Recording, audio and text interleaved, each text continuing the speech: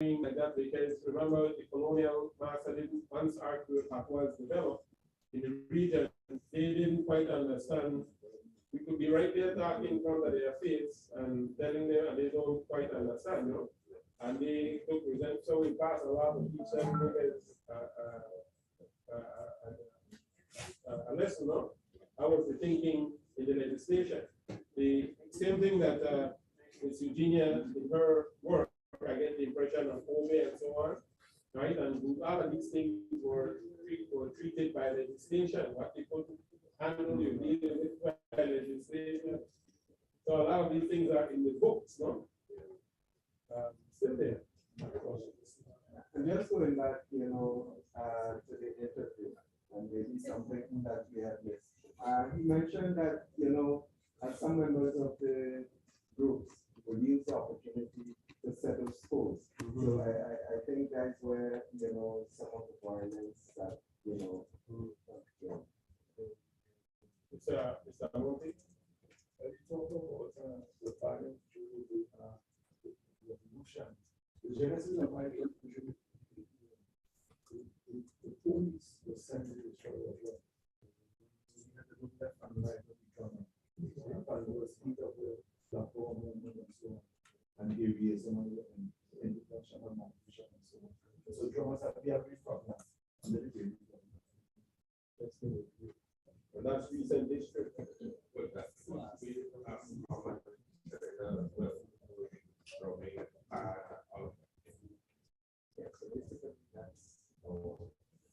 All right. One other question for you. How long do you foresee will take to document and in the document this element as far as you're concerned? It will take a couple months. You have to interview different persons within the communities, and it's not only one community. Right. When doing this, once again, Mr. Newton, when you're doing this, picture the end, no? Picture what it is you have to do with the information. And then in a way that would be what we do, right? That's a good way to think about it. Yes, Mr. Newton. I have something not that funded, but I mean, I'm not sure the story. But they did not know origin of Russia. And so very few people possible. But in my view, it's basically African Carnival of the 30 days is a festival of meat eating. And when we have Festival of meat eating, okay. and they laugh. I just think of when we had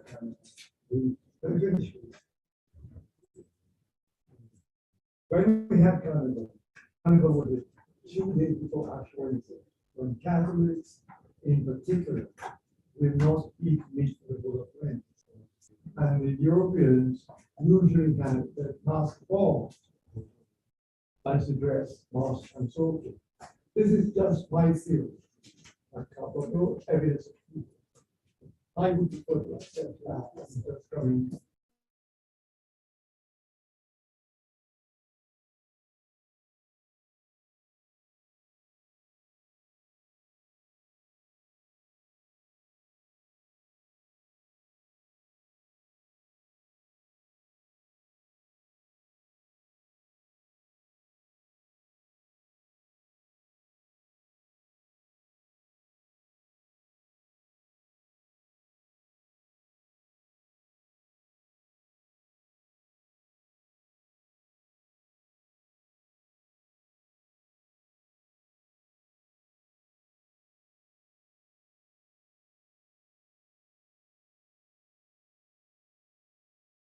Else created. And it's all it to me, it's natural that people will forget where things come from and sometimes even the reason for things. Because tell me where your great grandmother come. Tell me what language she used to speak. Right. So obviously there are things that we do not necessarily we may not know. But there's also something about us here knowing that we have come from somewhere and there are things that we inherited from our ancestors. We speak English, but we doesn't speak English like how English will speak English. If she decides how you're going to get it, you know? So I'm trying my best to dilute it. Don't worry yourself, just don't worry yourself. Right, Eugenia, and then When researching the GMB, before you had the drum, you had the villages. And then you have the woman played an intricate part in the drum. So it's similar to what we do on Carnival or at Christmas with the Para. You had the village, you had all the things that happened in the village. And before you had the drum, you had this. Every rhythm came from the woman. So whatever happened in the village at festival, they will sing that. And then we inherit that in the Caribbean. That before white people respectfully showed Africa. So the school get this culture respectfully. It was always ours. They tried to take it from us. It's all ours. yes. I'm not sure whether this is making it, but the traditional, a lot of the traditional masquerades that I'm looking at in the Southern Caribbean are, to me, and not we spoke about his theory. My working theory is that some of them arose out of the Egun Women Festival of West Africa. And if you look at some of the, like the mirrors, they're saying that it's to reflect the enemy coming. But in the Egungun tradition, it's actually to keep bad spirits away. So and also the noise. So they make noise, and so you have the bells and so on, and it's to keep the bad spirits away. And the reason why each of these is different. So Egungun, Shorty is one, Right. possibly Egungun. Right. Beko is possibly another Egungun. The masquerade and St. Kitts is possibly coming out of another Egungun. Yeah. Because you actually do have different Egunguns who dress differently and perform differently, but they are all spirit ancestors of the Yoruba. And in Grenada, where you had a significant infusion of Yoruba indentured servants coming after slavery and also as liberated Africans, you would have had a sudden infusion of people who are bringing their traditions, and they might have been the Egungun of one area and the Egungun of another. And so that is why, I mean, that is my That, and I think that's very, very timely intervention. Who was it, Nigeria, attempted to inscribe the Egungun rituals at the international level this past year. Okay. Right? The only reason it wasn't technically well put together, but the principles of it, got the application, no? And it's not just Nigeria, Benin and Togo. Right. And so the lesson there is that the meanings of things change from generation to generation. Right? The same way the violence was phased out, there was probably some early conflict between plantations there. I'm just theorizing, right? And control for resources, right? You have to explore how land was distributed and all that sort of thing, rather than try and develop some. And then you look at what the records say. And then as time goes on, there are certain political interventions we notice here that affects the cultural practice, no? And so we want to, in your description of the elements, we want to be able to track that change too, as best as we can. So you'll have to do some more background work, though, like what Ms. Eugenia has just introduced. You have to do that sort of background work in order to see where the heritage and how it has evolved. Right? All right, let's give them a round of applause. Let's go with what's the name of your group? So we had the Lord appointed.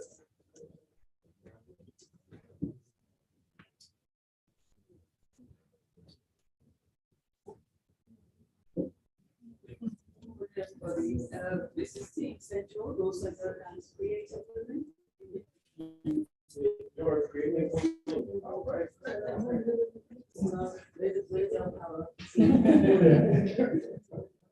Teams in Georgia. We were on Church Street in St. George's, we were invited to get the drummer. And afterwards, we also went down to Lagan Road, where we met other members of his group. That was his son, Annandale, and the other member is Mr. Owen Francis. And so we were really lucky to be able to have our interview set for school, because Mr. Miguel was the principal of the school, Church Street. But then we got the bonus of being able to go and meet the other members down on Lagan Road. It was a really exciting, interesting session. We've set out some of the positives and some of the challenges as well. So, firstly, the successful flow and completion of the task, and we could kind of bracket the whole experience, because when we got there, we were outside, we were discussing and setting up the tour. And actually, the last day of term, the school children were in their regular clothes. Oh, yes. There was a lot of noise, which also became kind of a challenge as well. It's a busy street, we had sirens, we had a school bell ringing, constant children noise in the background. So it was both. It was also good for the context.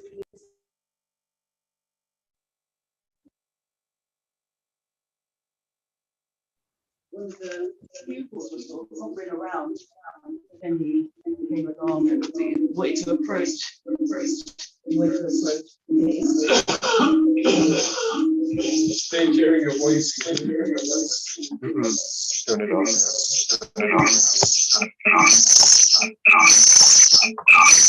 Wow.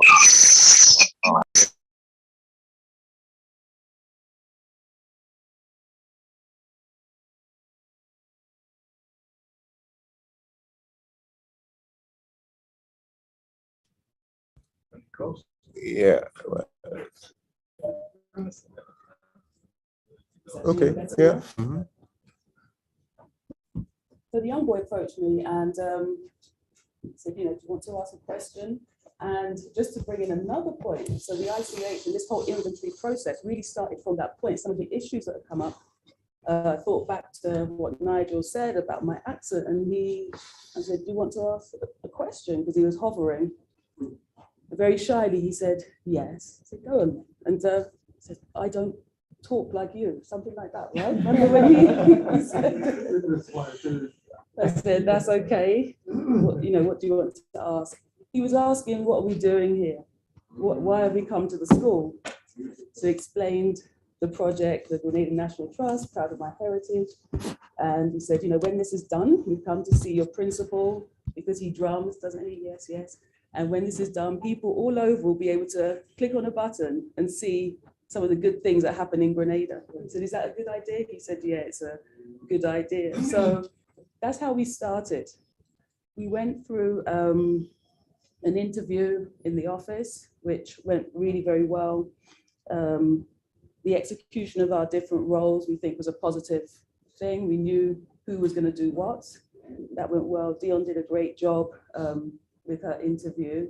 And another positive was that Mr. DeGale was very enthusiastic. He was open and willing to share. So a lot of the questions that would have been asked didn't have to be asked, because he was covering them with his narrative and explaining about the drum, the community aspects of drumming. He also mentioned other drummers, Mr. Monty, and making of the drums and so on. Afterwards, we went down to Lagoon Road, and I think it just got better at that stage as well, because by now we had quite a good rapport. Everybody was, enthusiastic, and we met the two other members of the group. They changed, they had costume, and they were able to drum for us right there by Tropicana, the roundabout, and it was fantastic. So vehicles passing by were enjoying it. People who were coming to the Soup Master for their lunch were standing back and enjoying it. Some were dining. And then we realized, so at that point, actually, Brenda was now interviewing the other two members. Rochelle was taking photographs and other members of the group, Kim, Dion, were interchanging taking photographs. And they were actually able to capture other ICH elements. So we saw where they cook outside. We saw the natural crafts that make up the stall for the soup master's spot. We had lunch and Brenda made sure that she got hers in the calabash. So we had a lovely pea soup for our lunch. And some of the group members were playing. Yeah. Yes, so they got involved. Natural rhythm. Yep, they were naturals. And that was a really nice end to the session, the impromptu part. And it was just a nice time as well, because Mr. DeGale talked about teaching drum in the school, the importance of younger people knowing the drum. And so this continuous lesson and just on the spot, and then was able to teach us as well. And in this short session, we were drumming away.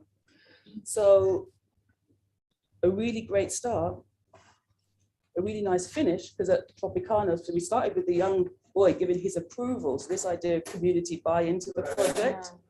And then we finished with, when we were trying to take a photo, somebody was passing, they called him out, hey, come, take a photo. And the photos were terrible because he was like this the whole time. They were drumming and he wouldn't stop moving. So but it was just that, it's just a really great end to the session.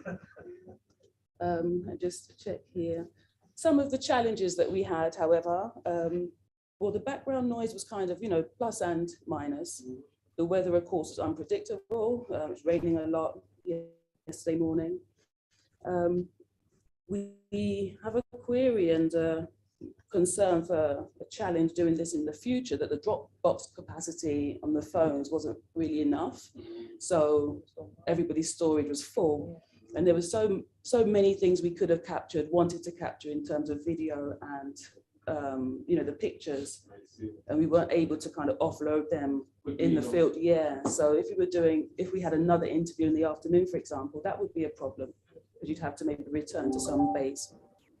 And we wouldn't want to do that because it really was going with the flow. We knew we were going to be at the school, and then the other location was the bonus.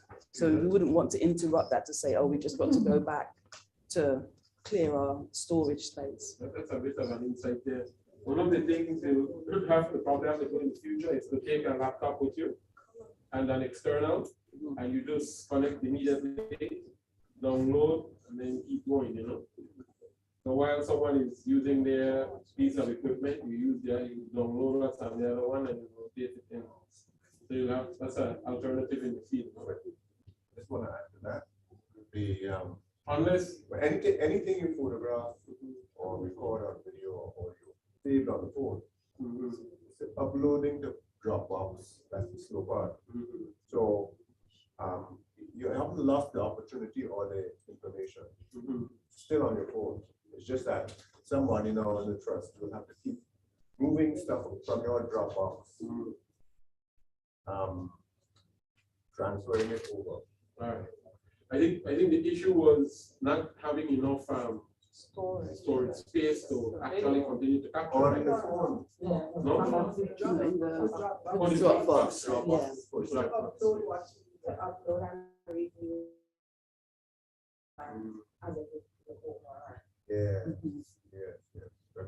Yeah.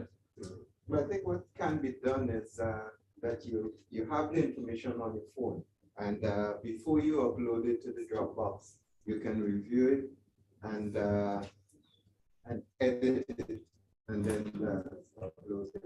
Yeah, but that's a challenge. But it's not there. It's not accepted. Right. Because I'll tell you, you'll take, like you spend that day, you could easily take 1,000 photographs, easily. That's the problem. And trust me, it's easy to take, but I can review all of them. Just to finish up, one of the other positives was, I think, the visibility of the process in the community, that we were outside, well, we were in the school first, and then we were on Church Street. then we were down by Tropicana. So being seen in the community, and that really, you got a sense that the performers, the practitioners are really very proud of that. They were happy to be seen out doing something, being involved. And we even had a comment from Tropicana afterwards saying, oh, I knew that was you guys over there drumming. I was moving too, you know, so even though they couldn't see what we were doing, the lady had heard. We were aware that were infringing on Congo's time because he sells soup there, and he gave up that time because of time management. Things went overtime. So by the time we got there, we were kind of into his lunch period. He was very generous and, you know, allowed it because he was so excited to be involved. And just, I suppose, as exchange and to show thanks, we were able to have lunch there and sit down and take extra time. And the gifts that we gave were really well received. And it was just a very positive sharing experience. It made our day, it made their day. And we thought that would be a nice intro to the exercise. Excellent. One question for you. How long do you think it will take to fully document this element? Well, knowing what you know. Yeah, quite a while because of the additional elements that we saw, we weren't expecting. Yeah, because just drumming, and also when he was mentioning the different places, I think if we'd been in another location, because he mentioned Winston Fleury, he mentioned the start of Karakou Maroon Festival.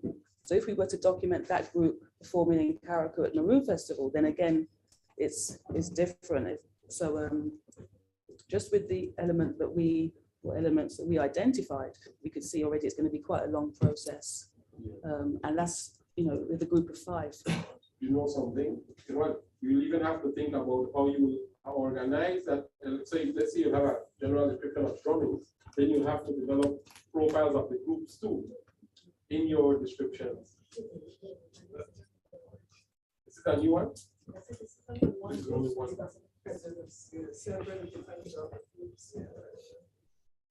Let's give them a round of applause. Well done. So we go to the Ministry of Culture. So I was just wondering, what were some of the gifts, what were some of the gifts that the groups gave, just to have an idea of? We were very, very lucky that someone in this group, also crafts miniature drums. So with a little collaboration, supplies and some patience, I was able to get to Monty to present them to drums. We bought some fruits and 2 bottles of wine. Unfortunately, the wine was non-alcoholic because I was looking at the page. When we got there, he said, so you were trying to buy non-alcoholic alcohol? That's a good trick, Dexter. Non-alcoholic alcohol. Marlene, oh no, that's not Marlene. Go to the Ministry of Culture. We have a new face in the room. Apparently she has been here since day 1, no? Miss Samuel, is it? So welcome, Samuel. Tell us about your experiences today. Good morning, everybody.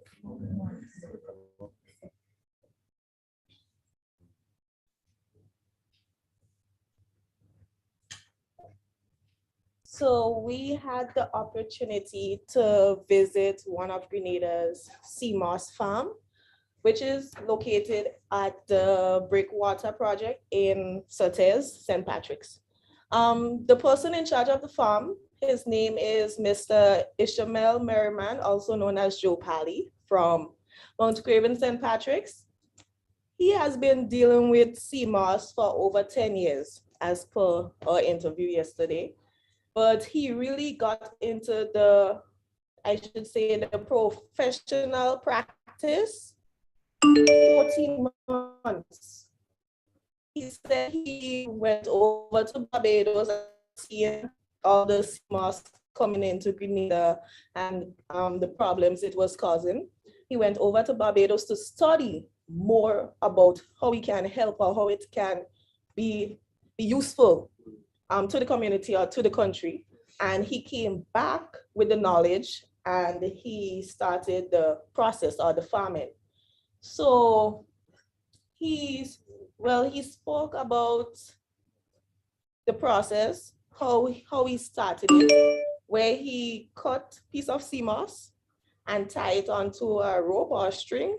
He mentioned a fishing line, and they stick it to a bamboo or something like that, and put it back into the water with an anchor, and basically it starts growing, etc. by itself. He also trained young persons in that area just in case, because he's going down in age. I mean, to be honest, when I saw him, I thought he was like 30. And then the guy said he's 69 years old. So that was a huge shock for me yesterday. I was like, 69? I was like, mm. So he's also training young persons. One of the person he's training is a teacher in the St. Mark's Secondary School. They even have a program at TAM CC in St. Patrick's where it's a 2-hour class where they also train students about the farming process that they're doing. What else? Well, we got the opportunity to take pictures and make videos of the raft. They used to go out to the water and pick or cut the sea moss. He also explained to us that there is no specific uniform, but he would prefer if someone wear a long pants to go in the water to cut, because crab can bite you and all these things. Also, what else? Well, the life jackets, which is one of the most important equipment or uniform that they use. And I'm trying to think about some more. So my question for you, how did you identify this element? How did you get around to identifying this as an ICH? To be honest, I didn't. I'm not sure. Because I was told, I was just told that we're going to choose him.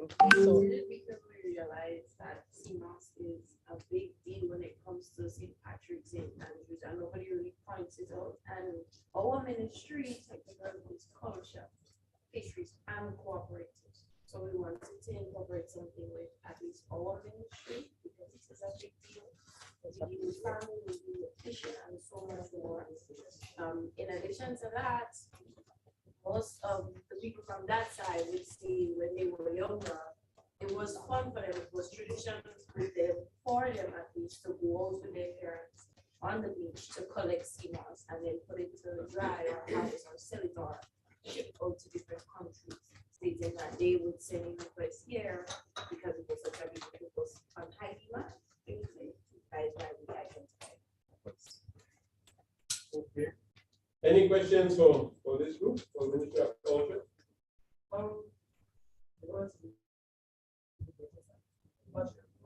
Sorry, I would, because as Nigel was saying, I was a little bit confused, especially when it's culture cooperative and history.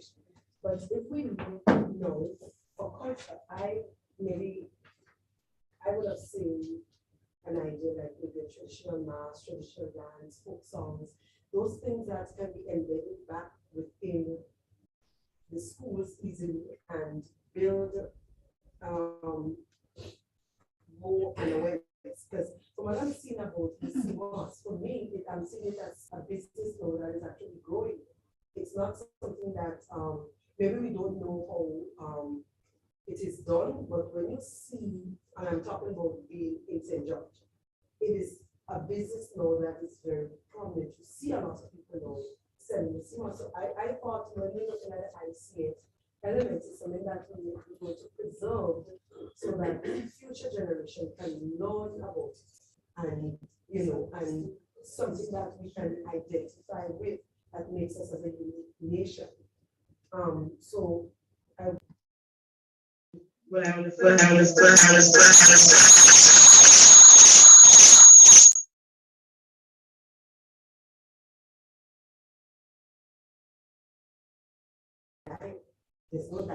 not for us to bring out our traditional dance or traditional dance or folk songs or, you know.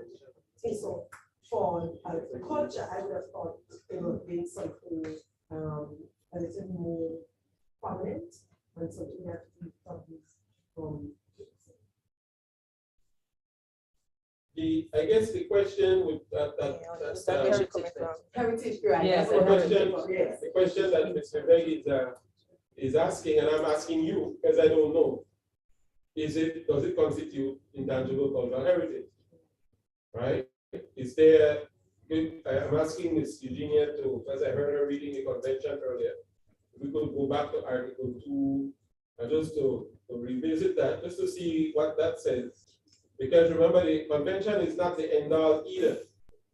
You might consider something like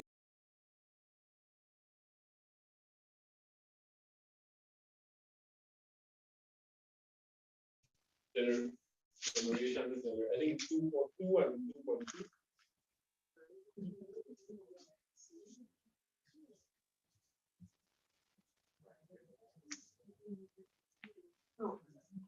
For the purposes of this convention, the intangible cultural heritage. Let's listen for a minute.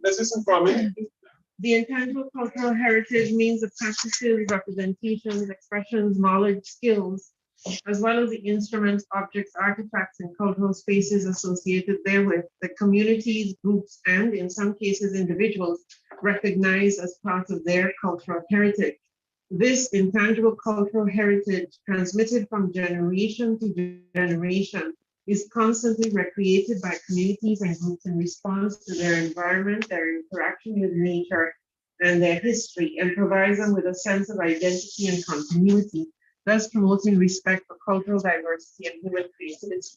For the purposes of this convention, consideration will be given solely to such intangible cultural heritage as is compatible with existing international human rights instruments, as well as with the requirements of mutual respect among community groups and individuals and of sustainable development. Right. Thank you. So I need you to comment on that. Is it? I can. Because this is Grenada, no?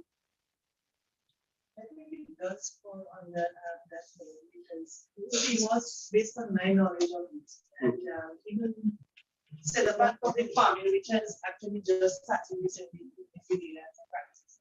But it must have been used from way back, maybe my grandparents and whatever, you know. That's how I get to know about it. And people getting the commercialization of it now in terms of what is the benefit, but we have known that from, you know, generations back, you know, they use it for medicinal purposes. It has all different type of healing properties for your body and people.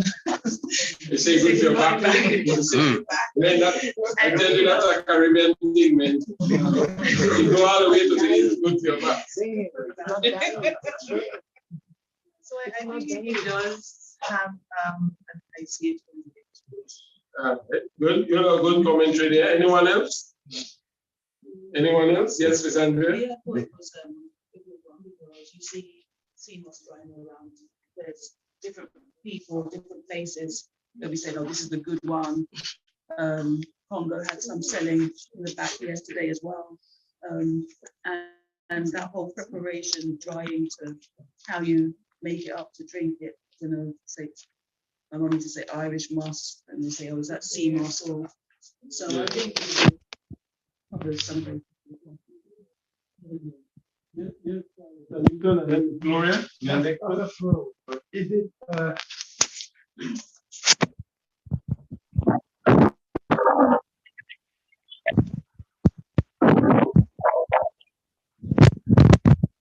Maria.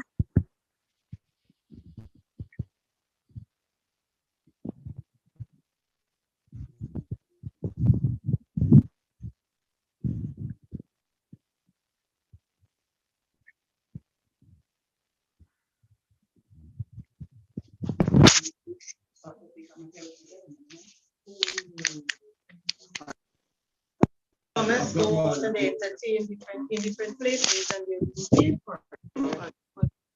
It's no different from Okay, let me ask. So the do they take the CMOS? Correct me if I'm wrong. I could be way off.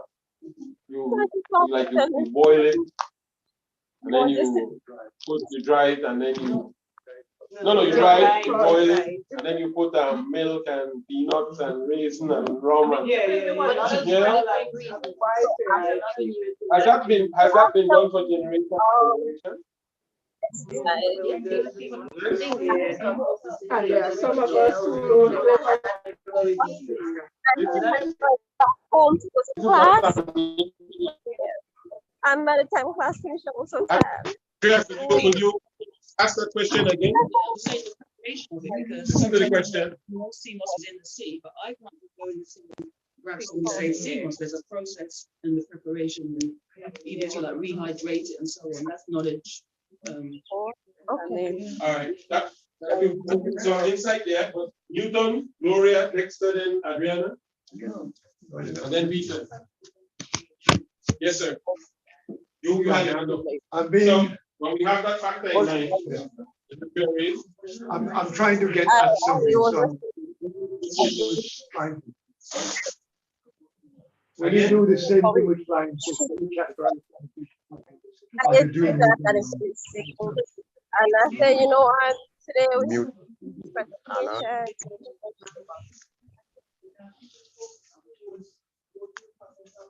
Take care. Conference.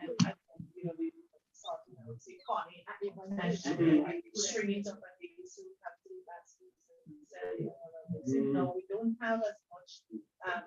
You logged in? No, flying fish is not my thing. You're not an admin?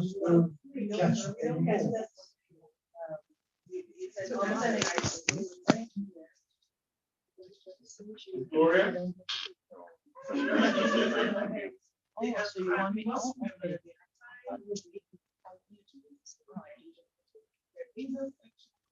knowledge and practices of nature and universe.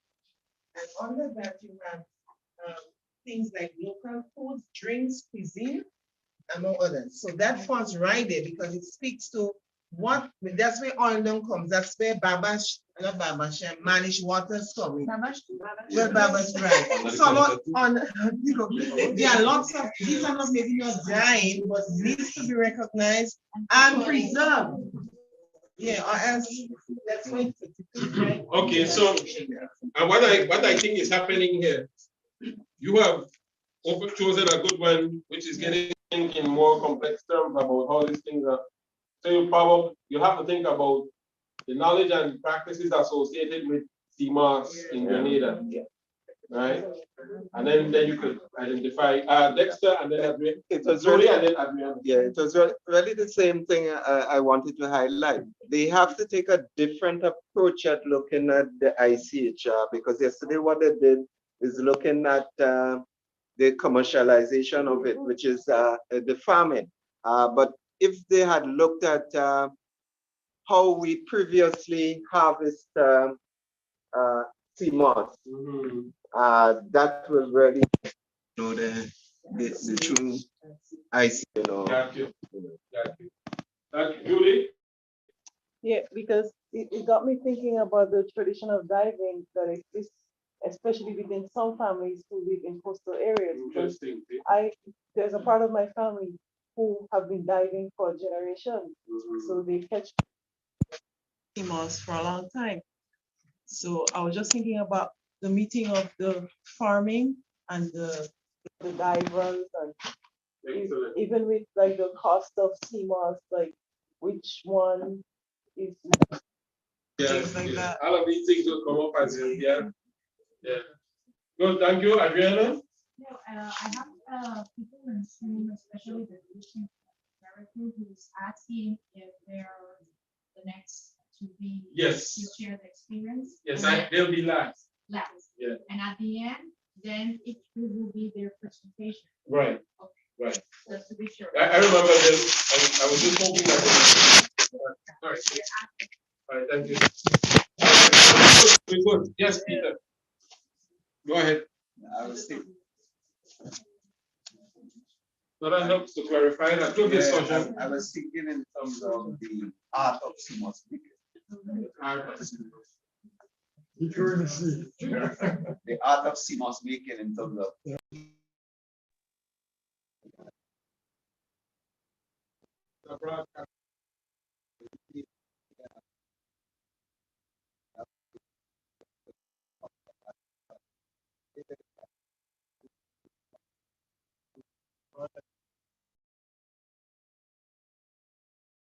And CMOS, I think. So, I'm not wondering, I'm just trying to, be aligned with the concept that you previously produced us in terms of what makes an ICH element being praised or recognized by a community. So it is worthy in this case, this specific element. This is of course, this is a pilot educational exercise, but we are, it's important these things happen because when the real field work comes, it's not what I would like to identify as an ICH element. It is that where you go, the community that you're going, if they recognize it as a community, has an ICH element to be safeguard, documented, guard next generation. So we have to be careful with us subjective part of it, and rather than what I think that could be an ICH element to be documented. So we know that the human resources and the time frame is limited, but at the same time, we have to always have in our mind is a community based, is a community based, is a community based inventory. So they would tell us what is the which ICH element. That they need to understand I guess another way to say living heritage. Yes, of course. That basic knowledge is there, right? And this is why you have to do the concept in farming. Yes. And that for us, it's going back to that convention, but we can also break away from the convention where it doesn't account for things like that. Right? All right, so let's go to Marlene's group. Oh, can I just make a comment? Sure. Good morning, everyone. I just from interacting with persons, one of the things that I think we may have to do as we go into the community or go into the field is to help persons to understand that when we talk about culture, we're not just talking about performance. As I grew up, I did not understand that. So whenever they spoke about culture, I would right away go towards performing and those aspects of it. But it would make a huge difference for us to help persons to understand all the things that in the convention that culture encompasses, all of that. And I think a large portion of our population still do not understand that.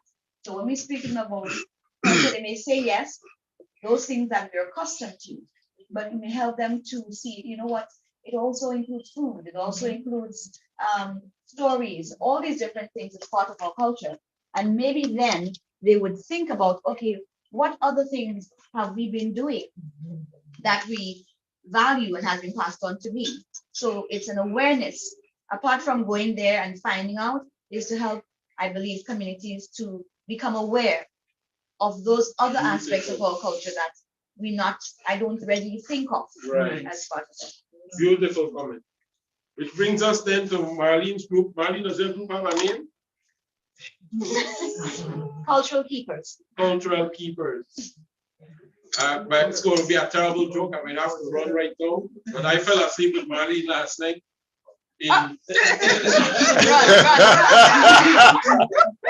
Please run. I was looking at a video where I believe that person was Marlene in the video. And so I was entertained by it. That's your story. No, don't put me in trouble, man. Marlene, are you the person in that video? Leo? Kelvin was in that video? The one with a very slim face? That's Kelvin? Yes. And was Both that of us were the same. Interesting. I was the rude one. You're the girl wanting to get married. Ah, interesting, interesting. Monty too, Monty. Who was that? Monty was in that group too. Monty was there too? Yes. What kind of thing is, I don't recognize any of Maybe he was these leading people. video, but he's part of that same group. What? Interesting indeed. We did. Cultural keepers. So let's hear from cultural keepers. So I didn't literally sleep with Marlene last night. Good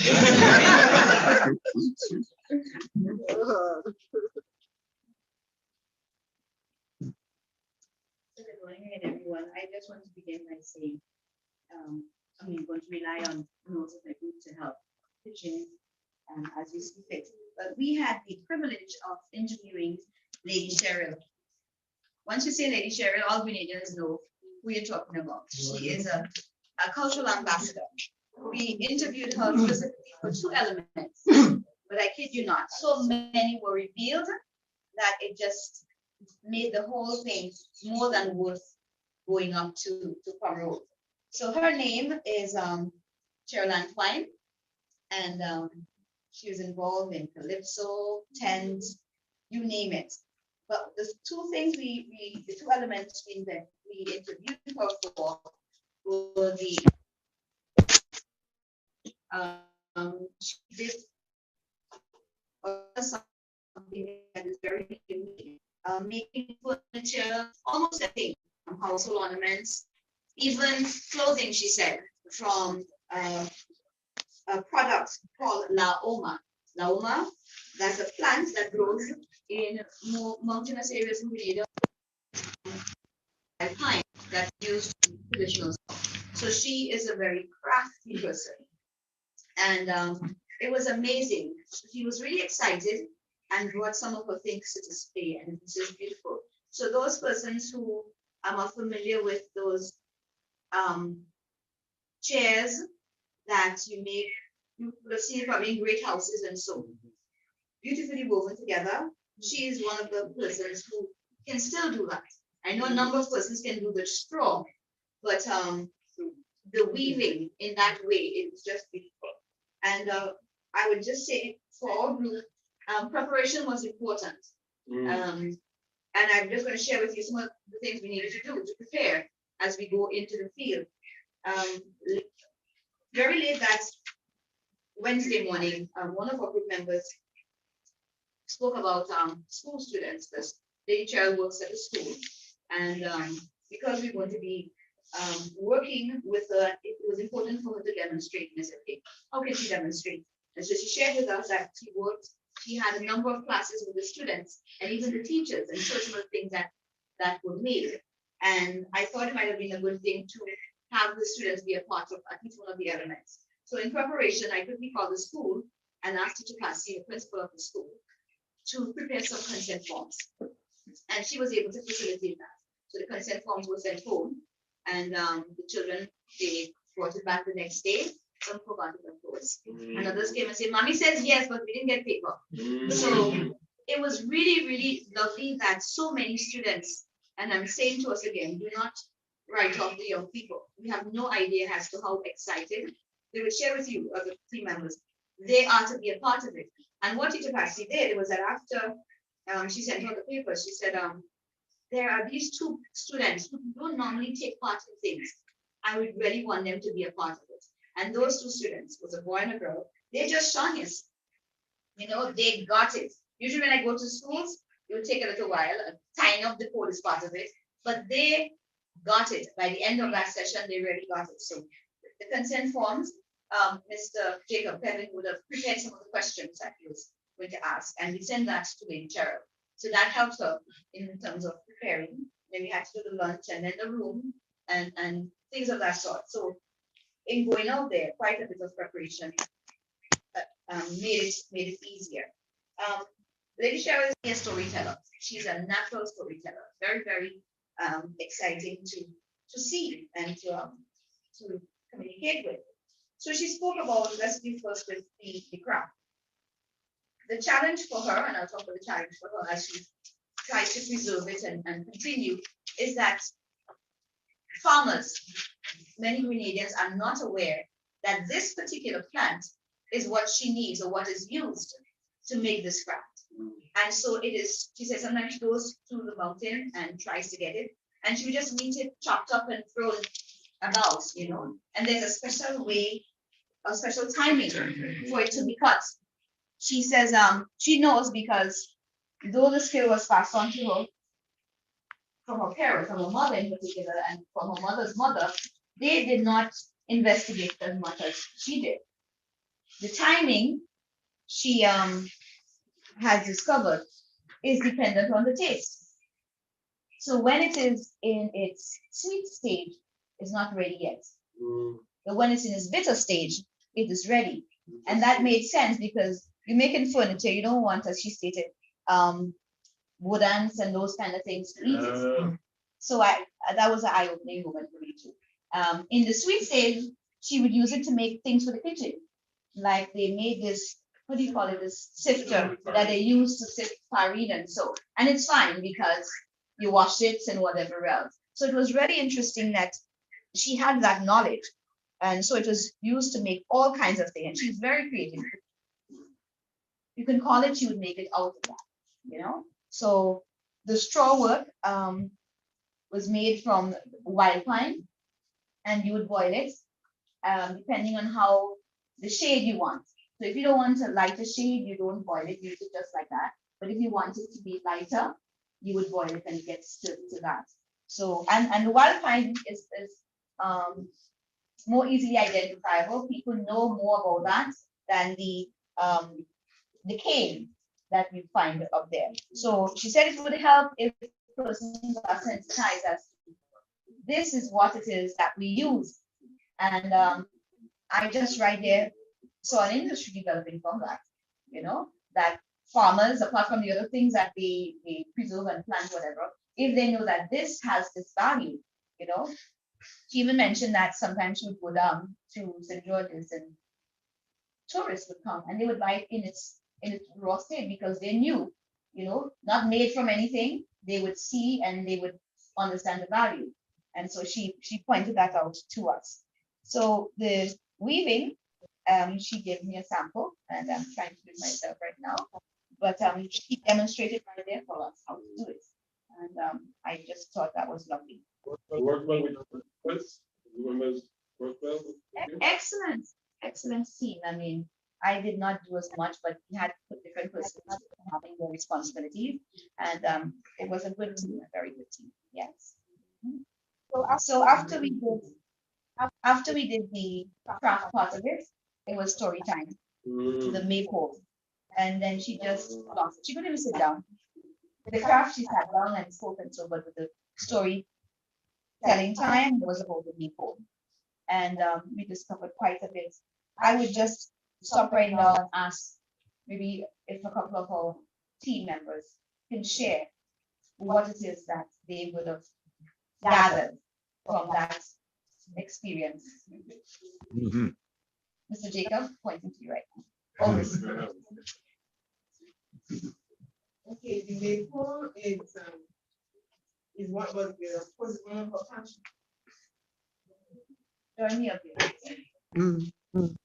Go down. Oh, you want to go down? Yeah, if you want, you could stay in the group. So they can. That was one of her passions. She got up. In fact, she couldn't sit down. I can't sit down to talk about maypoles. That was her.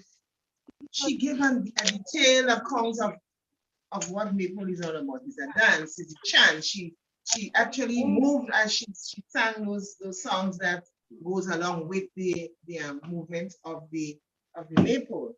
She described what it is that they wear. The men wear certain kind of clothes, and the men wear another type. The purpose of the wallies, the thing that make the noise, and the whip that the captain carries, and why he uses his whip to bring anybody who's trained back to the band. And she mentioned though that it's a particular part in St. David's where this thing started. It's Windsor Forest. So she really was, although she lives in Cornwall, she gave claim to where the idea of the maypole really came from. And Marlene, in case you did not hear that, she applauded you for the effort you made to make what you use to demonstrate your maypole dancing. But instead, this is supposed to be a bamboo. The original thing is a bamboo. So it's supposed to make it pretty, get someone to cut a bamboo and make it. And I'm sure she's going to hand it over to you. But it's supposed to be the bamboo and not that thing that you would have made, which was, she says good as is, right? But yeah, the bamboo wasn't important. So, you want to say something? But she also spoke about the Maple has a structure, you have a leader, then you have a vice, or a captain, then you have a vice captain, okay, who actually leads in the singing and the chants and so on. And then that whip to get the people to dance. So if you don't dance in that particular way, the whip. Yeah, play mass and trade powder. That was one of the others. Yes. Right, now one last thing, she said that they should dancing maple. But with that, it was adults. And you know why? Because rum is involved. In dancing maple. They have to pass rum around and many adults use alcohol. How long do you think will take to use it? The couple elements I'm hearing. I am thinking that because, and we need to kind of put the feed out there to find out if there are other places in the island where it's done. But from my knowledge, I don't think there are as many. I know I would have gone to Grand Roy one time and I found some knowledge and there, but she came from Windsor Forest. So she learned it from there. So because it's in that particular area, I think it may not take as much time to guys. So maybe about a month, people available. But I think it's something that can be captured. But I think we should introduce some more make sure the stories are in sync. Yes. Yeah, and not just taking like more, but just our version of it. Yes, yes. So their lives in other areas that Carrefour and 6 months. Yes. So 6 months. Because we got to go to I am so sorry. I'm just saying. Yeah. Yes. Carrefour is it. Yes, yes. So yeah, so it's a good reminder. You mentioned in the furniture, tell a bit more, and you also mentioned cave. I wonder if you wondering if you would say that. I will have to show you because there are people who call it cave, but it is formally type and the different types. Strip it and make cave, they call them cane chairs. Okay.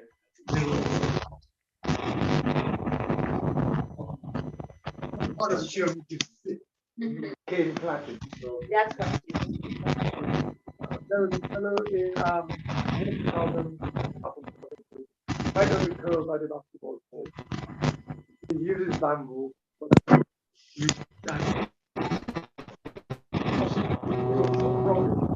and had some competition. It is still alive. So.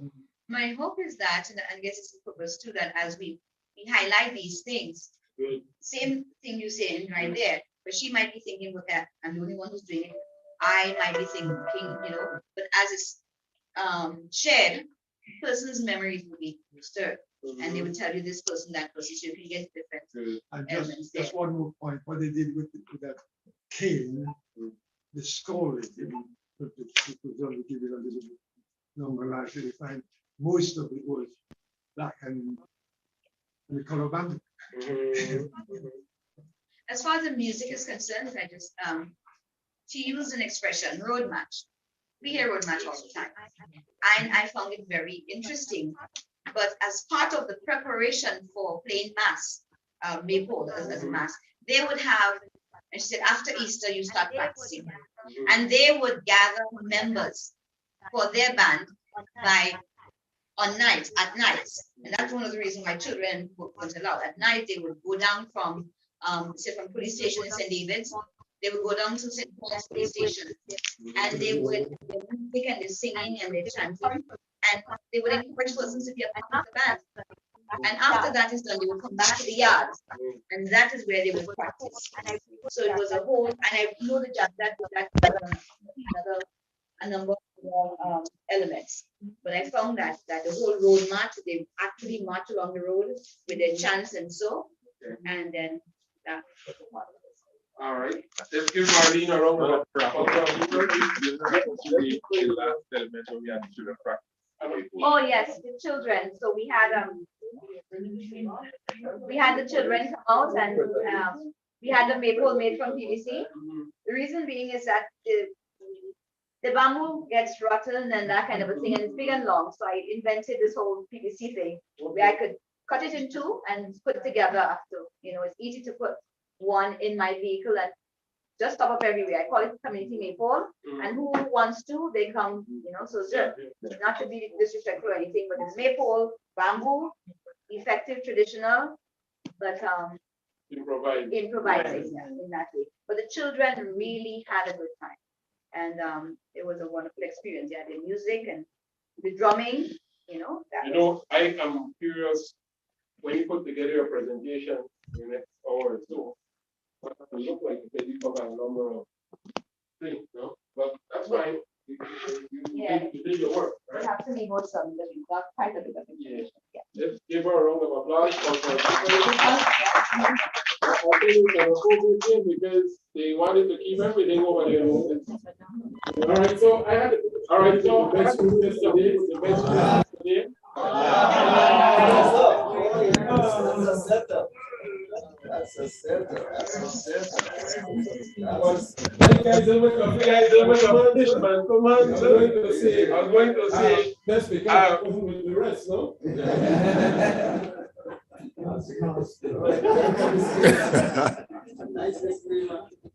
Yeah, so let's, what, you guys had a name? I don't even recall. Oh, yes, you had a name. Is it started off as Mount Rich Sharpney Group? Is that it? Go ahead.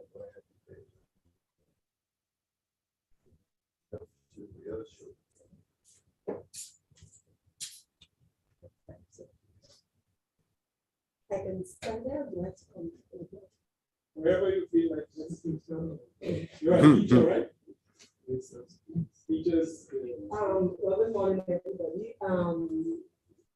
This is my group. It's called Team. We visited Mount Rich yesterday, but the gentleman that we went to talk to was better known as Leke. He's from Hermitage. He's in charge of the Hermitage shop, which is a traditional mass, but he resides in Mount Rich. The original name was Mount Rich. I think they came up.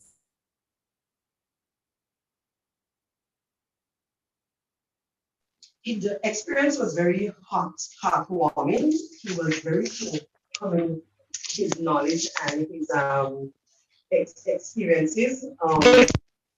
Some of the positives that a lot of the questions you didn't have to ask a lot because the knowledge will keep flowing. The interviewer was Eugenia. If she missed any important points, then other members would chip in and ask some of the questions which helped occupy the interview and to give us the information that we needed.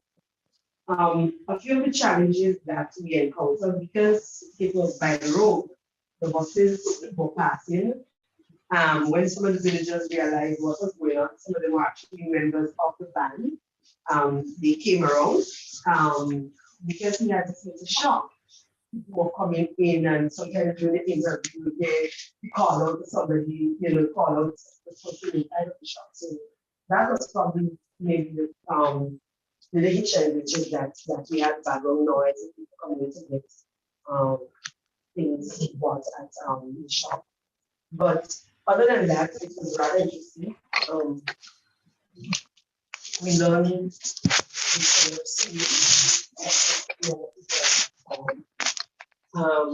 we also learned, which we probably will talk about in our presentation, about some being recorded.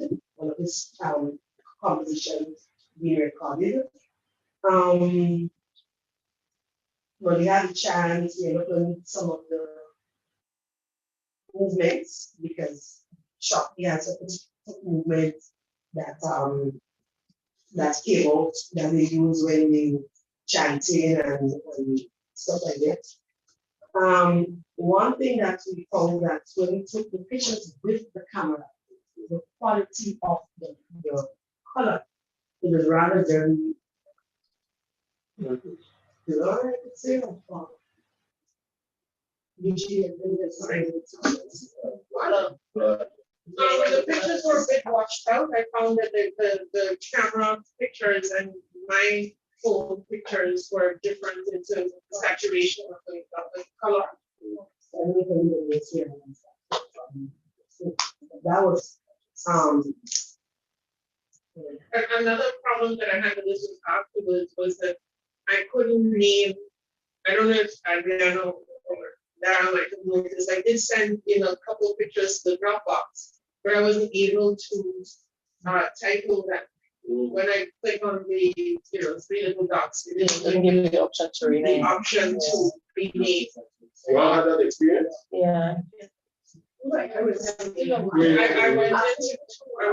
file manager and I went into gallery tool, and neither one of them. after we were in the Dropbox, then we had an opportunity. Okay. Maybe after. Okay. And then any other team. All right. You had any problem with your team members? No. Everybody did a job that they were cited. So, It's a nice thing. the day was very cool. Thank you. Yes, ma'am.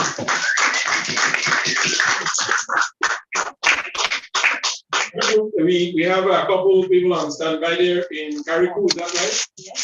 Can you bring them up on Carriacou? They're in school.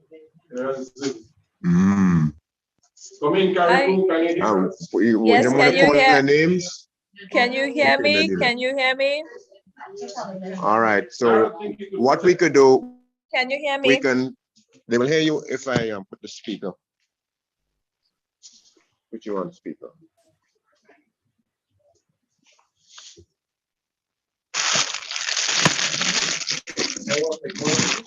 You have people online the whole week.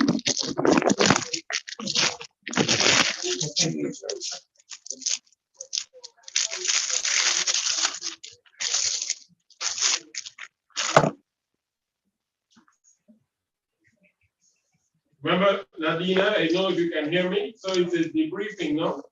Yes. I'm looking, okay. No. Okay, And so at the end, Nigel, I'm kindly asking, can you guys hear me? Okay, let's see, say something. Hi, everyone.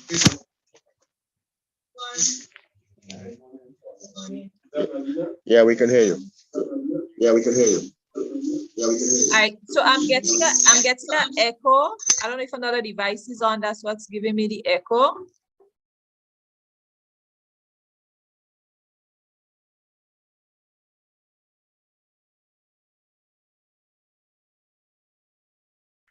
Go ahead. All right, so good morning, everyone. Nigel, I'm kindly asking that I show the presentation right after I give my debriefing, only because Antonia is not with us today. She's actually out doing what she does, and I would have to step out for a while to deal with some issues. Yeah? Do I have that permission? Go ahead.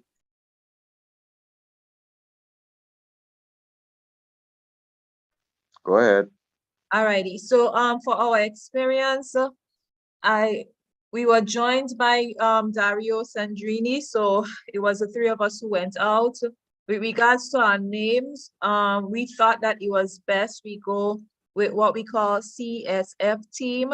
Now, we chose this particular element in our efforts to collect or inventory oral traditional practices here in Karakou that can be used in our preparations for what would soon be our annual Karakou Storytelling Festival, hence the CSF team. And so that's what we're doing, apart from, inventory for the purpose of the UNESCO project, we're also inventorying to have this storytelling festival. And so some of the positive that came from our experience yesterday, we met with our practitioner at 4 p.m. yesterday. And so some of our positive includes, we arrived on time. He was already waiting to receive us. And overall, the interview went well. And we ensured that the practitioner was duly informed, that he was comfortable with what he was wearing in order to go on video, and just made sure we give him the informed consent. So we did all that groundwork. Some challenges is that our obligations of yesterday kept us from being able to actually have a preliminary meeting with each other to iron out some of the areas. So while driving to the location, we were still ironing out some things. Given that we were a small group, multitasking, we did not have any note-taking happening. One of the issues was that of noise. The area, we did the interview on the outside of his home, and the area is actually the turning hub for buses. So there were a lot of buses passing. It's also an area for the fishermen. And so we had a lot of talking happening. And of course, the cock did crow. So we did have some noise happening in the background. Later on in the afternoon, in terms of getting the presentation together, we did have some issues in terms of loading and sharing of photos with each other and videos with each other. And so the PowerPoint was finished by after 11 last night, but the final product was finished at midnight. So I think for us, the short time frame to pull the presentation together, we hope it's as best as we could have given the time that we have and the persons that we had on our team. And so at this point, permit me to go right ahead and share what we did. And here you go. Expressions of Karakou, a UNESCO ICH project, proud of my heritage, brought to you by Antonia Peters, Nadina Williams, and Dario Sandrini. Just pause 1 second. Let me try and get this on the screen. Okay.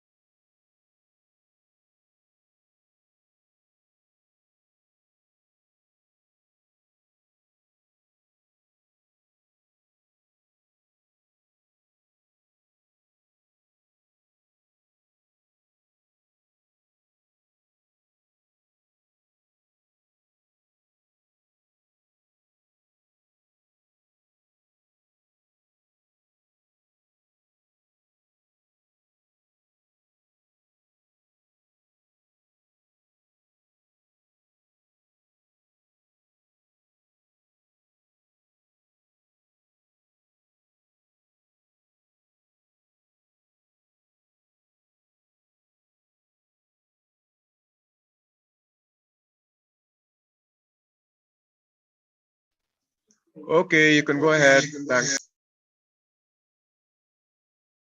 Expressions of Karakou, a UNESCO ICH project, proud of my heritage, brought to you by Antonia Peters, Nadina Williams, and Dario Sandrini. oral traditions and expressions domain encompasses an enormous variety of spoken forms, including proverbs, riddles, tales, nursery rhymes, legends, myths, epic songs and poems, charms, prayers, chants, songs, dramatic performances, and more. Oral traditions and expressions are used to pass on knowledge, cultural and social values, and collective memory. They play a crucial part in keeping cultures alive. This is an inventory of the ICH element poetry on the island of Karakou. Karakou has its native Right, name right. from Could you restart? meaning dance. Could you?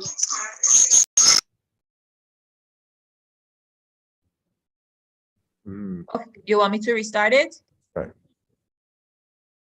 Right, we're ready now. Thanks. Expressions of Karakou, a UNESCO ICH project proud of my heritage, brought to you by Antonia Peters, Nadina Williams, and Dario Sandrini. The oral traditions and expressions domain encompasses an enormous variety of spoken forms, including proverbs, riddles, tales, nursery rhymes, legends, myths, epic songs and poems, charms, prayers, chants, songs, dramatic performances, and more. Oral traditions and expressions are used to pass on knowledge, cultural and social values, and collective memory. They play a crucial part in keeping cultures alive. This is an inventory of the ICH element poetry on the island of Karakou. Karakou has its native name from the Kalinago Caribs, meaning land surrounded by reefs. Awaks from South America were the first settlers on the island, followed by the Kalinago. The French were the first European settlers in Karakou and later surrendered along with Grenada to the British. Although the majority of Karakou's inhabitants are of African descent, European influences can still be found in the way Karakouans live and also in the names of the towns, cities, and people. Karakou is 13 square miles with a population of approximately 7,000 people. It is part of the independent tri-island nation of Grenada, Karakou, and Petite Martinique. The ICH Elements poetry is one of the oldest literary art forms.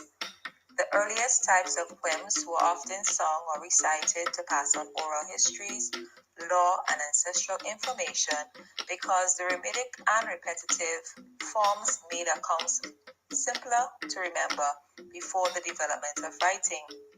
Poems that exist from ancient civilizations include fiction, historical accounts, love songs, and instructions about how to perform everyday activities. The history of poetry is long and multifaceted, as every culture used and continues to employ the literary form as a means of expression. Meet our ICH practitioner, Mr. Terence McLaren, 64 years old, from the village of Winwood. He's a retired teacher and worked with the fishermen. His passion is for our rich cultural heritage. Poetry in Karakou is used by the practitioners to record the rich cultural heritage of Karakou, including boat building and big drum dancing.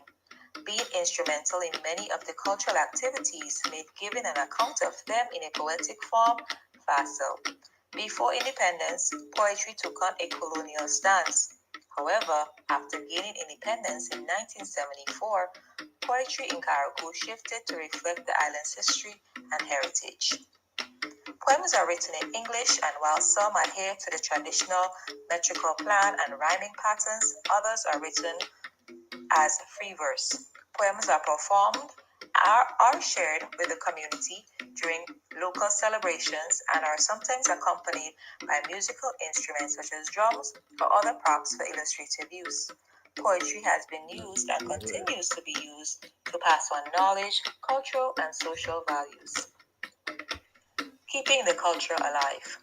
Threats to poetry includes the educational system, lack of inclusion and emphasis on poetry in the curriculum or in teaching, use of technology among the youth. Safeguarding measures, increase teachers' interest in the elements, have more sessions where students can assemble and hear stories about Karaku's heritage. The following are some of the work from Mr. McLawrence from his book, Karaku's Cultural Heritage. Now we have a poem from his book entitled Boat Building. Do enjoy and thank you for listening. Launching a boat in Winwood was done with manpower and Romney was it. So 2 weeks or so before the launching, they would put an anchor outside with pulleys on it, and everybody on the shore, launching everybody on the shore would be pulling, and they would be shouting, heave away, heave away, heave away, whatever is the name of the boat, until the boat gets into the water. And we had godparents and we had children and all kind of thing on the boat, the priest be blessing and all kind of thing. So the name of the boat is Betsy Girl. And the title of the poem, The Boat Ready to Launch. So Betsy Girl, you look real nice after so much sacrifice, cutting the cedar and shaping the timber. Yes, I remember the planking and the caulking. It was hard work, guided by the Savior. Betsy Girl, you're ready to float. You're a real songboat. This is the final product the builders will be proud of. The skills came from overseas and was brought here by the Scottish. Now the launching, everyone chanting, heave away Betsy, heave away, Betsy, heave away. The godparents, well dressed, standing on the deck, waiting for the priest to do the rest. He prays and blesses her, so she'll be guided by the ocean star. Then we wet Betsy with rum, we drink some and we cut her down. Heave away Betsy, heave away, the crowd would shout as they started the pulling. When Betsy hit the water, everyone gathered. Then the fete, food in galore. Betsy launched, so we drinking plenty rum punch. Betsy, you will travel far, far, far, because you'll be guided by the ocean star. Betsy girl, you look nice, nice, nice. That was a real sacrifice.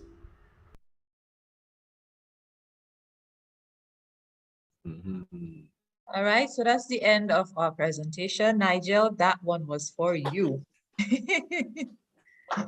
Wow, that's fantastic. Tina and your team, that's excellent work. The what that's like something you read in a book or watching a documentary, right? You agree, guys? Yeah. Excellent work. So my question for you is, what kind of work remains for your group in terms of the documentation for it to eventually enter into a be fully inventory? What kind of work remains in your estimation? Well, if you're talking in particular with poetry, he did share some other persons within other villages that do emphasize the cultural aspect of poetry. So we're definitely going to be visiting those persons so as we can have more of a cohesive and even just more knowledge about the ICH element. With regards to the oral traditions, we're definitely after poetry or during poetry, we are going to shift to gathering inventory for the storytelling aspects from the different folk tales, other stories, the way it was done. I know we had the cultural practice of starting off with a crick crack or story in Wire Ben. So we are going to be inventorying as much oral traditions as possible with our focus being storytelling in preparation for that festival that we are looking to have. Excellent. Any questions for Karaku team? Let's give them a round of applause. I have one question. You're welcome. Mario Question. and Antonia. Yes. Please give them our regards from over here in Grenada. Thank you very much. Will do. I have one question for you, Nigel. With regards to follow-up and giving back to the ICH what we would have gathered, do I send that final product or do I send the videos and pictures? You can send both raw footage and photographs along with the final, please. Okay, thank you. Yeah. And thank you. And thank you all for listening. All right, thank you, Nadina. Have a good day. All right, guys, so we're off to a good start there. So we'll now transition into very easily finalizing your presentation. Adriana will have sent to you, or will send to you, you remember that document from the first workshop entitled Describing an Element? So when you put together your presentation, it is similar to how it was done just now. You want us to get a concise idea, but holistic at the same time, of the element that you inventory, no? Including the various categories and the inventory form, the threats. So you could use that as a guide, as a reminder to you, no? So we will have, let's see, we're at 10:40. We can take a break. You can help yourself to coffee. I know there'll be snacks coming in the next hour or so. But we will reconvene to begin the presentations, we'll reconvene at midday. And then we will start there. Once we get through that, we'll do one wrap-up session after, and then we'll call it a week, no? But I know some good things will be coming. We had a 4 a.m. group over there. We had a midnight group. So I know there's a lot of dedication going into it. So we can take a break and then we reconvene at midday to look at our final presentations. We'll be using the same order. We did the same clockwise. If that's okay, or do you want us to do it randomly? Yes, I could send it to you. Is the clockwise is good or random? Clockwise or random?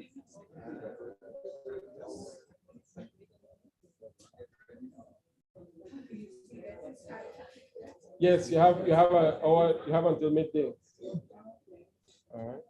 All right then, guys. So you can take a break and then get going and bring your presentations to a close at midday. Thanks.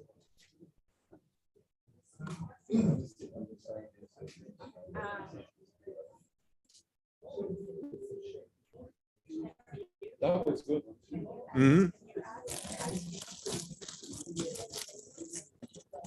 ICH coordinators, could you meet in the front, please? ICH coordinators.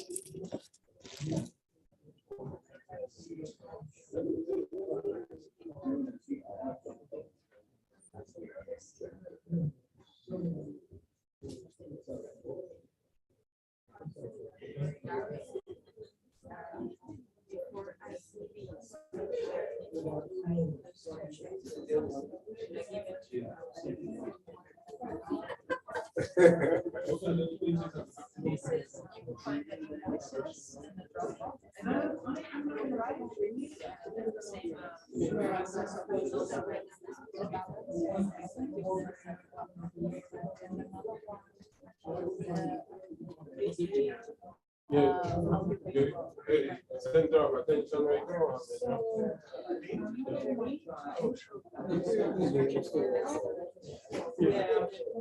So I want to take a picture to show you.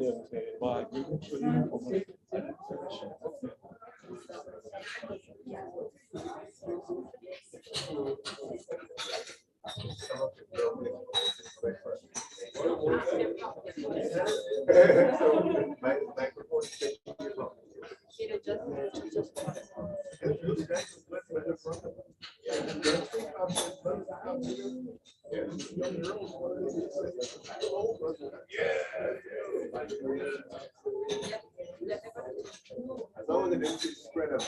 Is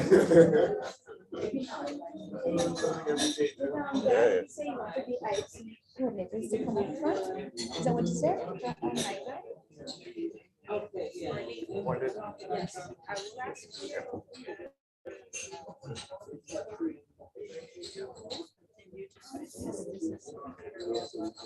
Also knows everything.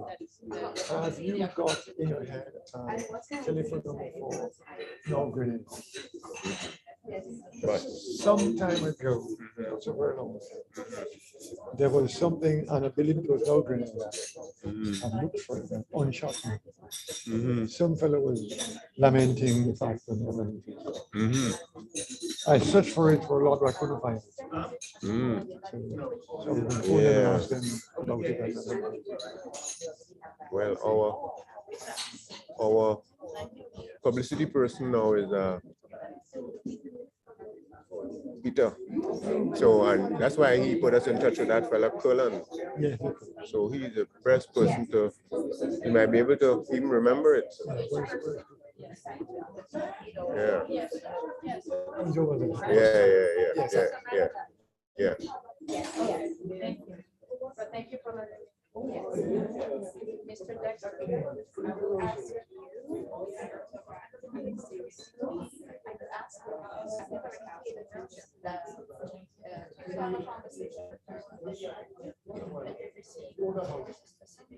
Very nice.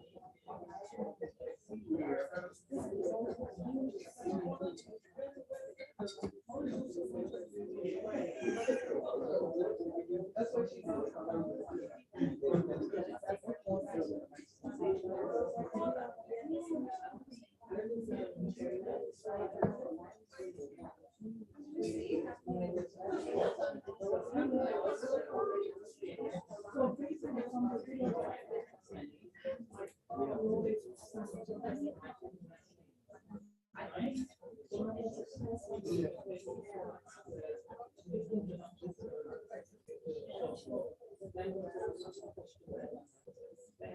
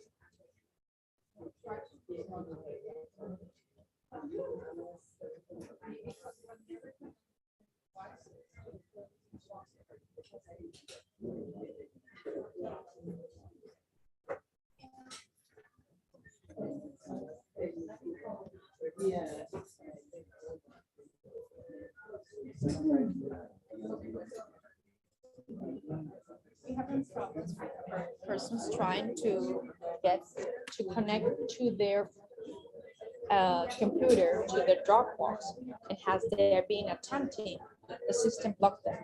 So I have to call Neil and see if he comes. Yeah, that's good. Yeah. And they do has a protection. Yeah.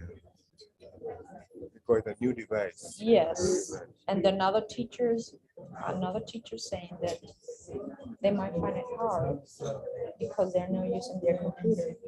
So Yeah. You see, it's a little better if you use. Yes, hola. Disculpa, ¿estás en la tienda conmigo? Voy a necesitar prestarte mío,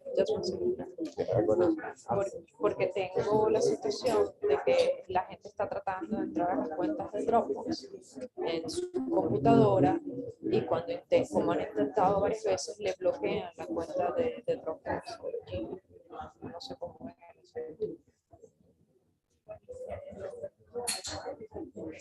Dale.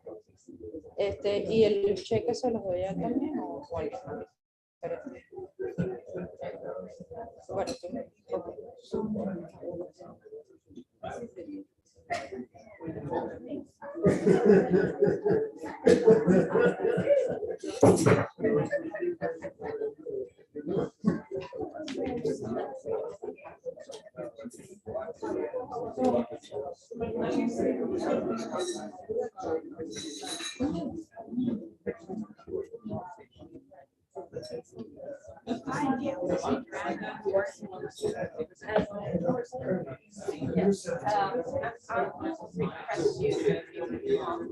because we're having problems with the Dropbox accounts, persons are trying to get access through their computers and have attempted many times to block their accounts.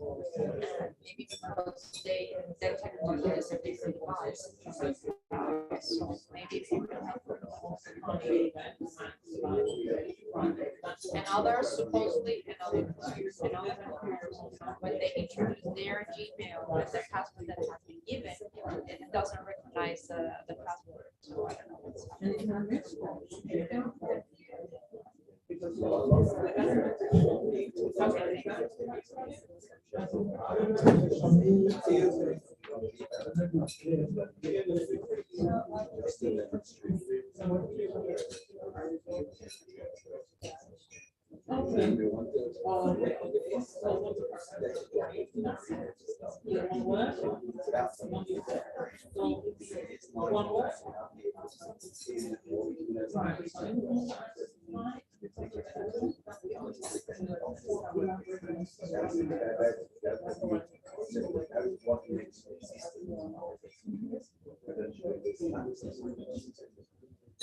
Yeah. So this is just the way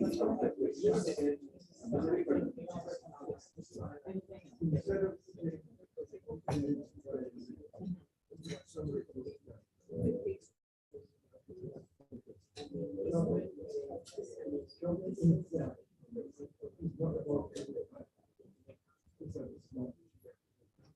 Okay.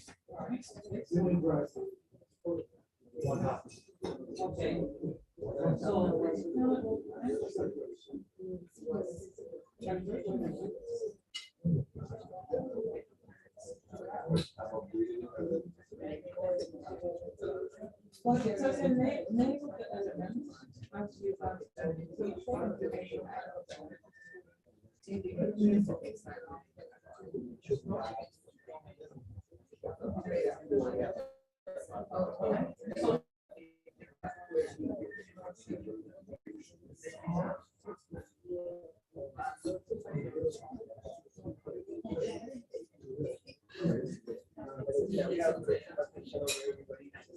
remember, these are bullet points, right? We're going to speak. So bullet points. So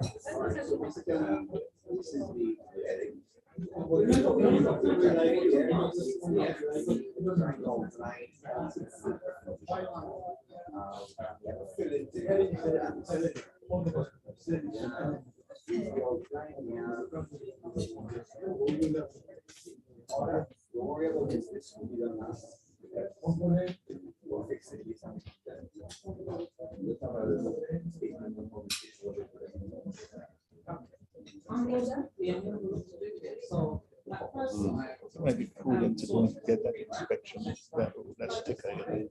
Yeah. You think it might be correct? You think it might be correct? 15th of a month, the deadline time. So you get closer to the 15th of the 9th. So I don't know what day is today now. But the sooner the better, because they're always going to stop you at the time when you're in the mood of a hurry. Right. So, yeah.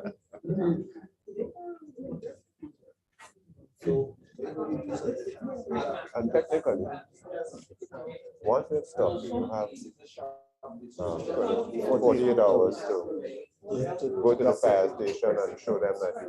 Is the fire station? No. Well, you have to show somebody in traffic that you have complied, because what they've done is let you off without a charge. Right. Oh. But for my license, which I did have, but things like license and insurance, sometimes they need you to show that you're compliant. Right. So she told me about the So police go to station. the St. George's. Yeah. She told me about that. Yeah. So in terms of the order, I should get the inspection first. Yeah. And go to the police. Because what you can do now, once you have your insurance, and they like it separate, so sometimes you can talk, they let you show it on a copy on the phone. But you know, people in Grenada, I have a copy. yeah, better than have one in the car. And you can even buy your license sticker online, and then you're going to receive. So, because you need the inspection pieces can access it used to be the treasury, and it still is the treasury to some extent. But you know, I just take the route. I did it. Yeah. But for some reason, I take up the other car because all this parked. Well, you expire the 31st, you know. I just go to the next time. Yeah. It's annoying, yeah. I want to see those presentations. What time did you take? You talk with private sector, government. 3 o'clock? Oh, we wouldn't finish by 3 o'clock. Finish it by 12. Today? Oh, shit. Every day is a half day. No, we're not stressing people. Eating and then coming back. I'll stick around.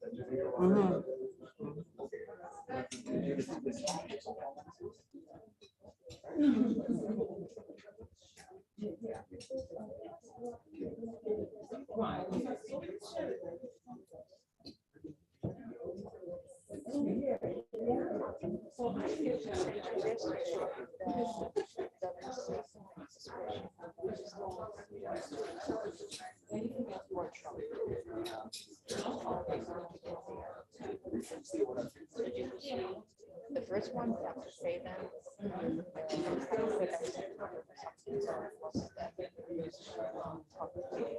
The rest of it, it's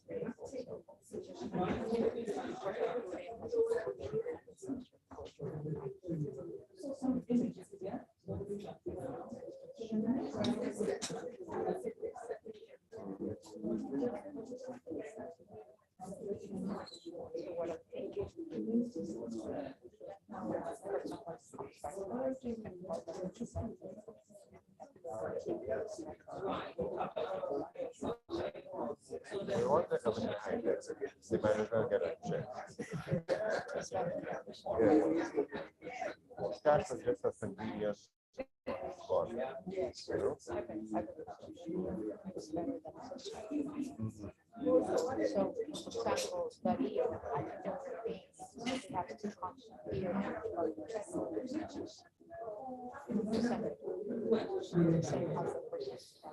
Thank you.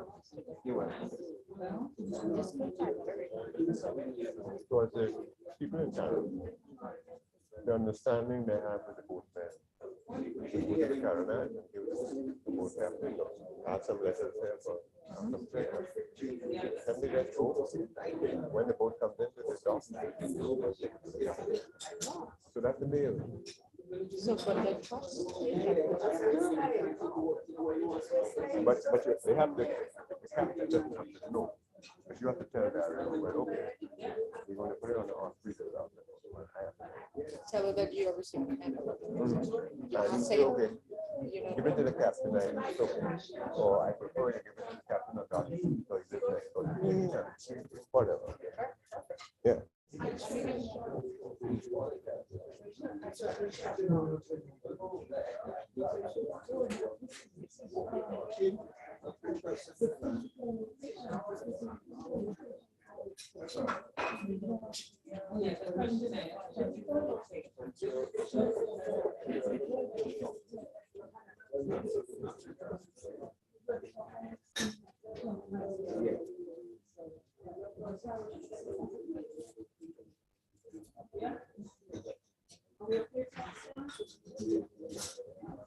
So that's one, two.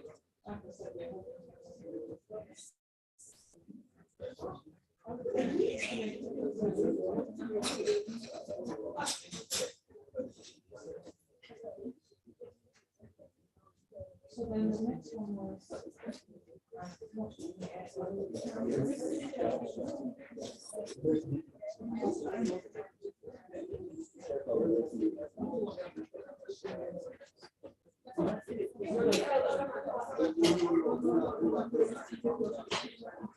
Yeah. All right. So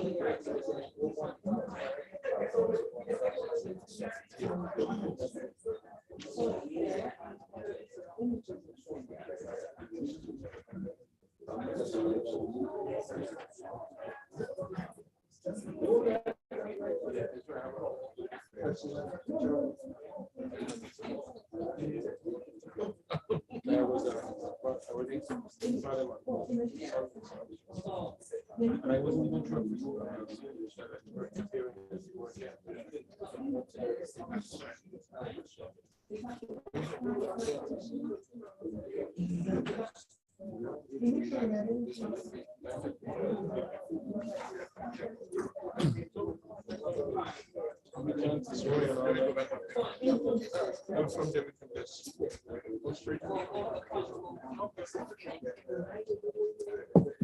Listen.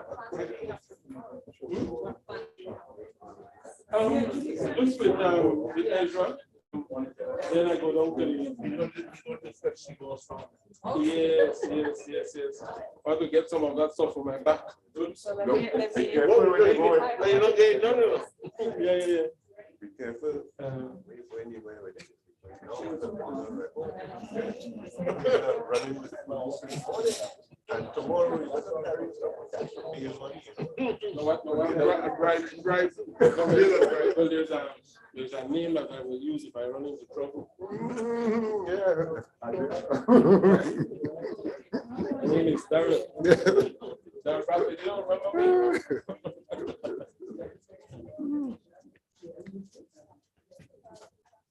So they're having an issue with the uploading and downloading.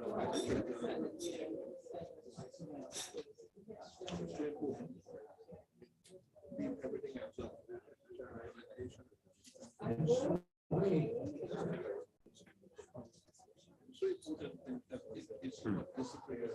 Right. Yeah, but I'm glad that people grasp the concept. There are a lot of talented people in this room. Yes, sir. So you have to assist today? Actually, okay. I'm just a guy. Okay. Oh, you're assisting the technician. Okay. Assisting the technician. I like that role. Going anywhere, I'm always assisting. Anybody ask me what am I here to do? I'm here to work with Darren.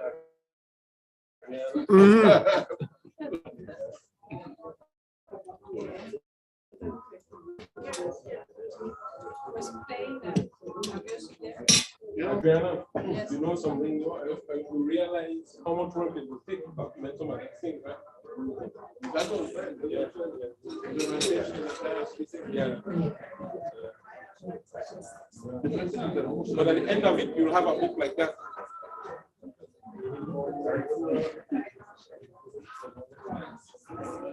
Let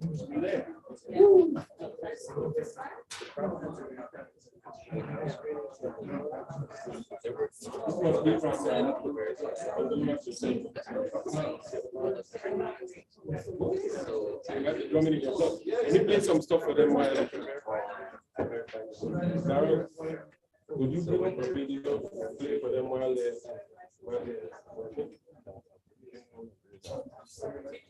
We go to YouTube. Oh, something that's on YouTube. And then search for Belize cultural celebrations. I'll just play something for them. Done by the community. Excuse me? Let me go to YouTube first. A second of your attention. Excuse? Hello, order. Can somebody identify or let me know who has the account for your phone? ICH text 012, please.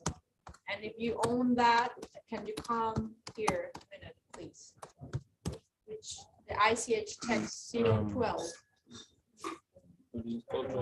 Oh, jump out of that. Each phone I was has in YouTube just now. Email account that we have created, please. Number 12 is yours.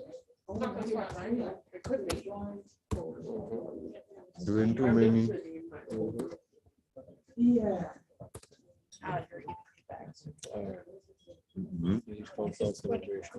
Yeah, something wrong. I'm not doing it right.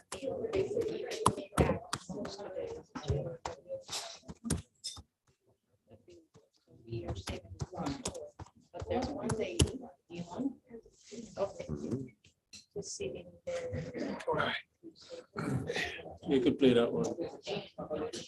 Creole Christmas. Okay.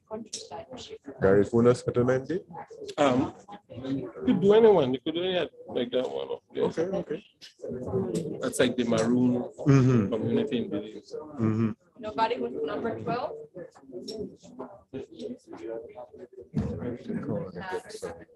By the way, by the phone. Yes, I forgot. Let me see. So So I'm playing while you're working. I've been playing some videos, like this one is from the Maroon community in Belize, called a Christmas Bram. It's 2 days of Christmas celebration in a Maroon community.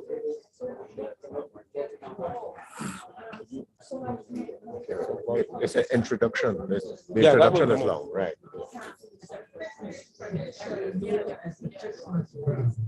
On these days, the village comes alive with the sounds of rock-down music, accompanied by the rhythms of folk drums and other traditional instruments. Along with the music, the villagers, accompanied by friends and relatives who have returned home, dance and sing as they move from house to house to commemorate the Bram.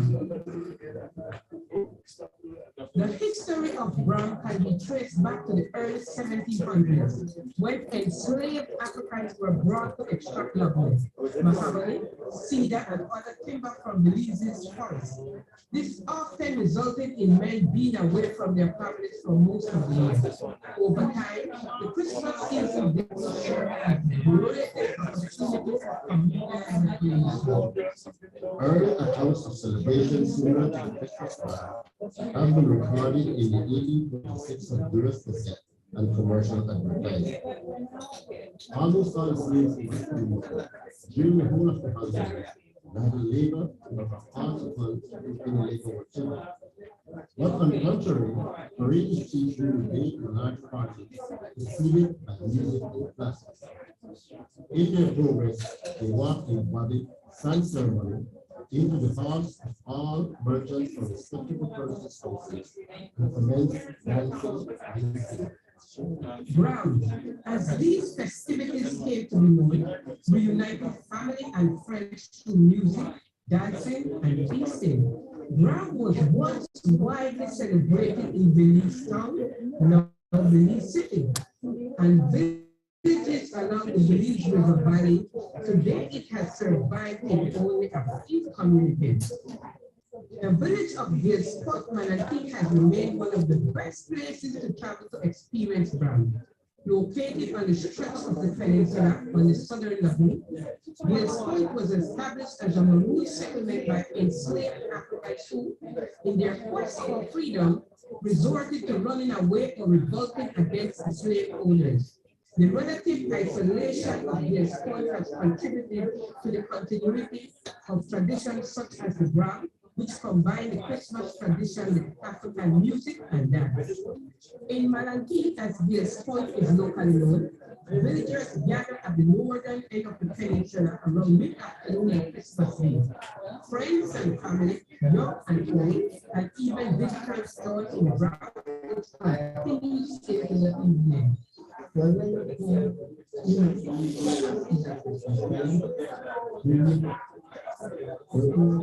I'm thinking about you recently. All these folks are questioning.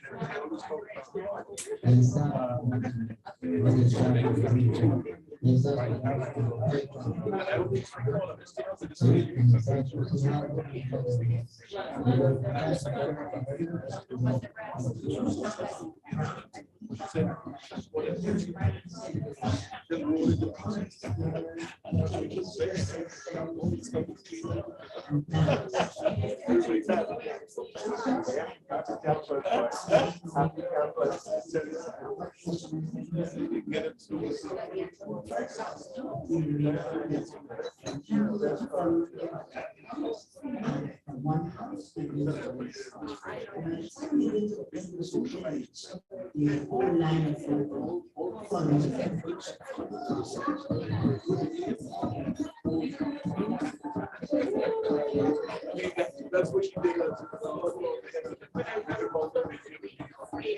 That's all. Music and dance is central to Brown. Today, Gumbe and samba drums are the main instruments used to create music. This is a Gumbe drum. This drum was mostly played was honestly by the Globals. And this is a drum that is also was played in Moki River and most of the River Valley. Yes, finally have the Gumbe drum. This is mostly in Moki River and beside the River Valley. And even when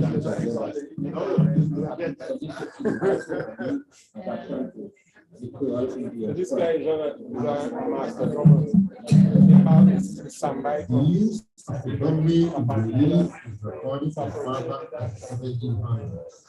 These instruments can be traced to the period of slavery when our African ancestors proudly celebrated their cultural identity. However, by 1796, colonial authorities considered the use of the gumbe as a public nuisance, and by 1808, the public meeting passed an order to prevent public celebration and in particular to stop all gumbes in Haiti. Despite such attempts to suppress African culture, the use of gumbe survived. You know what it looks like? The gumbe tree. Drugs such as Zunzu and Kinkinek have been integrated into the celebration over the years. Efforts are currently being made to transmit the traditional knowledge of making and playing these drums to the younger generation.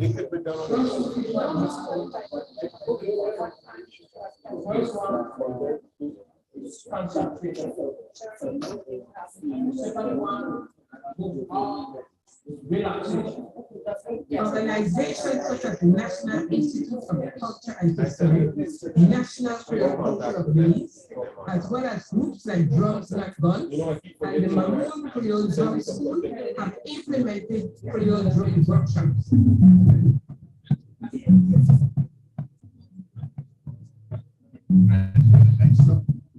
Breakdown is a prominent musical genre heard during celebration and is created using a variety of after-school items and other instruments such as the accordion.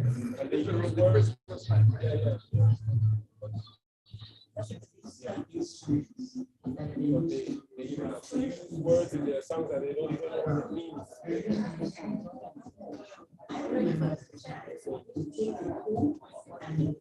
Just passed away in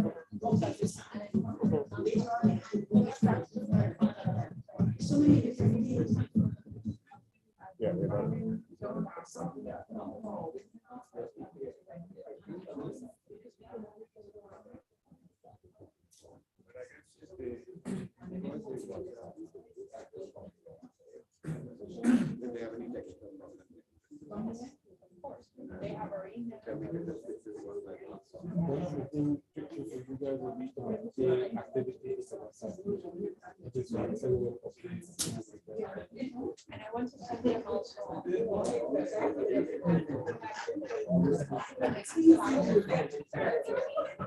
See that dance? That's what that's walk one. What's it? Walk one.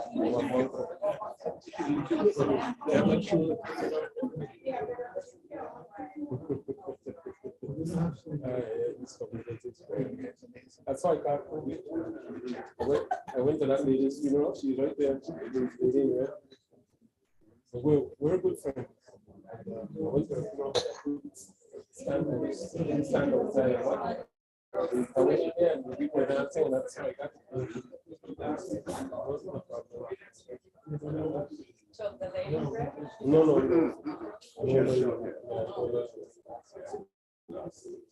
In her funeral, the community gave her goods and bows, dance and 3 days. I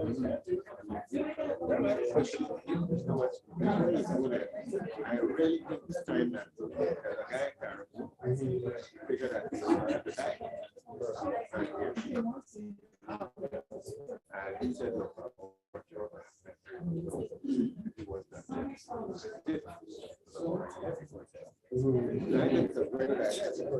She would have loved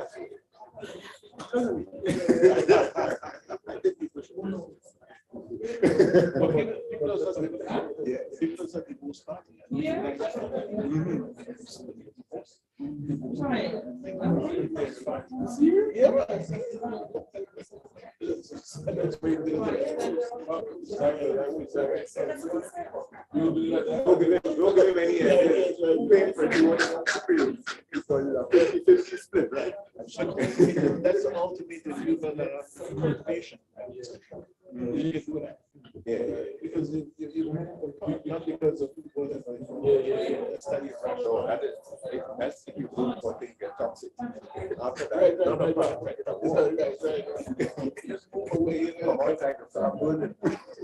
You celebrate the fact that you say, have a part in your current. yeah, that's right. What is the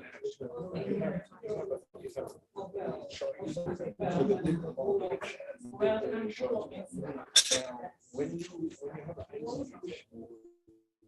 and you have multiple applications of the same space, you will develop a description for it, and then you begin to profile the variations. So you know, you have conversion. Yeah, so you develop a general description of it, and then you begin to say permitted in this way, and general this way. Because I was thinking about across countries.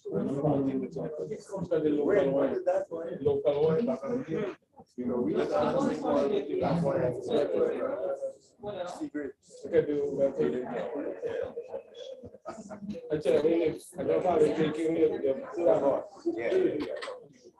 That's like the Chinese wine.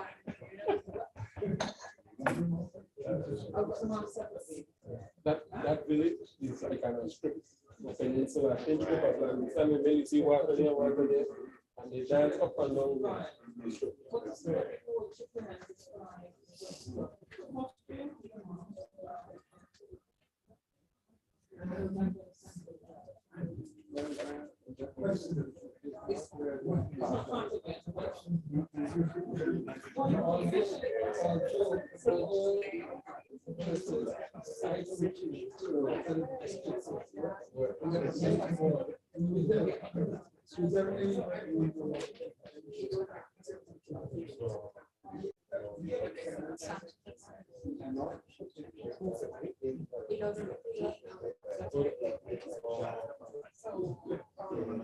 No, you can't.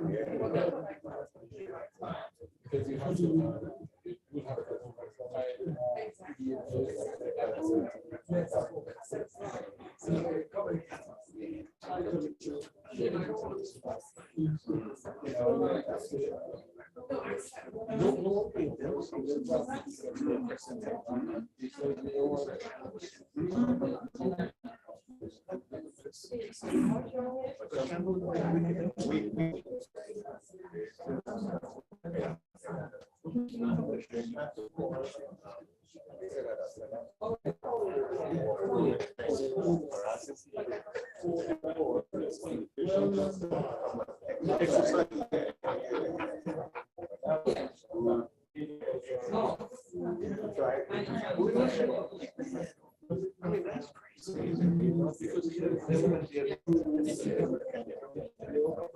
Thank you. Did you finish? Okay, so.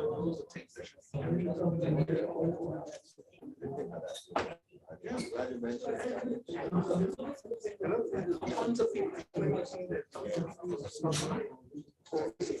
Sometimes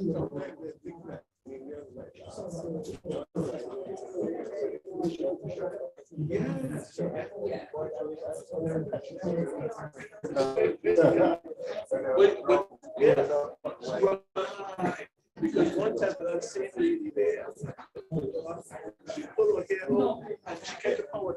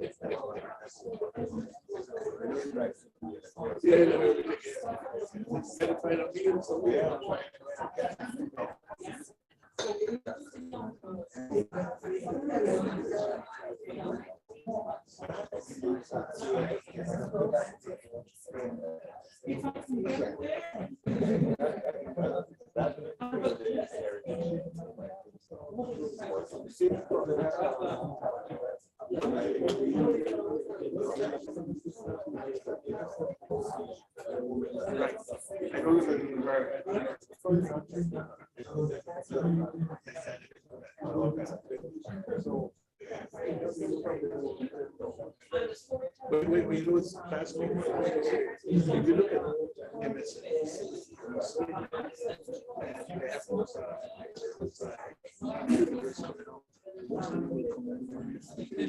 now you see all the artwork, like that beautiful kitchen, the reverse. So they can they would have never had a chance to show all the whatever. They're doing this, it's fascinating. Whereas,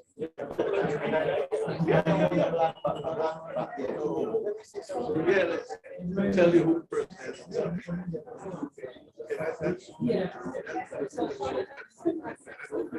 COVID also, believe it or not, everybody's happy that moves made and culture. We don't do the same thing. We just cut that off one day. Cut it off, man. Shoot, everybody knows.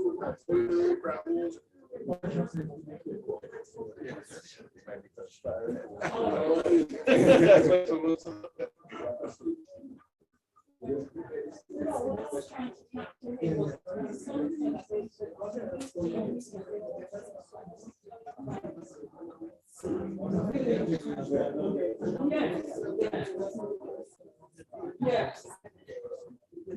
So it's not specific to the village.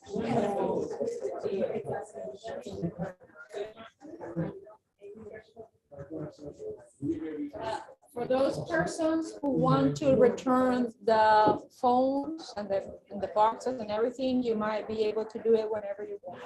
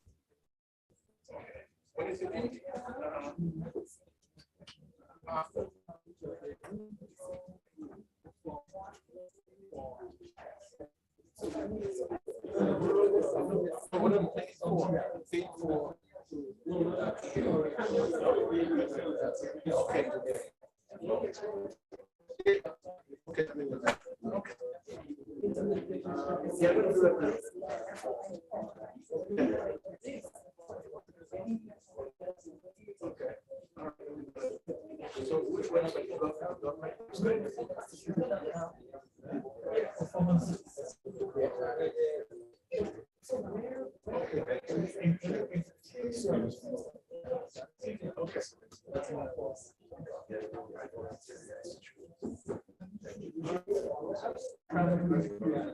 I had a.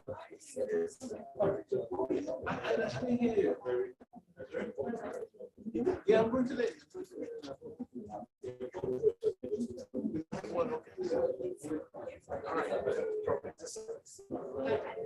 okay.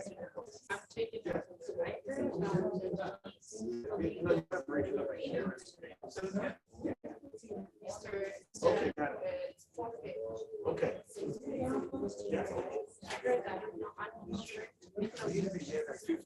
Yeah, yeah, yeah. I didn't know.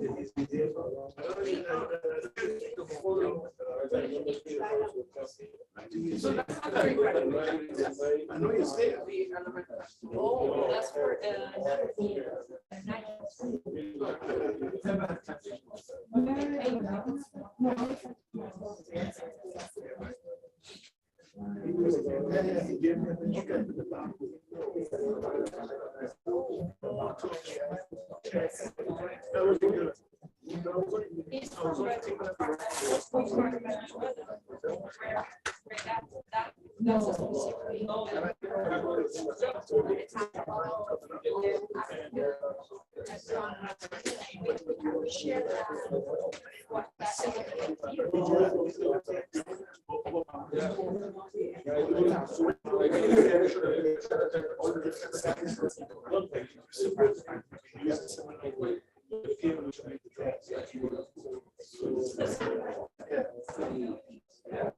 Yes, we have at the But I listen to Spanish. Nonsense. I know. Well, somebody told me. So I have to hold the Yes, yes.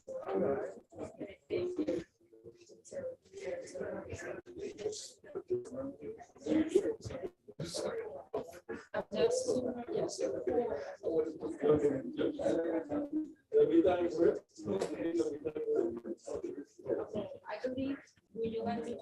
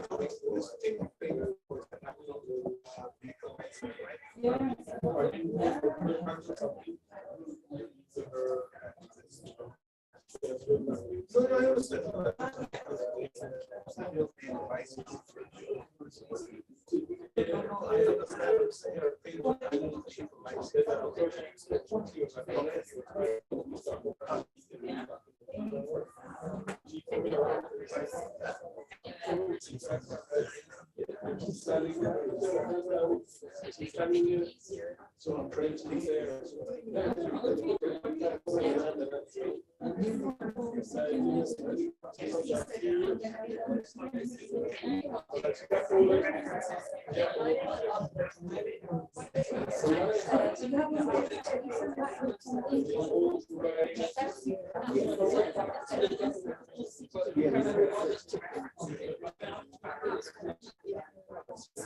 Now you have to guide. Ah,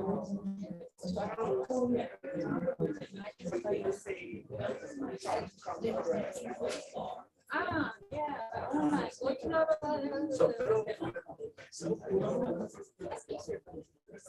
Yes. So.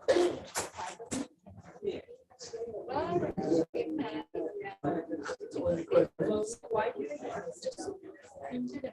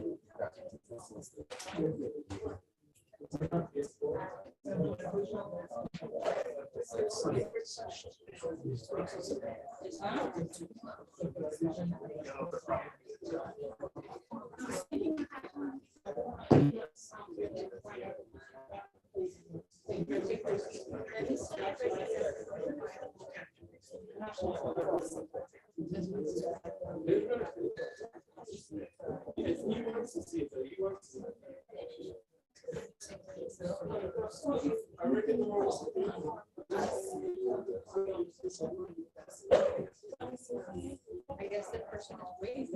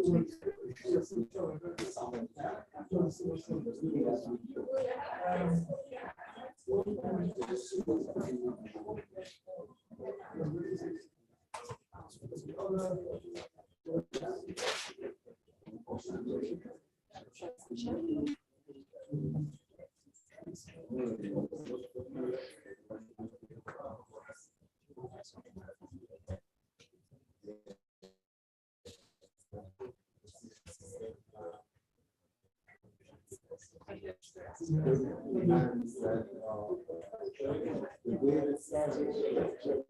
way the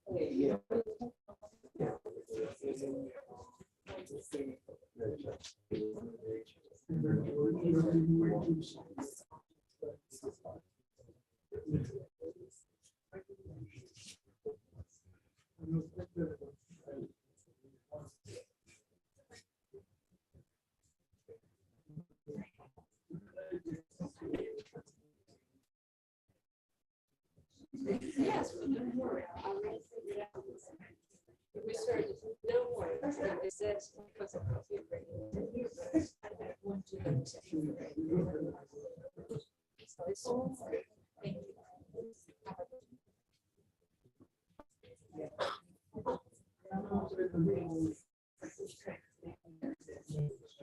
Yeah. Oh, yeah.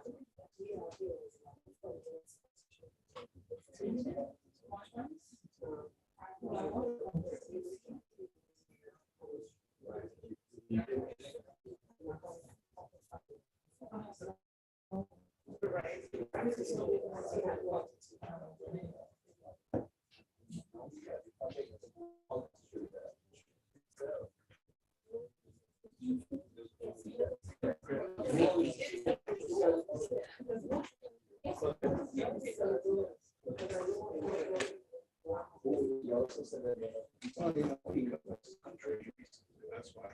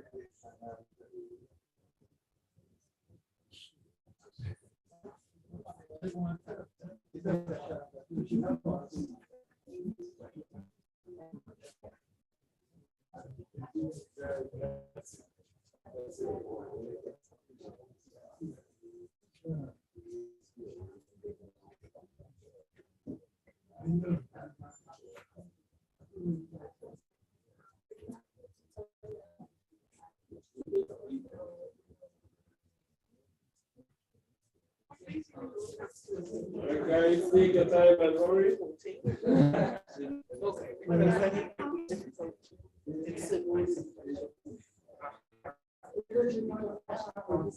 Huh? You think, as I said it.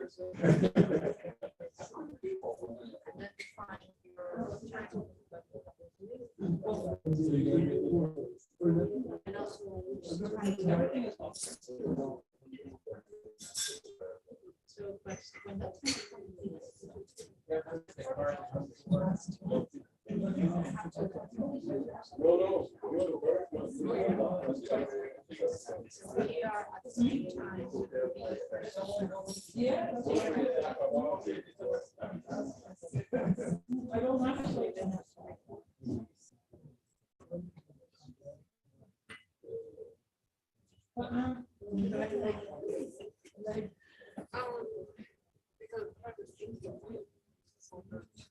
Like, for example, I want to do something to like a vendor.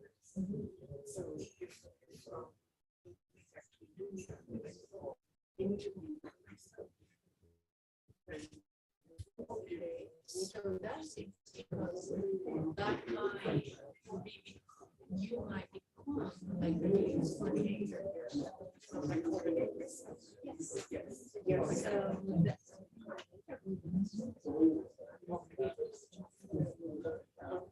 I think that's good. Yes, it makes sense. But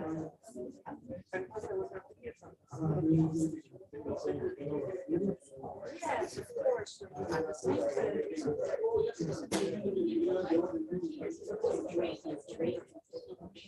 people might not be here today. So that at the same time, you're just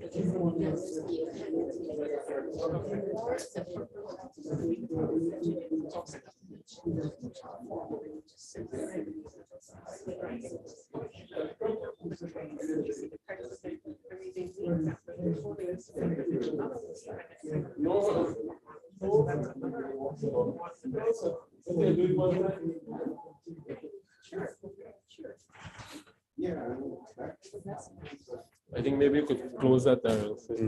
Yeah. Someone is busy by Oi.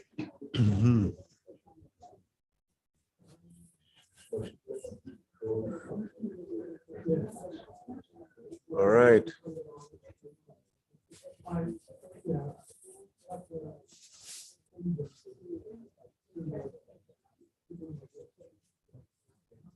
Angus is here. Mhm. Okay. our research.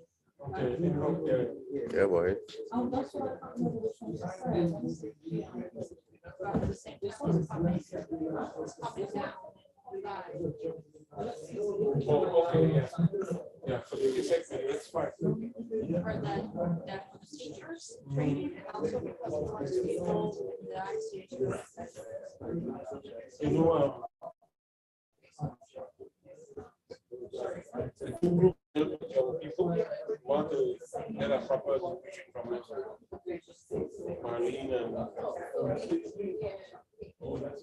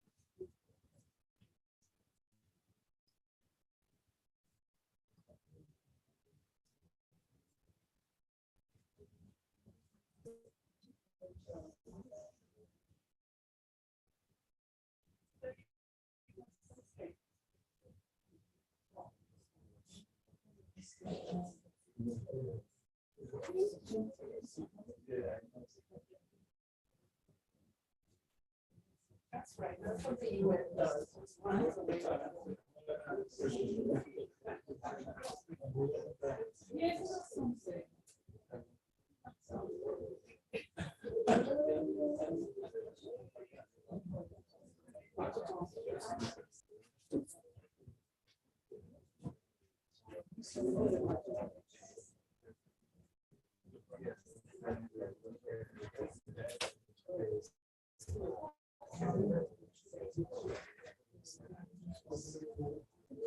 Tax you $415.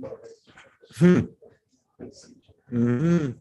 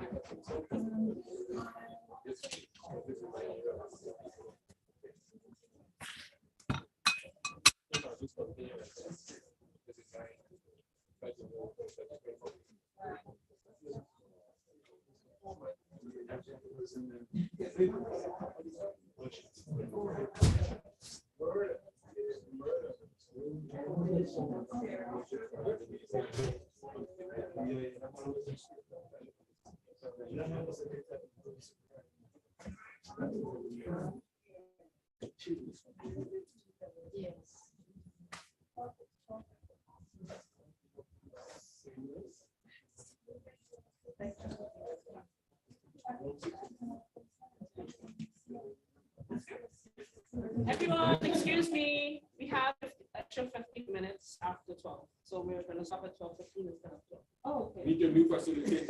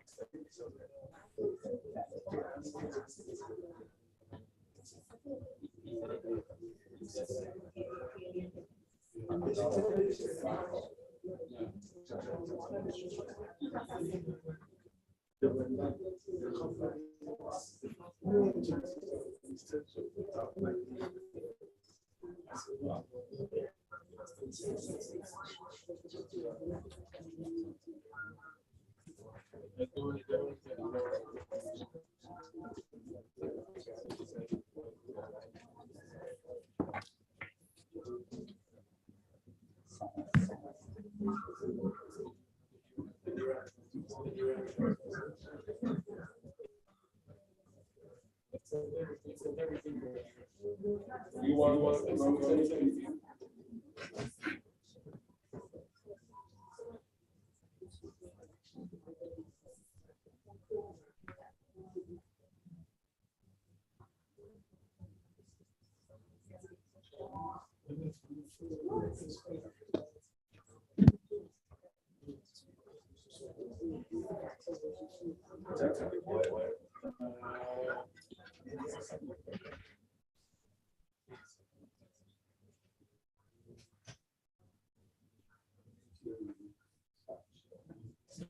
truth.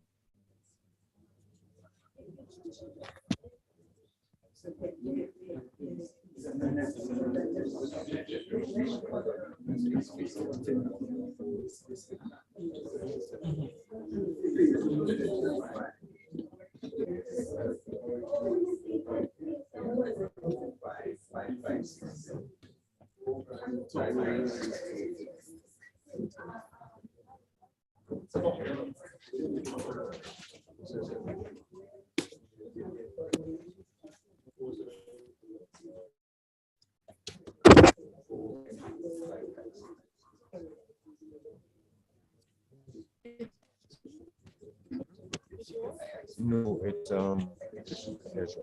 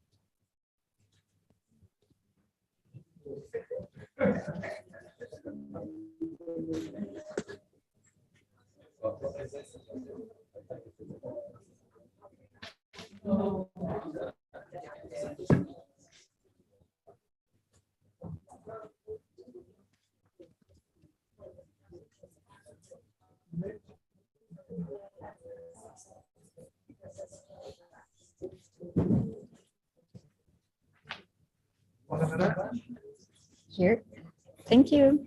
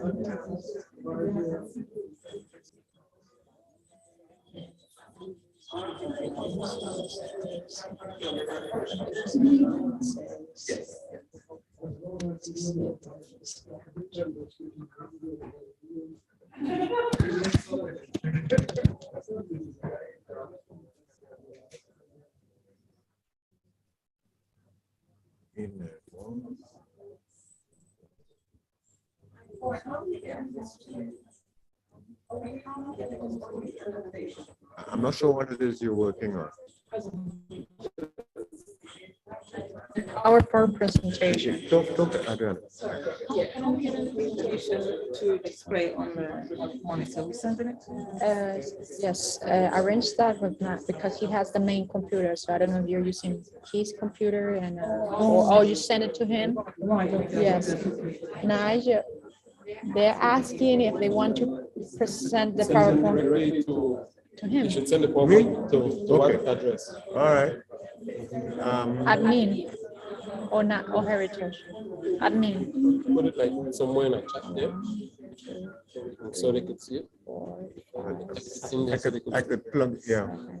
You see.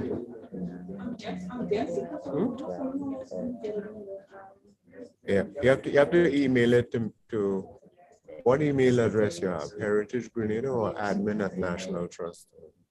Just tell them whichever one. Just tell them which one you want. You have, you should have something called heritagegrenada@gmail.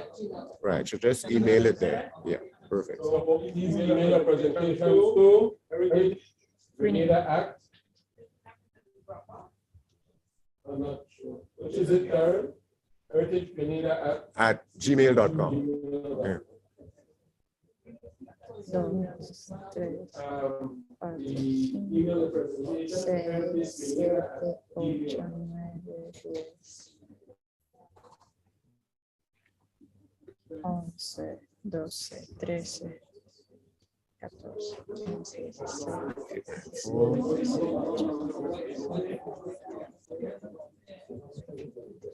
All right.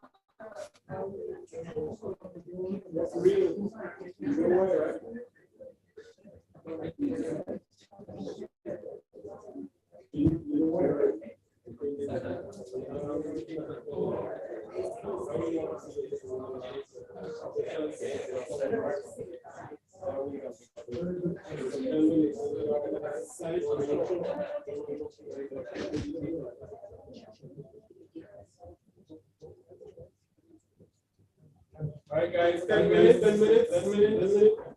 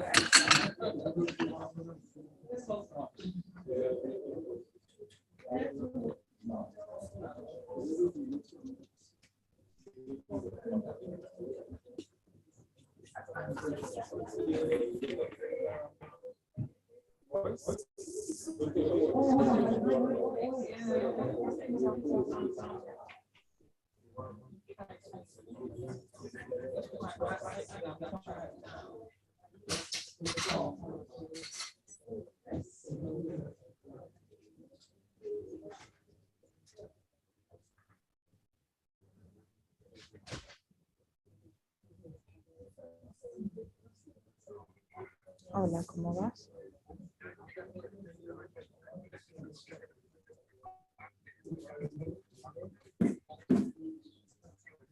Ok.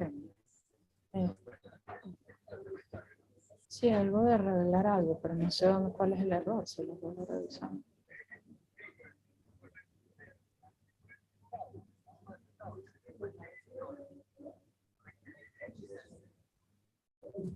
Wow, dólar.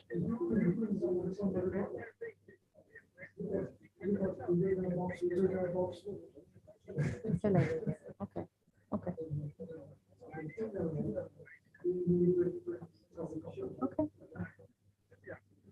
¿Qué quieres, en qué quieres que te ayude? ¿Qué estás haciendo?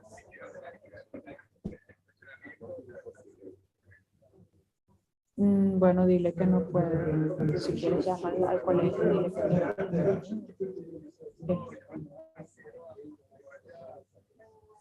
Sí, ya eso lo entendí en el mensaje. Me quedó claro. Gracias.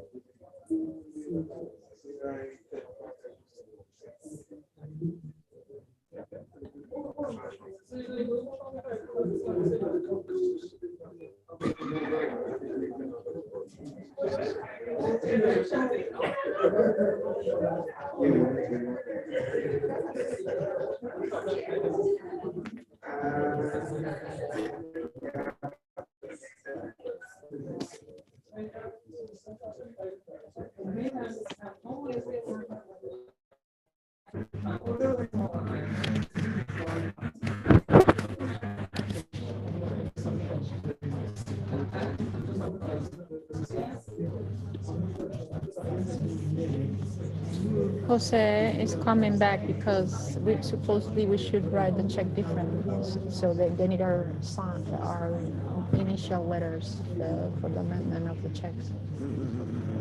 But I'm going to the car because he cannot be working. But the name is Yeah, but it's in the way that I wrote the ciphers. They said that it should say 120 and 50 cents. I'm just going, and they say no, it should be $120 and 50 cents. But it's the first time they're coming with that.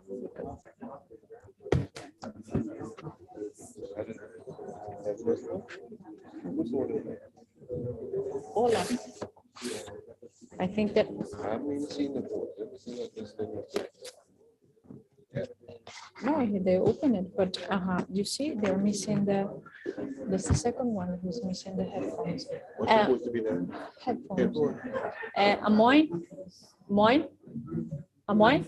Excuse? Alexander Newton is another one, but he says he didn't. I'm missing the headphones. Oh, I didn't get to that. No? I got that one. Okay, don't worry.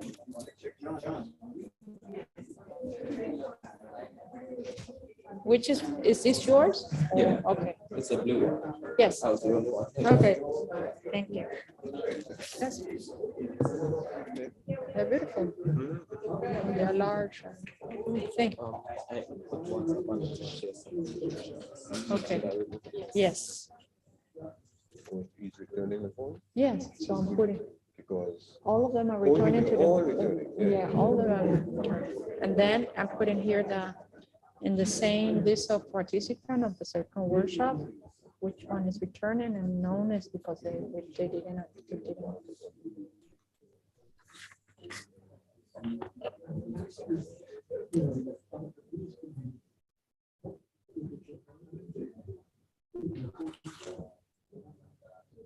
What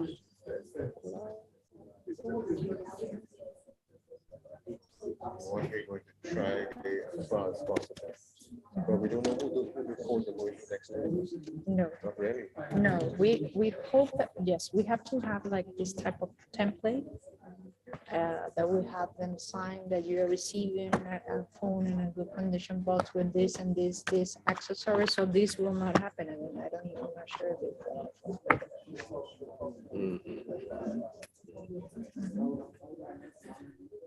Anyway, we're returning just 10. The other 13 we are giving back to the community at the end of the school. You mean the final return? Yeah. Right now we can take them back on. Yes, we have to map them So Dario is staying with two of Nadina and Antonia. Oh, I see. So the So coordinator will hold on to those yes, for months. yes, Months. yes. So I will ask him to send the code, so I will track them. We have the code. We have everything. We have. Yes, the thing is that I didn't bring that list today, so.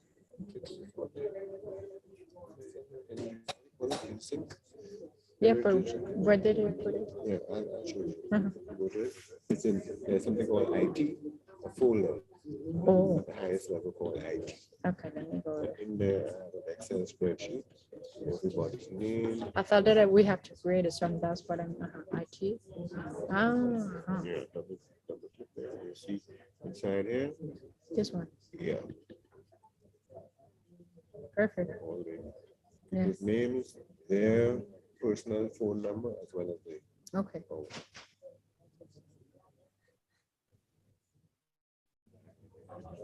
So we don't have him 28 phones. Gentlemen, Okay, 23. raise your hand if you're sure.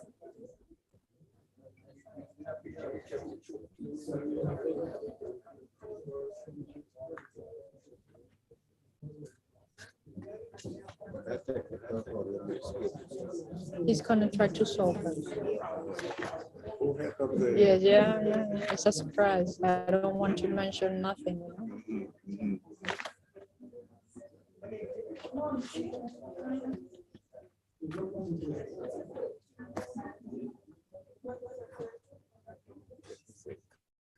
So once Niels received the phones, he's going. They mentioned the problem about they're taking a photo, but they uploaded it to the Dropbox. No, because they want to use their computer. So their computer, when they try to sign in, the computer recognizes you are a new device, and then so if you repeat it as they did, they repeated because it locked.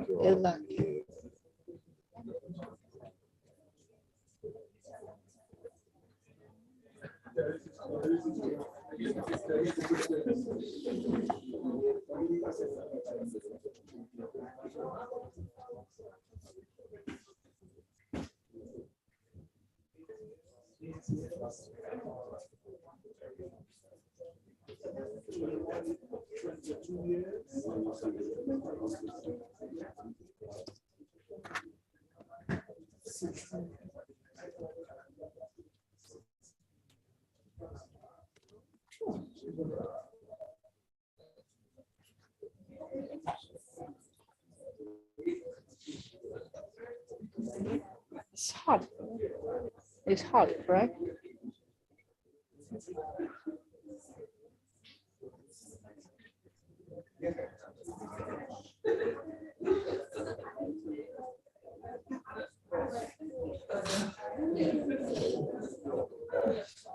So how many persons do we have? Dos, cuatro.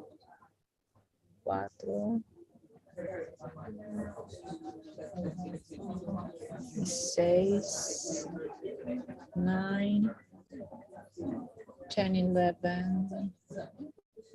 11 plus 4, 15. I got lost. So we have 6, 9, 4, 13, 16 plus 4, 20, and the last group is 20. Right. And the last group is 20. A little bit. So you want to? You want to? You wouldn't believe, no. I came back and I transitioned. That's why I'm going to this property. I go, I have American license. So I have a license and never want to. Because I didn't transition. It's normally in travel, you take a few days off to get your business in order. Thank you very much. No. Yeah. Yep. Imagino que necesito revisar. I get in something. Voy para allá, ok. Let me bring one thing.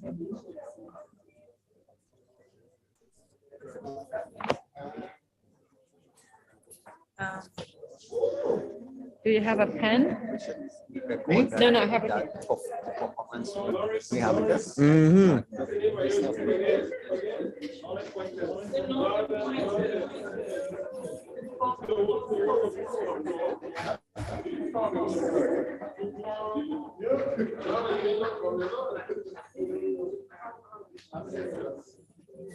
So you're more central of the northern.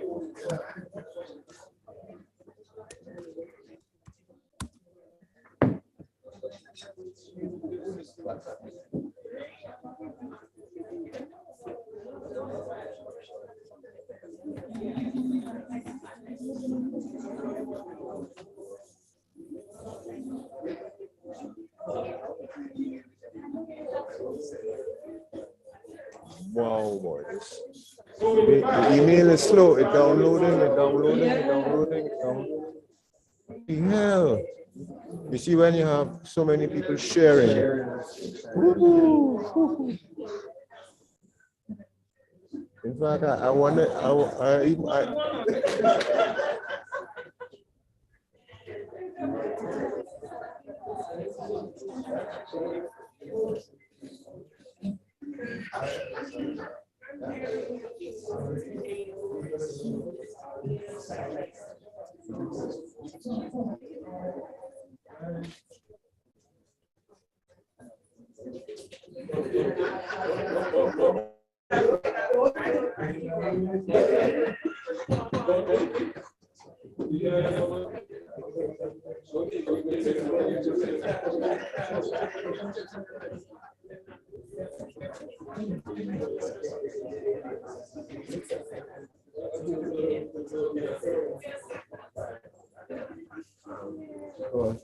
the internet not coming at all.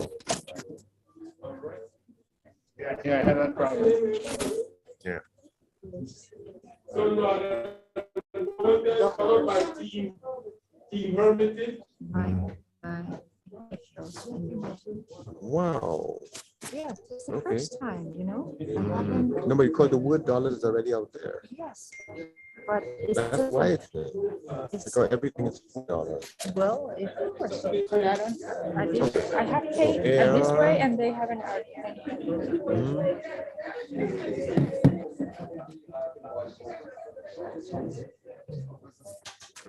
That's it.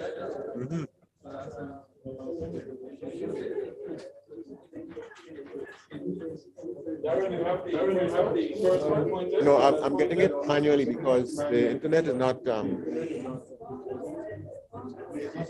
It's not performing well. I'm just. They have a big thing planned for it. I don't even know what it's planned. You can't go back there. You can't go back there. I'll see a short deal. Don't play boy. Don't play boy. I'll show you. I'm serious. No, you see, it's the oil of and all this thing, you see that them those two little shots that Wildcat was giving him, it just it was launching some fool in his head.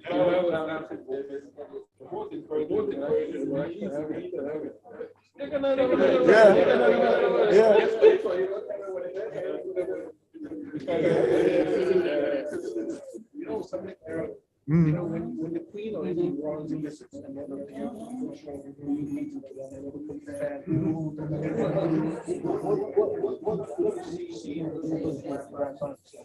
remember.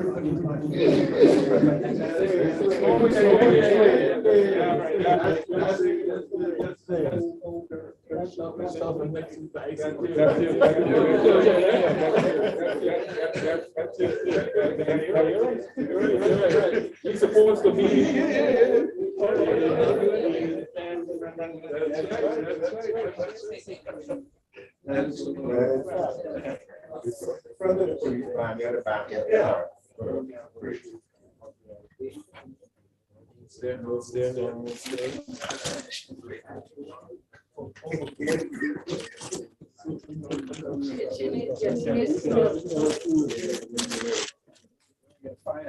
Yes, I think so. There is so much there. You can take cultural keep to comment, please. One thing, we ask cultural keepers to comment.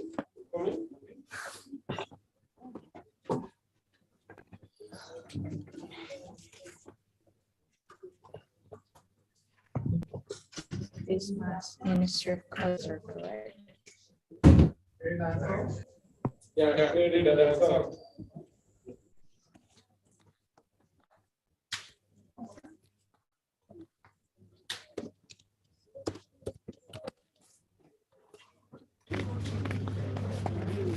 Adriana will be giving us a demonstration of traditional. Guaguanco. No headphones.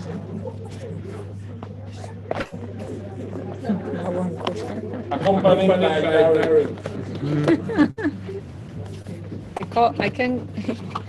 I can sing you the chimichimito. Los chimichimitos estaban bailando. No. I could. Well, I should bring my cuatro. I have my cuatro at home. But I forget about that. Are you ready? Darren, you just Yeah. Wow, a lot of changes in place at the same time.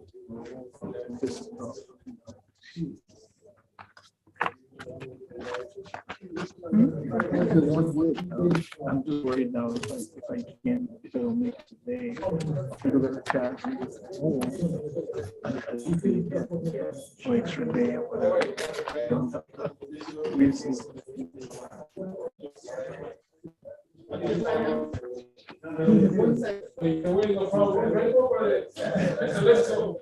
I want to leave these phones in without headphones because none of them have. Some of them have notes, but as we didn't. Yeah, that's amazing.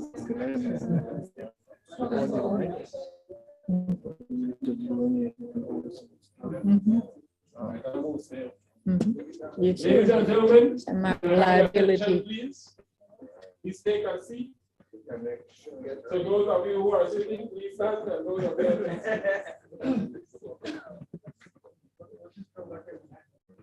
Our first group is ready to go now, and they have quite a treat in store for us. Those of you in Zoom land, I'm going to be MC now, the host of this show. Those of you in Zoom land, get ready to seats.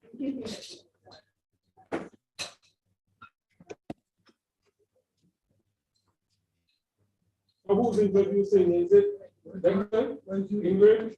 Go ahead, the floor is yours.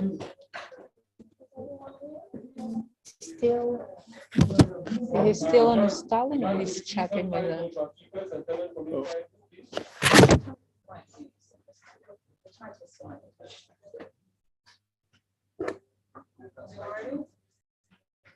Okay, so are we still morning or the afternoon now? Afternoon.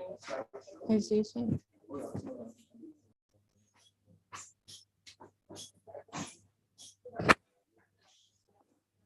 We want to take.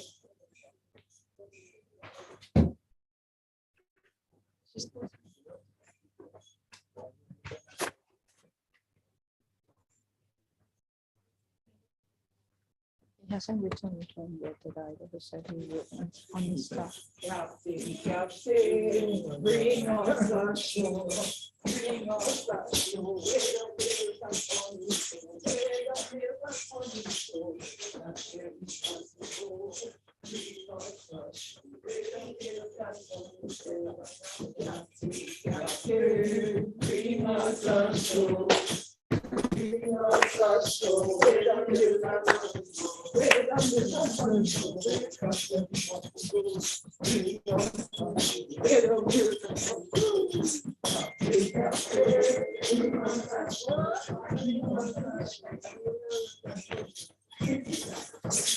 Oh my gosh.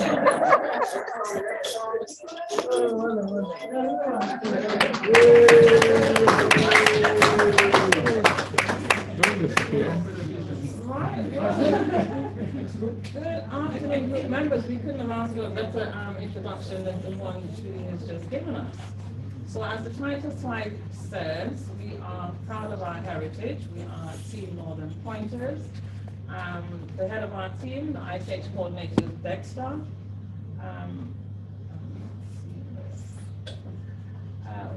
I just wanted to explain how we were structured yesterday. So Loris and Julie shared the task of doing the interviews and the documenting.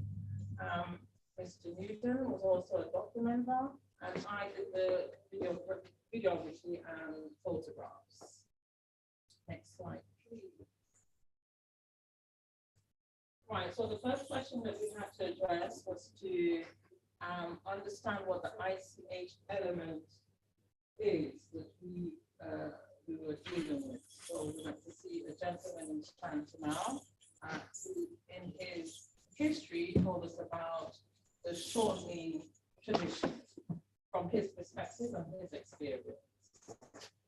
And what we learned there was that the Shortney tradition is a colorful, and as we can see demonstrated by Judy, a very colorful song masquerade, so a mask that is made at a specific time of the year. It involves the use of special costumes, again, as demonstrated, which consists of the mirrors, the bells around the feet, the mask being a very key element, and just the whole ensemble gives a very visual, spectacular display of what is to come.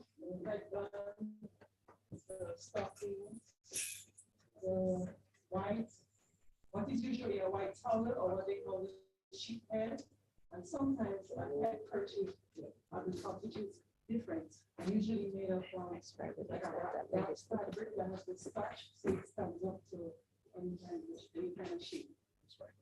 And the color, I wasn't sure. in a traditional costume, the color usually goes over the shirt. But as I'm a seamstress, I decided to sew mine together for convenience and easier accessibility, etc. Right. So as we said, we went to the village of Chantanal to interview a Mr. Jeffrey there. But what we discovered, what is known is that Shortney is practiced not just in Chantanal, but in the surrounding villages around Chantanal and other areas in Grenada. And that it is a carnival component which is held annually. So at this point, I'll ask.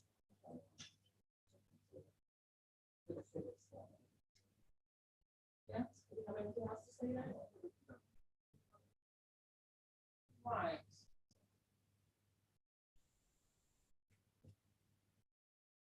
Next slide, please.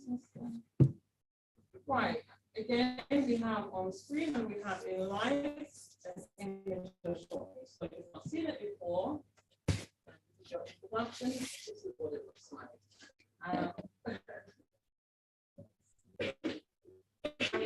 Actually, I got this image from you, so maybe you want to give some background as to where you got the source of the image. Okay, so I'm part of a children's performing group called Ashanti Footprints. And one of the years we decided to play short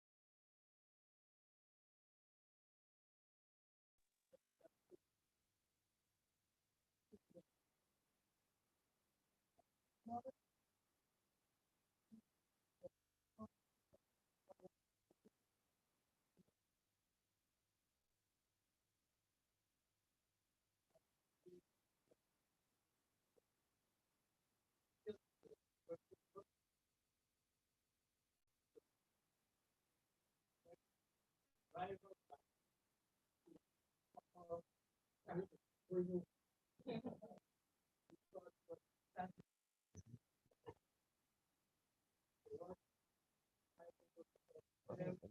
had no idea what to prepare for, so I got something now. So the paper. So that's how we actually started playing short. Okay. I said, in those days, the short was rather a violent mass. They also call it a mass of pleasure.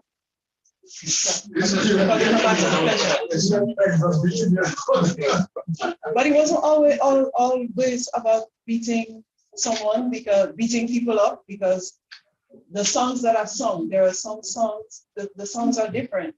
You know, there are varying types of songs, and you'll see a little bit as we go on. What Mr. Jeffrey said also was, in the time that when he started as a young person, that in those days only adults and only adult males did shortening for that very reason, because of the rivalry and the potential for boisterous and even violent outcomes. Yeah. And in recalling that, as mentioned earlier, he gave credit to Bishop, I think it was, who he said helped the transition from the violence to what we now embraces as a peaceful mass. Yeah. What's also of note is that in his family, a tradition, because his son has gone on to play shortly mass, and we also went on to speak to him as well. And also his other son is scholar, the Calypsonian. So the traditional song runs in the family. And Tara Kidd is also a grandson. Or Tara the governor. So well and truly embedded in the family. He talked about the importance of the captain, which he was, of the shortening in his time, being able to compose. He said that was a really important element.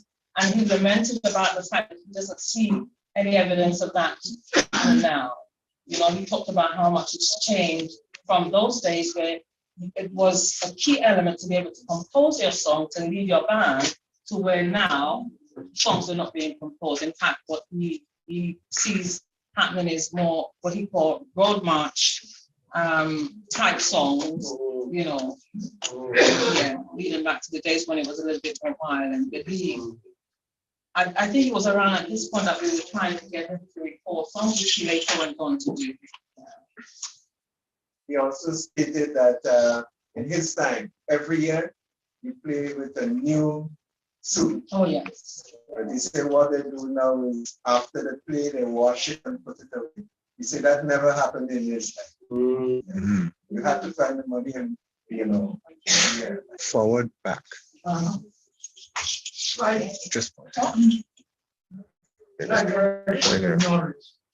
He no. He was written up in nothing to say. And in fact, that is what the beginning of what actually spurred him into growing up to being a shop. Right, so a bit more about him. As we know, Mr. Jeffrey, and as I've said, his son, Mr. Hensley,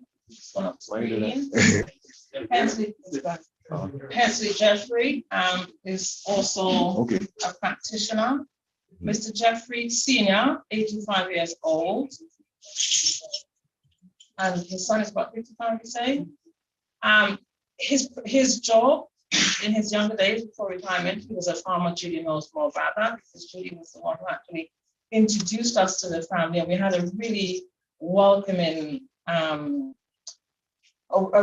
good welcome rather from his daughter in the morning and from himself.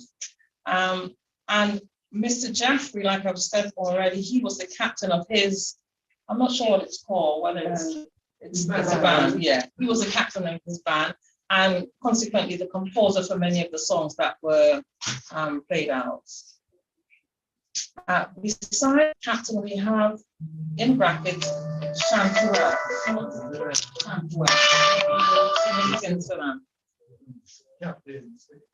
Captain singer. Okay, that's fine. All right. So I mean someone who sings. Yeah. Right. In bringing the shortening route mass together, we obviously looked at the other people that would have been involved in that, and he spoke about the seamstresses of the day who would help to sew the costumes or would make the costumes. He spoke about the mask makers, and today. All right. Okay. Yeah. Okay. So we just spotted a slight area there. We'll disregard the last bullet point. We'll speak about that later. But yeah, essentially the two, in addition to the performer themselves, the other key players were the seamstresses and the mask makers. I guess you would collaborate together to put the costumes together, the design and all of that. The exclusively women, seamstress. Most likely. They didn't have much tailors at that.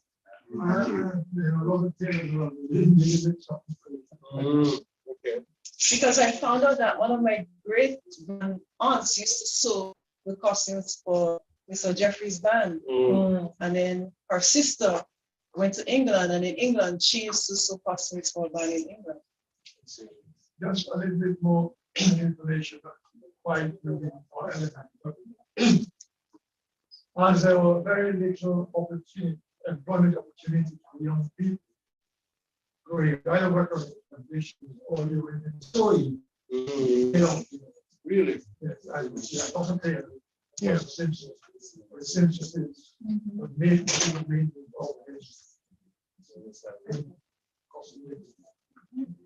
Moving on to the next slide. Here we look at the intangible as well as the tangible elements of shortening.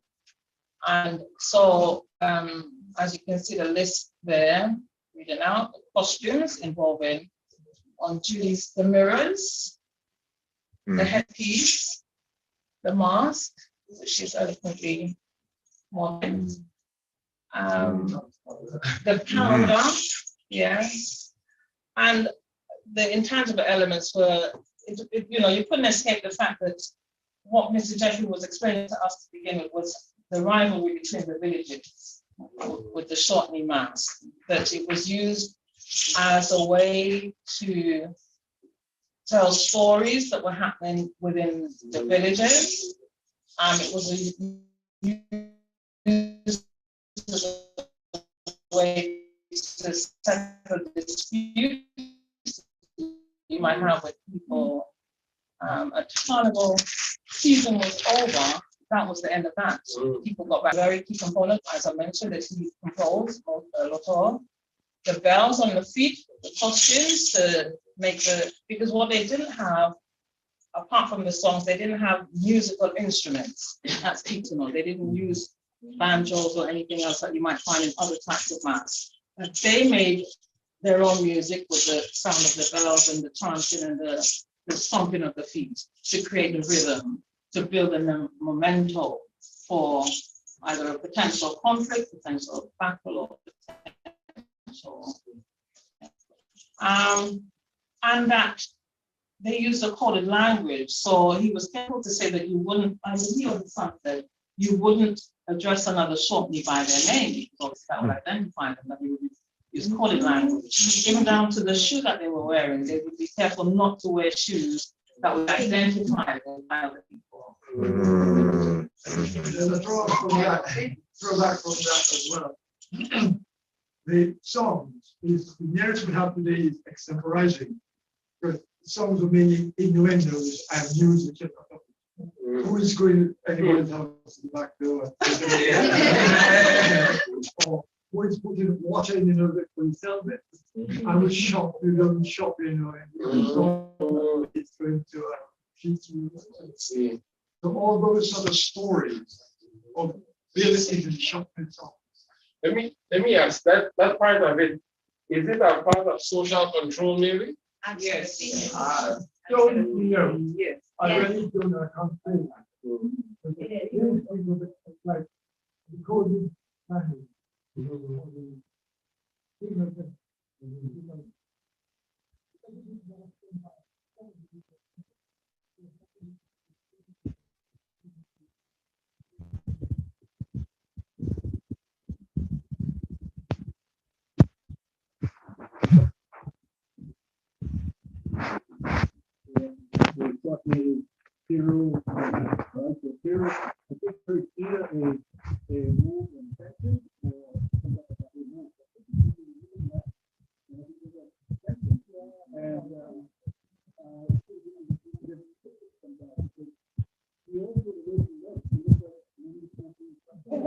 Mm. So a lot of the, so a lot of the physical aspect of a lot of it is from Europe, you know. Yeah, that is something that it's for the people that we can say when we talk about the ball and the enslaved people moving, what we saw happen here. Yeah, people gather together when Europeans gather together. And what's interesting also, when Montreal and Atlanta were interesting, they had grew up in their mouth. Maybe we have a similar process where we interpret different things. So in this case, we're teaching and see what kind of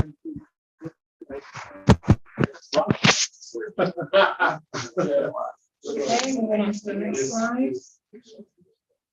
Right, the songs. He spoke a lot about them.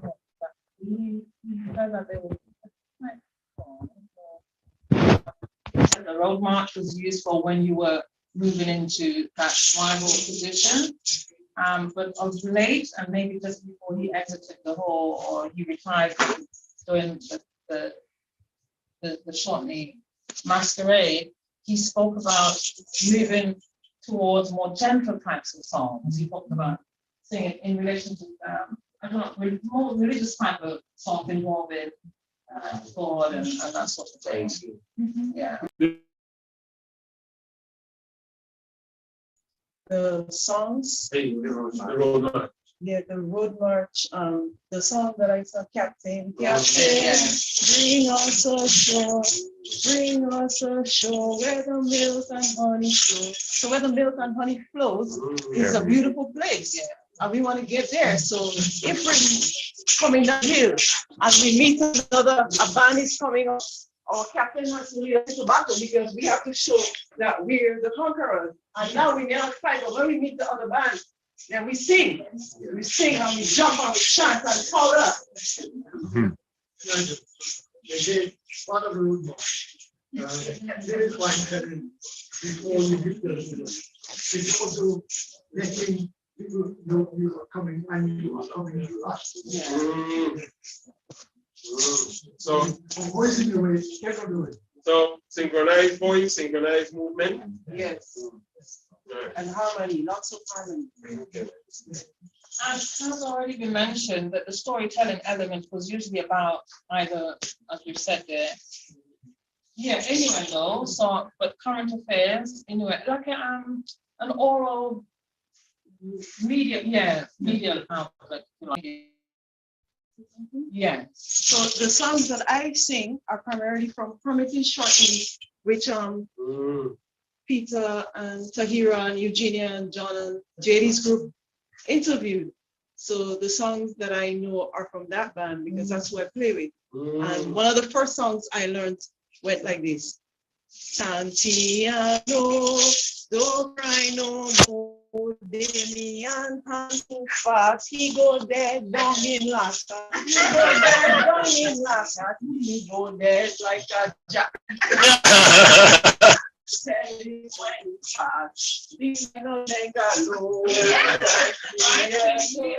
that's how I'm from Andy Purcell, Lake of Poetry. A real demonstration of the either the ridicule or telling about the misdeeds of community activity.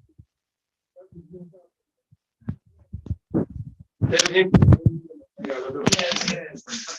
And I think, was it really who said specific to the practice? We're going to make a point about that. The songs being specific to the practice. My specific is the fact fellow one chap from Shantimel who was notorious or well known cultivated, and one from Plain, who and these guys would always be the leader of Plain. And as a young person, I actually saw when the Eastern trade chased this fellow. He came up and they never went up different parts of town. If you're from Shantimel, you stay low down. If from the other side, you stay up town. And this fellow, Shantimel fellow, actually went uptown. And the whole chase there, he went up to some big buses house and stayed in top around, and it stayed there until that, until that night. Yeah, Morris was just reminding me that it was, you know, quite ritualistic really, because Mr. Jeffrey talked about a particular command that would be given before they went. Do you recall the No, term that yes, was I know of used? that. Yeah. You imagine your roadman is threatening anyway, and moving into battle.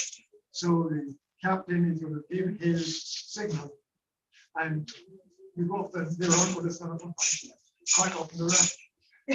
So Hensley Jeffrey, it's a Hennessy's son, he was saying that he likes to wear his mask up because he wants people to see who's singing, because he knows he's a good singer and he's a good composer, so he wants them to see who's singing. But when you're going to meet another band, when you don't want anyone to see who's there, you know, they would give a command like mask down or lace up, and everybody will pull their mask down.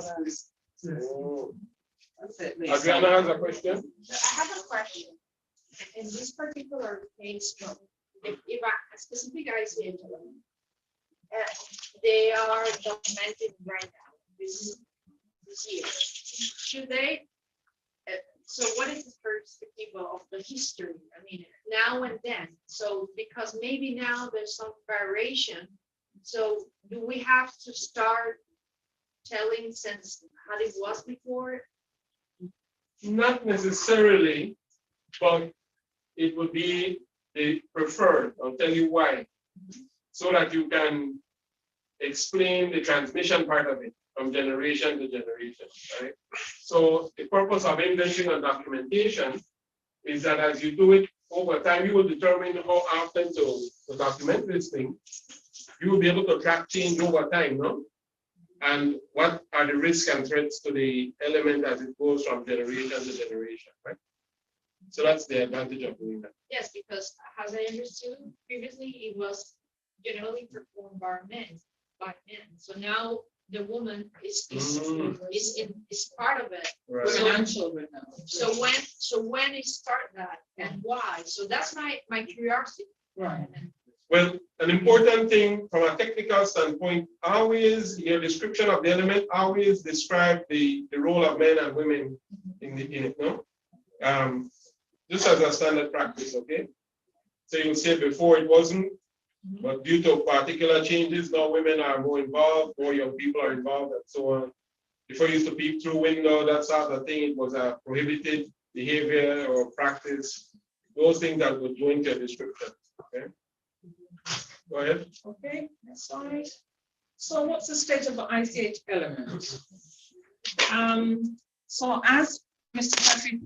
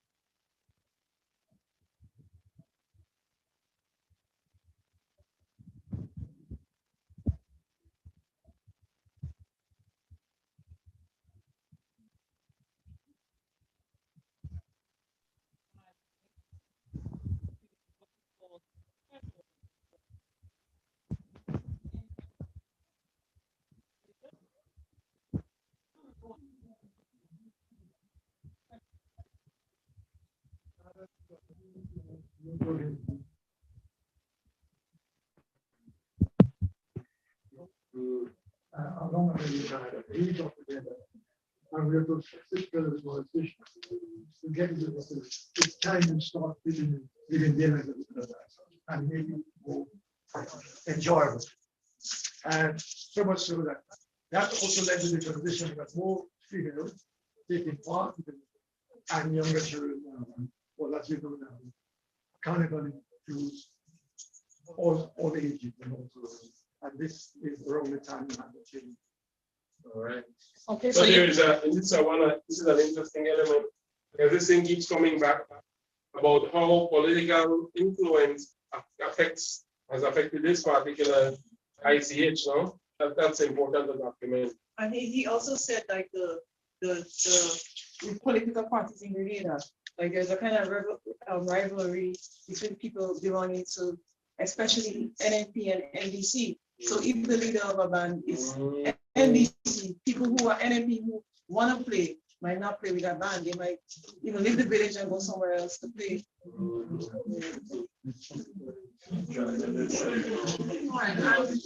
Go ahead.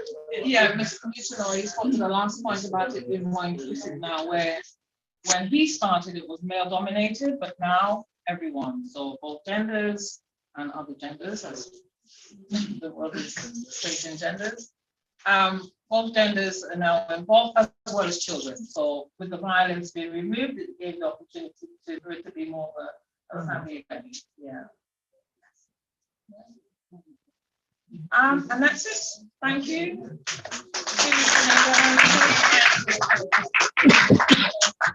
Carnival again, fresh on the line. We telling them what's what's taking part.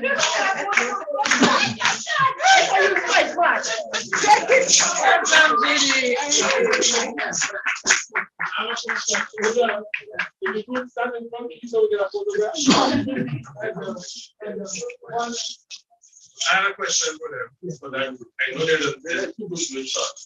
I want to find out from your group. What's it? There's 3 groups in here. No, I mean, so I'm like, hey, it may come over the other one, but from your group, what's the significance of that? And in terms of the songs, you said that you learned your songs from this group, Captive. Is there any variation, not in the theme, etc., in terms of the melody, tune, etc.? Yes, there is. I'm not really sure how to describe it, but Jeffrey, he was saying that some of the songs, he would categorize them as groovy songs, some calypso, and then some soca. So there are really fast ones, there are some with chicken down the road, and then there are others with comments. And the melodies are with the I'm sorry, one observation about that, in describing the element you want to see, you can identify the genre, maybe the style of the song, so you can describe that, you know. That's not going to be a challenge. You want to try and do that. Yeah, one point, and I'm using one of the notes, right? The fact that Carnival, including Chutney, involved the whole day in the No. apart from children. So the 721. Now today, right. Some parts of the get We're going next. When one of the ladies there will come, so she could actually hit the videos and so on. Well, that's what this is for. There will be some This will do that. Forward and back. She just has to point to it. Going back to the village. Yeah. Away from the city. Okay. Yeah. Okay, that's good. Perfect. That's better. 574. I don't know if you see the Brent, but certainly everybody's either not playing because of the cost or going to St. George's together. Thank you. Yeah, we asked the questions that you were asking just now about the powder, but because Mr. Jeffrey has a memory problem, we suspect that he wasn't able to recall everything that he knew about what he upholds, and so we can get answers to that.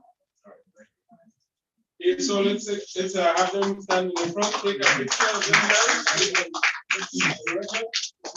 Andreas, can ask a question? Question, so, how long did it take to put costume on, and how many people, who helped you get into the costume? Right. Well, I did mine myself, but my experience came from the first time I played, and I realized I would want to be able to put on mine myself. But because sometimes we use a lot of pins too, so sometimes you may have to help someone pin this on, pin the towel. So what I did instead, I got my mother to make me this, which essentially is a kind of hijab, right? And then as I sew this on, I don't necessarily have to pin it, but I pin it so that it's not. So there are pins here, but it's just a few, so I can do it myself. Yeah, but it's a helpful process. You know, people are always asking someone, you know, do this. The head toucher. One of the type of thing. You put a piece of paper in front of that screen or close that screen. You can close. No, don't touch anything because you see, leave and start. If I start a new meeting, all these people will get kicked out. But something has happened because one computer is being used for everything. It should have been shared. That's what I'm. So it's a little problem. So guys, you can take advantage of it. Yeah.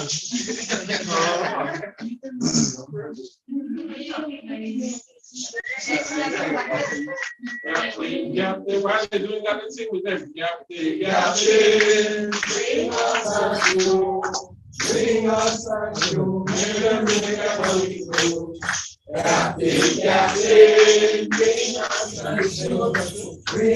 a show. All right. Thank you. One of the explanations for the costume, that a lot of the men had trousers underneath that. And it was to hide If we the use your computer hide for the projecting whistle. to the screen, it's better. The men would have. If we use your computer, whistle. okay, just plug that into your computer, and this is their PowerPoint presentation. The men would have. Because when we're doing the two, I share it with people on Zoom. So when I try to do too many things, it's causing a problem. So you just projected the screen, and then we good. All right, so we go with Team Hermitage next. So yeah, so it's further back. It's further back. Team Hermitage. Oh, los rebeldes.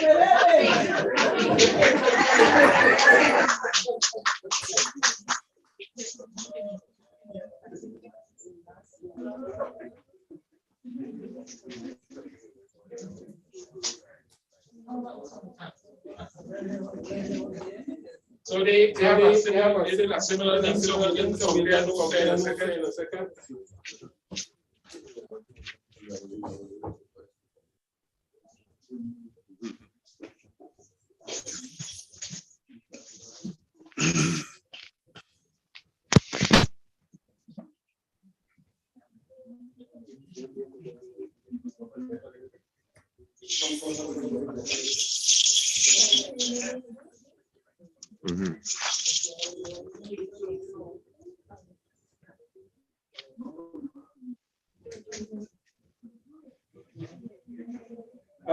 So Hermitage, the floor is yours.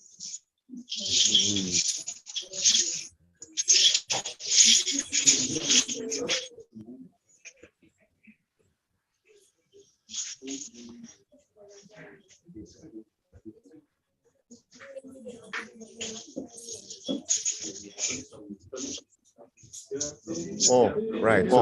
So this is the audio.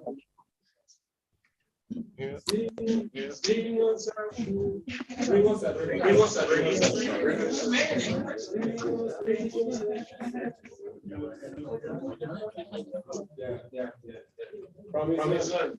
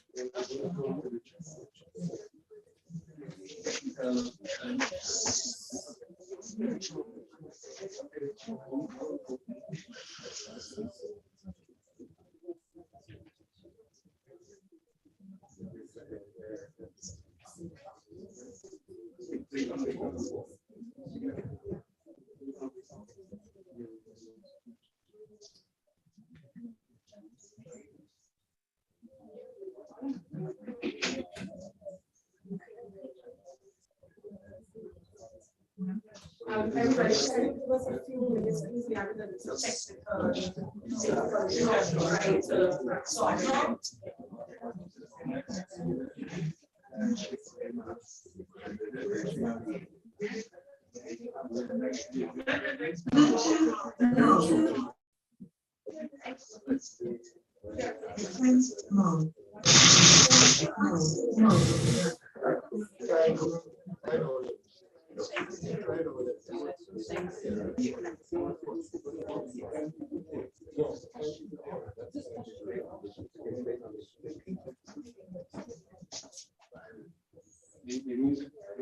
trying to solve it.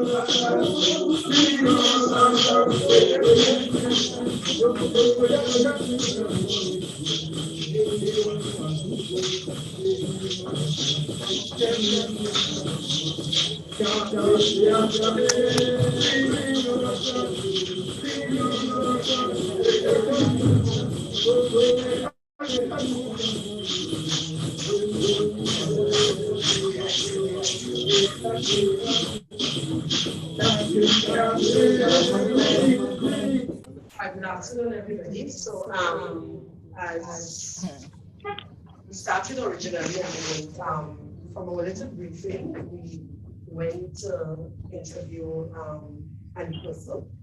He's 54 years old. he started playing shortly as a teenager. He originally resided in, well, he was born and grew up in the village, Hermitage, but he resides in Montreach. And so he's the captain of the Hermitage shot up back.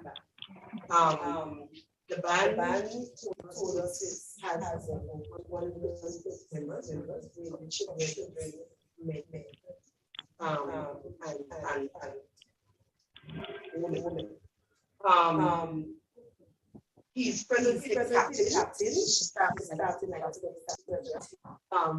So we have a little information on the those who want to read.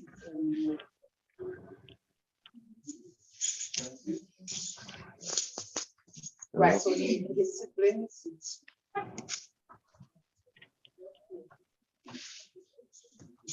Right, so that's a short description of the elders. Well, we already have a little portrayal in front of us.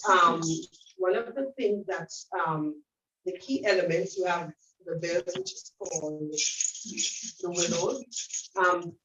There's a difference in the head pieces. Years ago, what he indicated to us was they starched the material using Mayo cassava so that the headpiece can resemble either a goat head or an elephant head. What they do presently know is that they use a bark towel, and which signifies with wire, and that signifies sheep, the sheep head. One of the villagers that came around asked about the glove, and couldn't tell us if it was. But it's something that they do currently.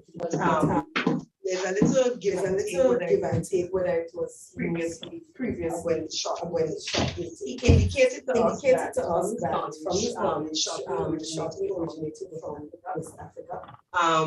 During the time that playing the shot, it was rivalry between different villages, and the songs or the chant was of the current event that took place within the villages, or it may be political. What he said, they called the song no, modern day song. We also indicated to us one of the songs was done by Trinidad. Yes.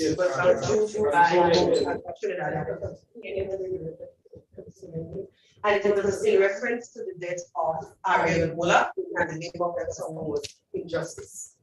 So he said they didn't get any royalties, he just had the rights. He just gave the rights to the song.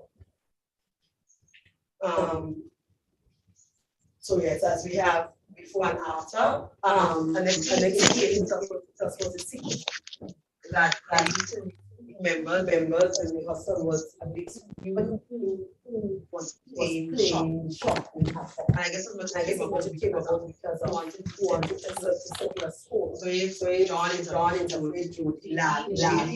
week, and we come in, the whole idea was settle with whatever master. Nobody knew the individual in the band. As it stands currently, everybody knows who's playing. So that's what that part changed in how it was then and how it is now presently.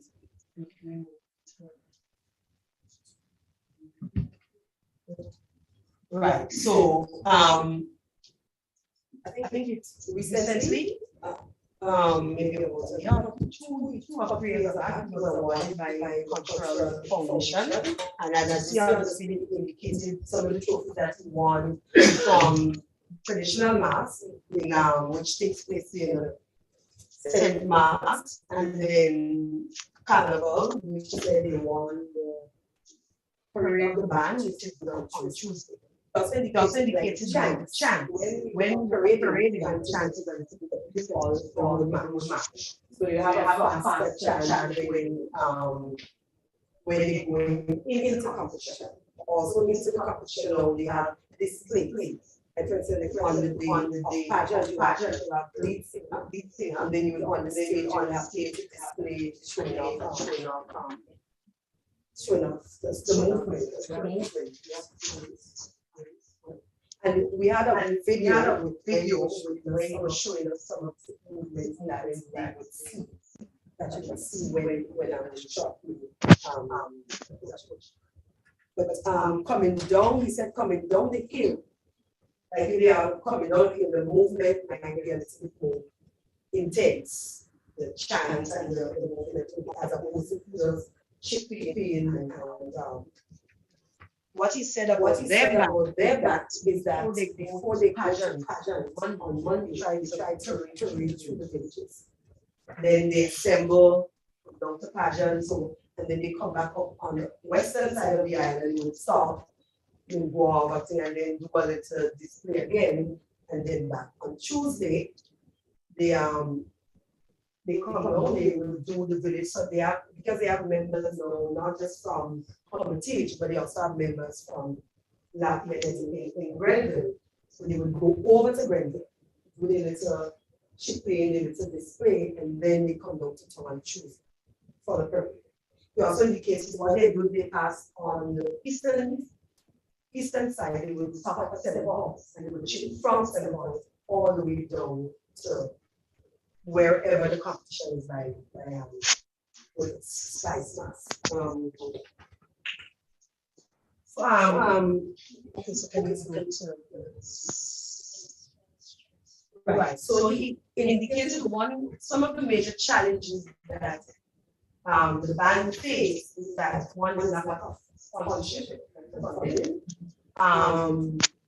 because they have to use for each member, they have to use 7 yards of material to create that costume. And he said the stores here, they do not carry the variety or the quantity that they actually need. So he has to do now, it's going to session, go to Trinidad and bring, so that is what he also said when they are parading on the street. It may not be all the DJs, but to respect and to honor the bands, most of them just ignore and keep the music up. So you're not hearing the chants. Whereas some of them may see them approaching and know it and give them that space to do what they have to do.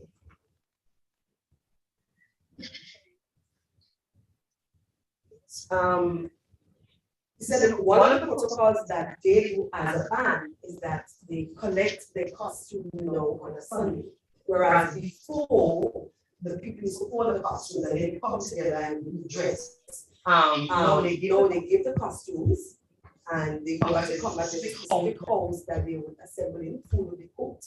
And you can go home even though everybody knows who's playing, you still cannot go home and display a costume. You cannot put on the costume to walk to the village. You have to go. So there's still a secret, and he said it's just to kind of show off the rival village. So they would go in this house and they would get dressed together. And then he said, like the same thing they indicated on the shoes, but his band is strict white shoes. So that is cool. Even though the secrecy of members, you can know, but some of the original traditions still exist. Around the bib is either lace or like the bib, what is put over. And he said the significance of the bib is that different bands from different villages will have their own colors. So you can identify the bands based on different color. There's occasion that some bands they have the same color paper. And for their bands, they change their costume every year. And what he indicates that members does go pay for the costumes. But they would pay for is the transportation. So little fund that you collect within 6 months until we put it back to develop the back. Right. So we saw the awards and we said one thing that they are going to try to the tradition of the shop be alive, is that it's teaching the primary school in parish of St. Patrick. You mentioned Shanksville, St. Patrick, Anglican, Riverside, and Hobbit. And he said what they do at the just before the children to school, we have a party at the fence. We invite all the children to play with the band, and we also give them things they have to use with school items. So that is one way that the shopping tradition is that area.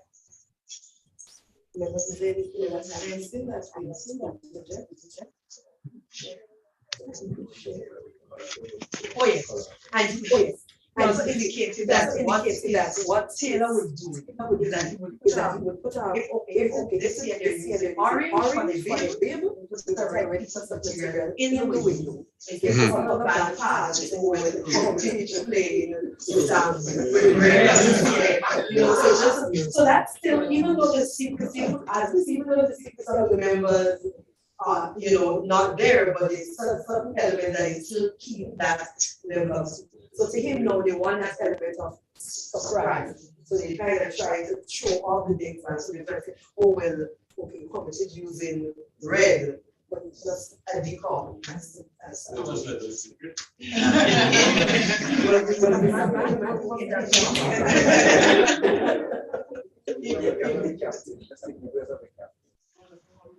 Oh yes, and kind of the powder. So I did ask what was kind of the powder, and he said it can be used as a thank you when you give them a token. And he said what they did years ago is that we have these socks. So they put a little token in the socks, and because the costume is made with plastic and it fits small, we will take the socks with whatever they get and put it in the pants waist. And the public see that thank you, them give them an intimate too. So what happened? People know because they don't want one powder on them just feel so. To avoid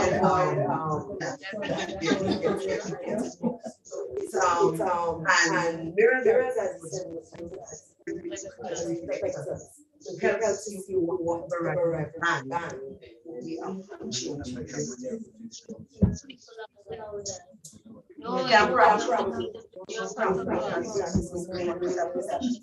Is that it for you?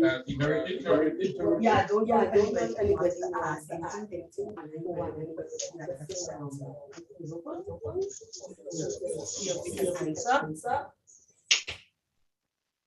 There's some follows that we in the cross and we didn't ask the question other forms of that other forms can easily influence the other influence.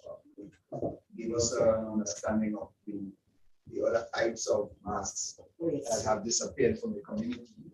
And saying that to say that he shot this in good hands.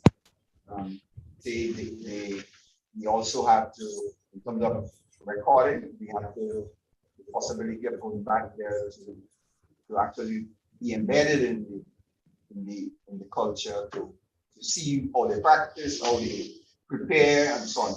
Apparently, there are certain protocols that they follow in the beginning of the game. So he says, for instance, when the first practice, he will announce the first practicing is at the junction. They go to the match and go to a kind of secret place. That's where they do all the songs and so on, so nobody know. And there, as Carnival comes closer, they will then practice every night. Right, and one thing he said was the practice, once Carnival is announced or launched, then the practice starts. So whatever month Carnival, say for this year, depending on when Carnival, they start practicing as early as June. They don't have a specific hour time to cut off. So if they say they start practicing at 9 or 8 in the 9, it can go until. And then the next thing he indicated was, even though he is the main composer, like for the chant, so if a member comes up with an idea, They look at the idea and see something else, something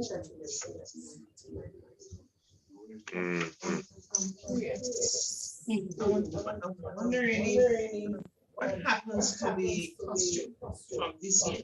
Seeing that they changed it here, well, I guess as much members, probably hold the costume. Because he said, what did they change for his back?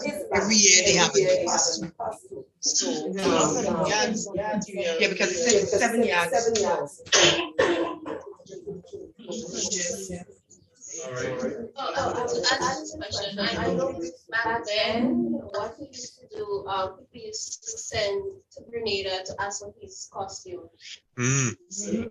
Yes, I'm not sure if he's still doing it, but I know when my dad used to play with him, they used to have to bring back the costume.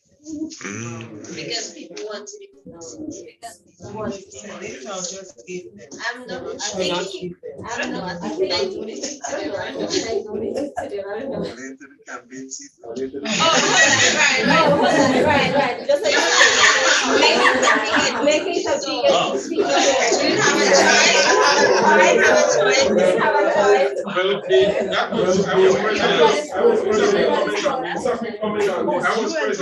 I was present. One comment on that picture. If you could go back. I was present and they were waiting where to interview him actually. But so before he came, he said the letting is actually where he was, and that's where he sat. But the advantage of doing something like that is that it also gives you an indication of the time. Right? That we can do that sort of thing and you know.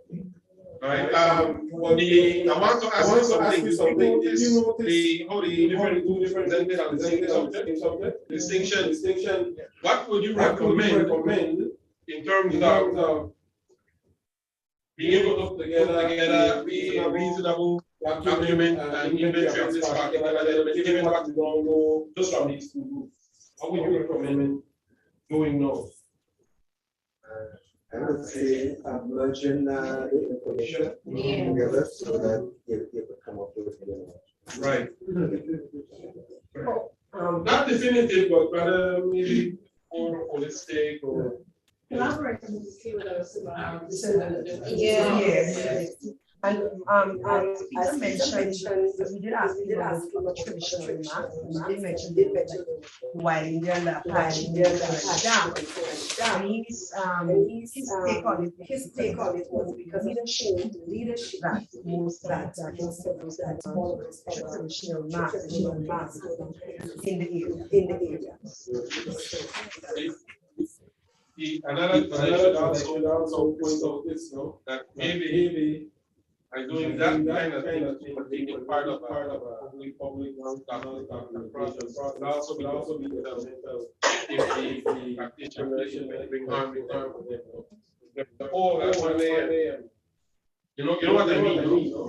So that's something about yes. I don't know if it's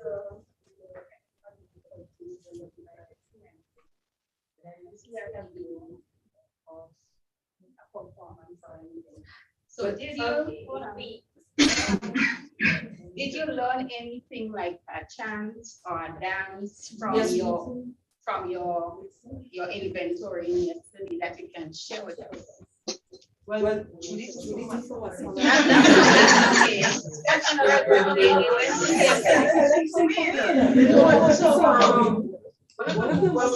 another one of the fucking events, and we had we trying to see if we can complete that song because they showed us some of the moves, and we actually were involved in singing that song and trying to mimic some of the movement that Just to add what you're seeing right there, that appears to be a picture, it's actually a video of all of us performing in the same chant with him and another short. What an orange would be The one that wears the glove. So he is the one that indicated about the glove. because he said that only member of the band that wears. So you wasn't sure if it was something that was part of the original costume, or he just does it because. So at the end, we'll ask Judy to lead one of the songs and we'll sing it. So we'll just move on from that. So Judy will lead us in the song and you will remind us. You want to put the one in Parliament. So you guys, let's give them a round of applause.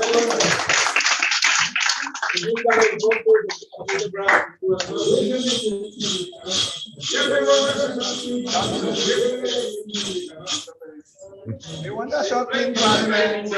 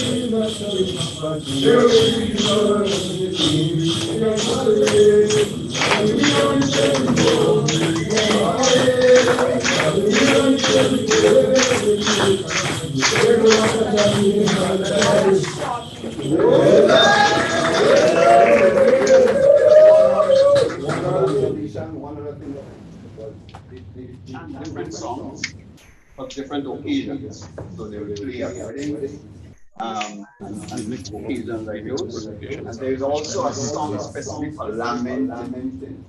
They will sing it in a lower tone, especially if they kind of social commentary, you know. That was a thing. All right, so they want shot in Parliament. You have politicians who are Calypsonians and so on, by any chance?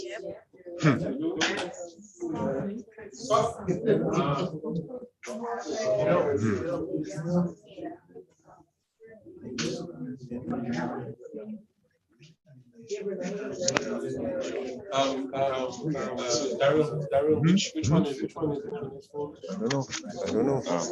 Any flashback? Any flashback? No, I don't have anything. No, I don't have anything here. So who's the next presenter? Who's the next presenter? Okay. The Andrea, your group. You emailed it. You said. You have it. You can just plug in. Maybe. Oh, that's true. That's true. Yeah.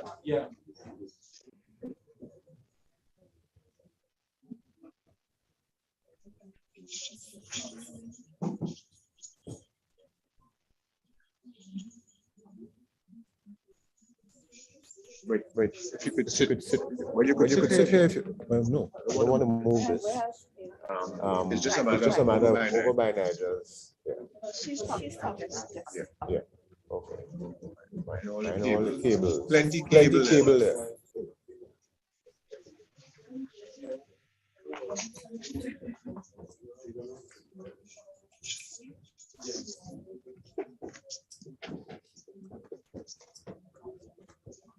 The audio. Right.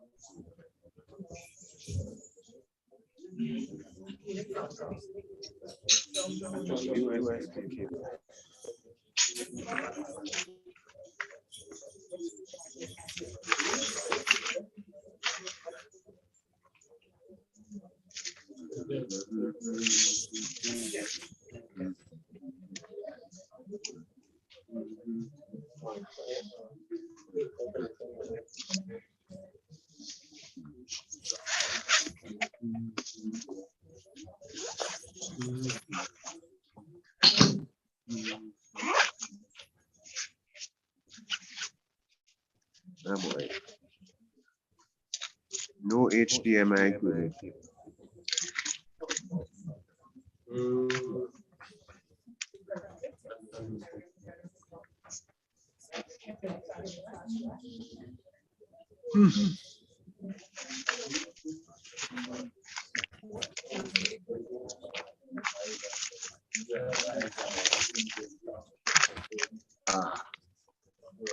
No. HDMI is not.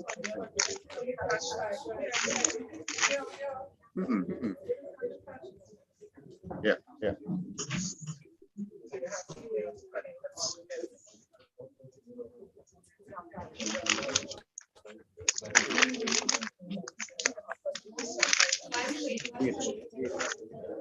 HDMI. Wait, I'm trying to think. Just a minute. Of how to solve that. How to solve that.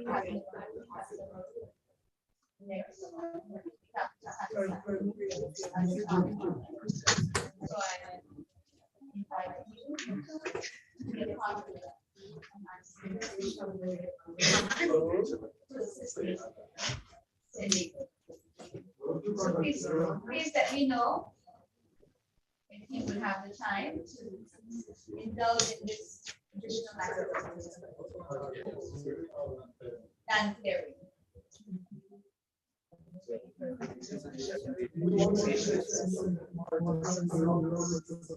I don't want us to derogatory. One thing, you said anything to speak. I don't want to yes.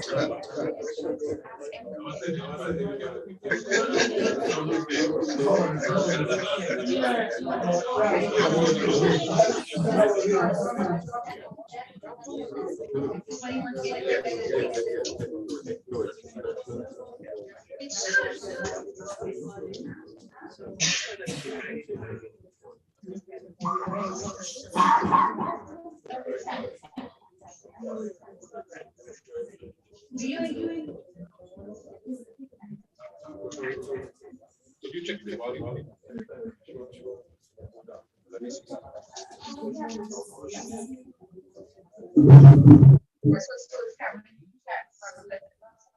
All right, let's hear from poetry team. Creative women. Yes. Good afternoon. Grenada. Creative women present drum poetry, drumming traditions and expressions. Next slide, next slide.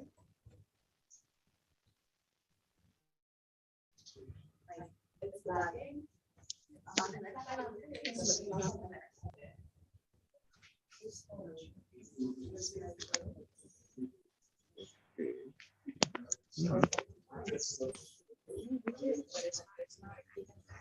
Okay. Go back to just restart the PowerPoint. Sorry. Okay, ICH bearers. We had Mr. Nigel Owen Francis, and Mr. Andy, and they are members of Tunda, by the way.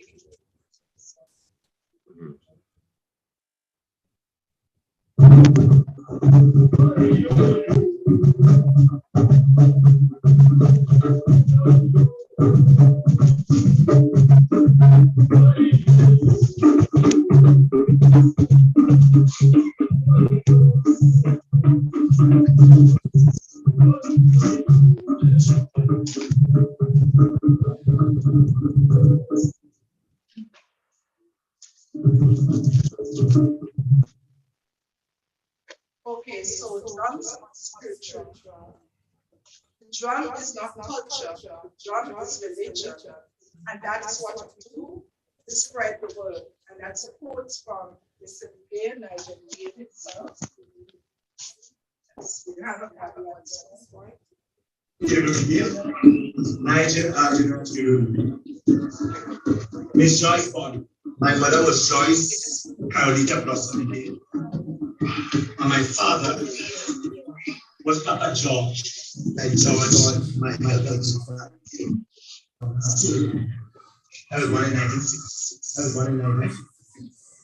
And I went to school. But my mother was a teacher. Yeah. And I did well in school because I come out from the education. But I grew up in Fontenoy. And let me tell you about Fontenoy. It was a nice village, full of activity. So we used to play reviews,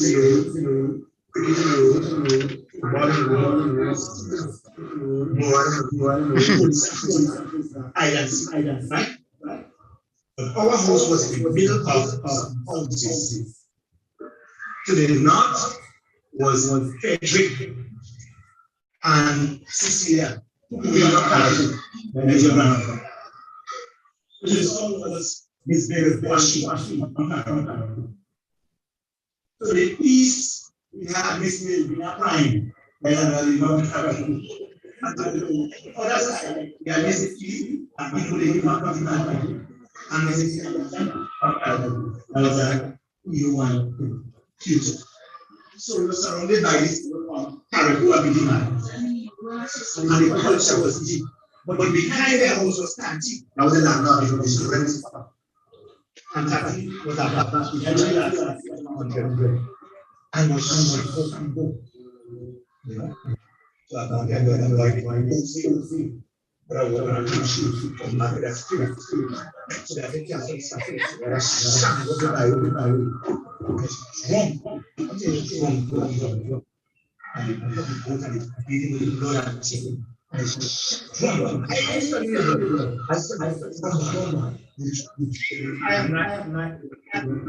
am Nigel Arjun. I am Nigel Arjun. I am not. Okay, so that's a bit of the interview. Drumming in Grenada originated in West Africa.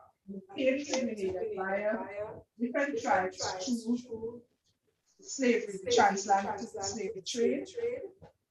So basically, we developed the art of drumming from our ancestors. Drums were used to spread the word, a secret language that the masters wanted to know. So it was a form of communication for the slaves. Drumming accompanies song, dance, and poetry at a variety of events, festivals, and celebrations. It is a healing instrument. There is power in the drum. Drums cannot be taught. You have to touch the drum and get familiar. The instrument. There are many types of traditional drums, including conga, djembe, bass drum. Each drum has a different sound, and each area of the drum makes a special sound. In St. George, many different rhythms are played. You have the heartbeat, tempo, alvaro, and shango rhythms. Next slide. Tangible elements. The drummers perform in the shakis and other African styles. Ideally, they are shirtless, and that's to allow free movement. And sometimes they go barefooted. There are special drums for each drummer, and each plays a different role. Next slide. The distribution. Drums are played in Tivoli, town of St. George, Caribou, and Fontenoy. The two that drummers have played at St. George's Anglican Senior School, Trade Center, Marisha Cookhouse, Marisha House, the Cook Theatre, Maroon Festival and Caribou, Martin's Hall, Kimani J's Boulevard, that's the Super Master shop, and the National Stadium, especially at Independence celebrations.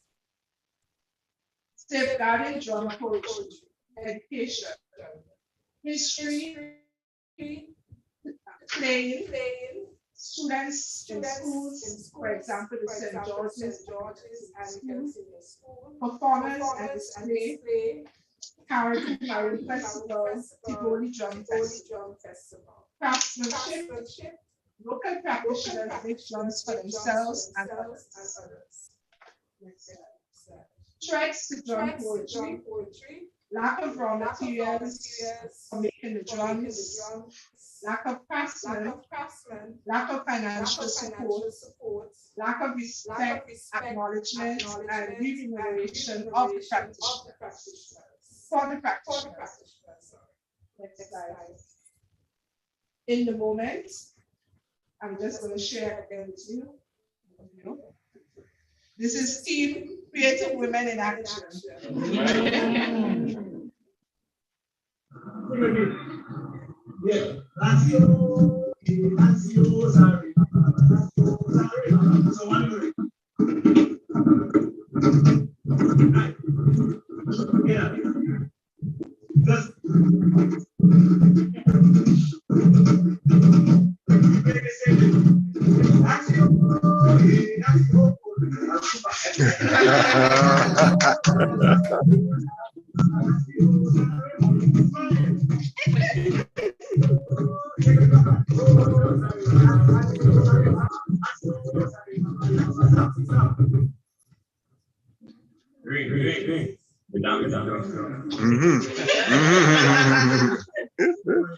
So that's another usually happening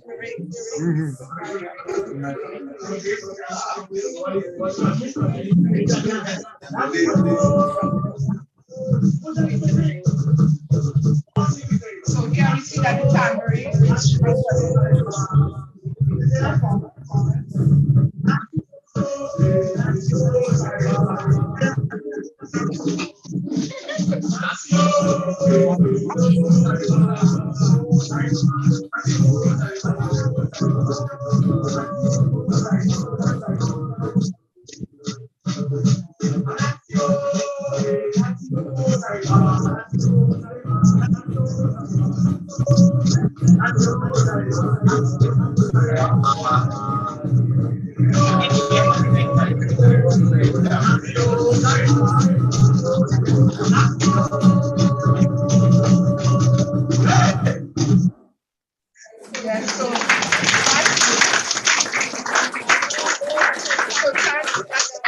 presentation. There's so much more we could do, but because of limited time. Okay. Any questions? Good. So yeah, ask some questions. Monty, ask some questions, Monty. We all get the spirit. Are you ready? We have no drums. You didn't ask Monty. How are they connected to other drummers on the island? Well, Nigel's drum is actually based by Monty.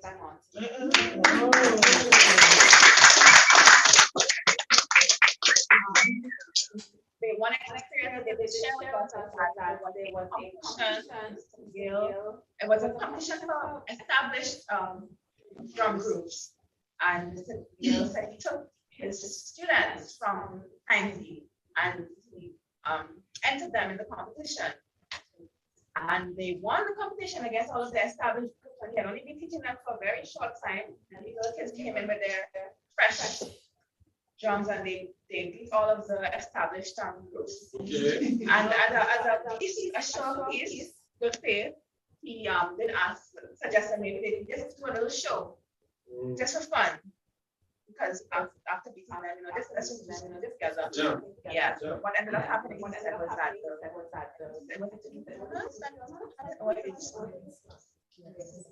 Yeah, they went and they had the set up a festival and they did everything out him. They never invited me to family.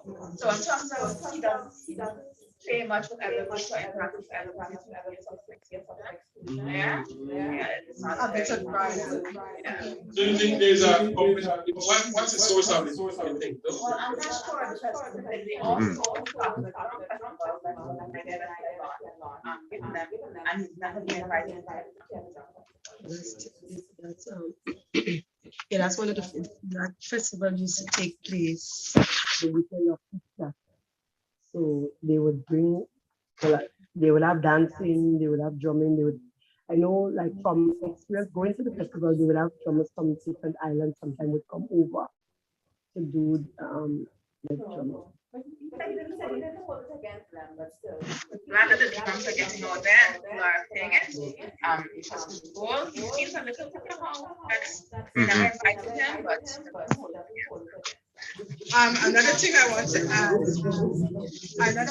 another thing I want to add is that he said he didn't feel that the drum was under any threats because basically it's part of our culture. It's all over in different communities, and so he didn't feel that it was in any direct threat, and that the drum was here to stay. It's part of our heritage and it's here to stay.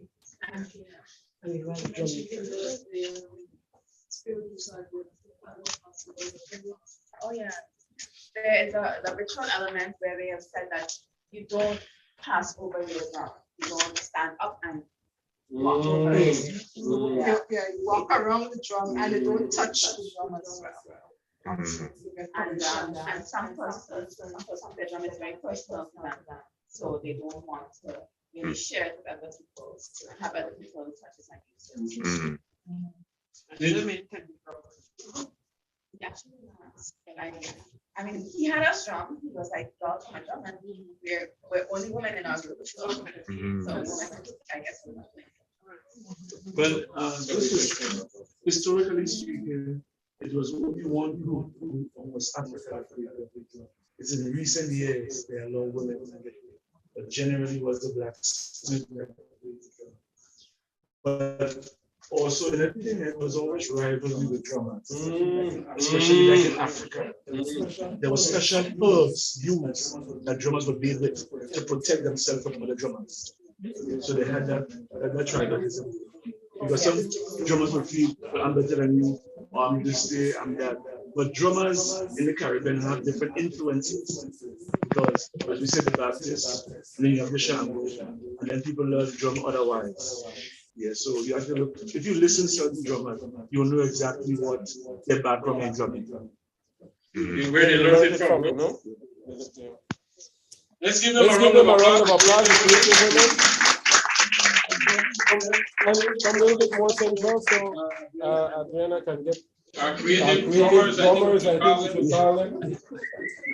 From listening, which one was the best drummer from what you could tell?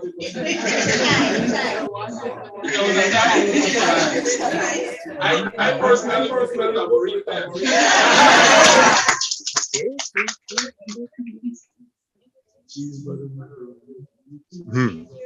All right. So we have two more. Thank you, ladies. We have two more groups, and they just not, no, I shouldn't say just, but they have, being the Ministry of Culture, they have a YouTube video. It's already on YouTube. They didn't waste any time.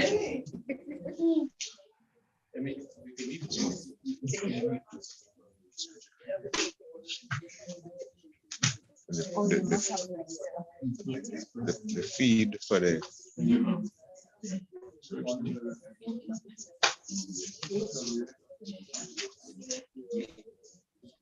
we have a new student in class 2. I saw a new student walking earlier. Could you please introduce yourself? The lady sitting in the back. boss.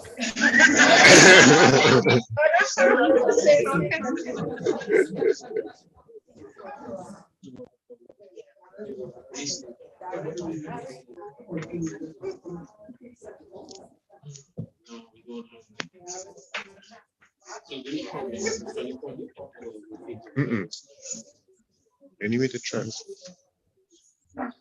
Alright, can you type it? Can you see that? Type it. But if it's the YouTube already on the YouTube, it's source it. Yeah, what happened? She hasn't published it yet. So she trying to type the link right now. Yeah, we're almost there. Hungry, June? Don't want a riot. I know. Hypoglycemic. Yeah, I know. Same thing. I always have us. Almost done. Want to give the cultural people. We have a grand performance lined up. We have singing, dancing, poetry, performing arts, all the domain.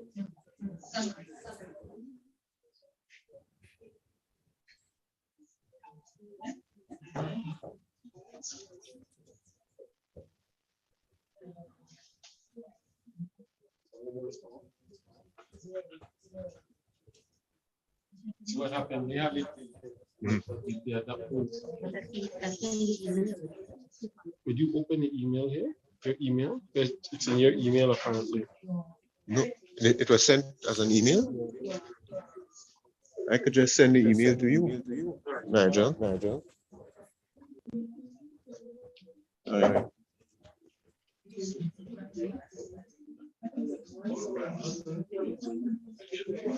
Ingrid Lewis? No. Cavelet? But it says CMOS. Okay. Okay.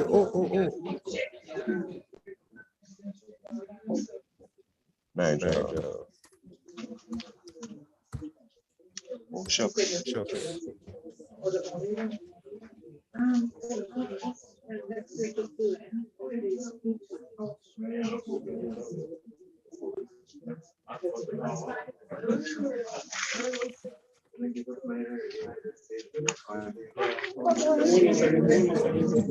It went.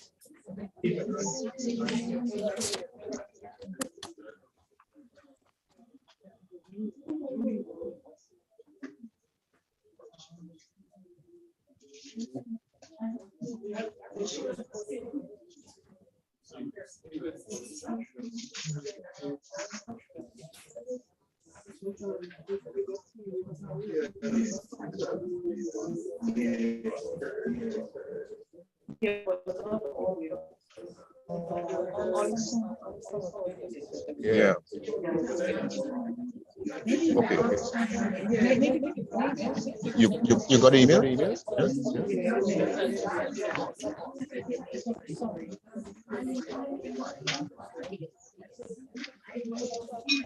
The other thing we could do is just you got it, right?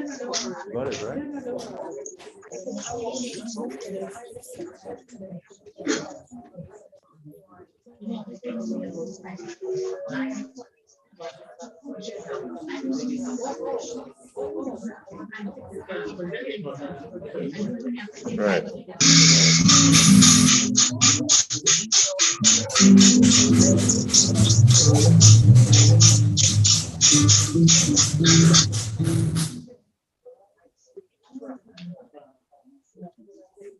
Cultural commandos, right?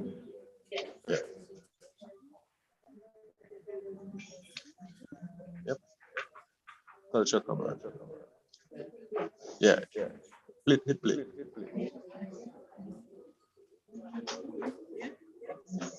It's okay. It's just that the internet is very slow.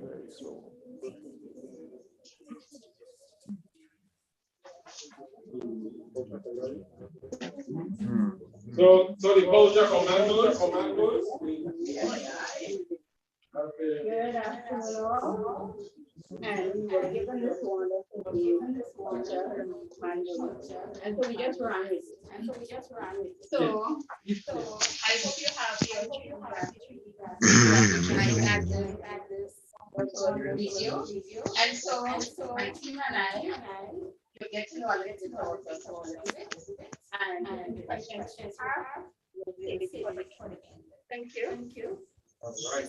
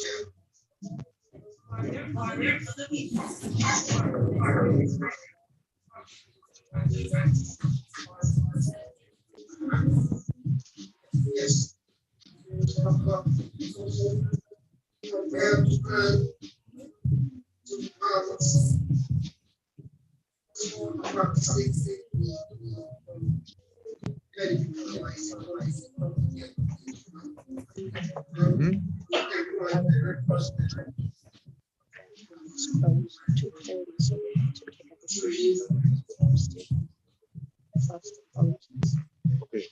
So we have to stop.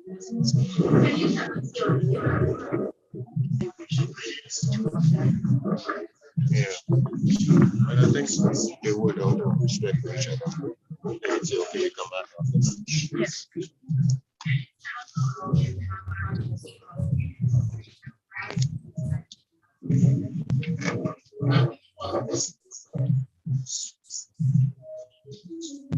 No, I started describing my one limited potential of this industry.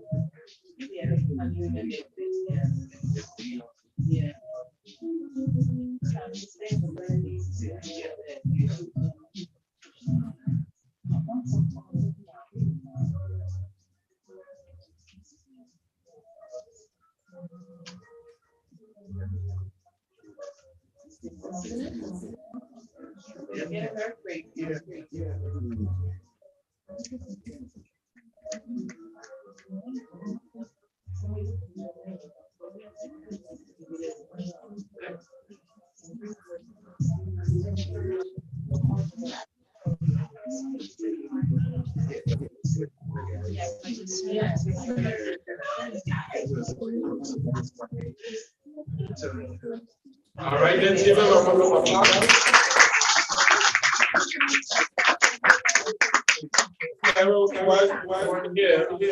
Morning, had a discussion over this. I think with the team, culture team, and we were talking about we concluded the skills and practices associated with CMOS, no? You see, and it's important how you frame it. If you're going to invent it as an ICH, right? You say industry, that gives the impression of more commercial activity. So you want to think in terms of the skills and practices associated with it. And then you could talk about the food and all the other, So what the question I have for you before we break for lunch, what is the long-term prospects for inventory? What remains to be done for you to fully document this element? Okay, so what you may have,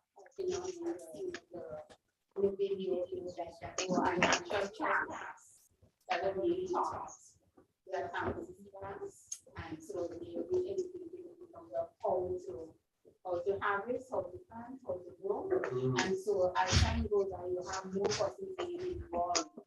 But you need to remember that before there was cultural CMOS, it was wild CMOS in the sea.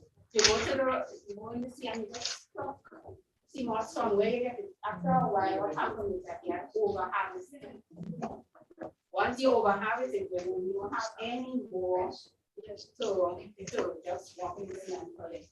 So the idea of learning from the region and being able to implement it here has really shown that we can take what is given in education of new tradition. Because the tradition was that as a family, you go see, you pluck the CMOS, and then you go make your sauce, make ice cream, to make whatever thing that they need to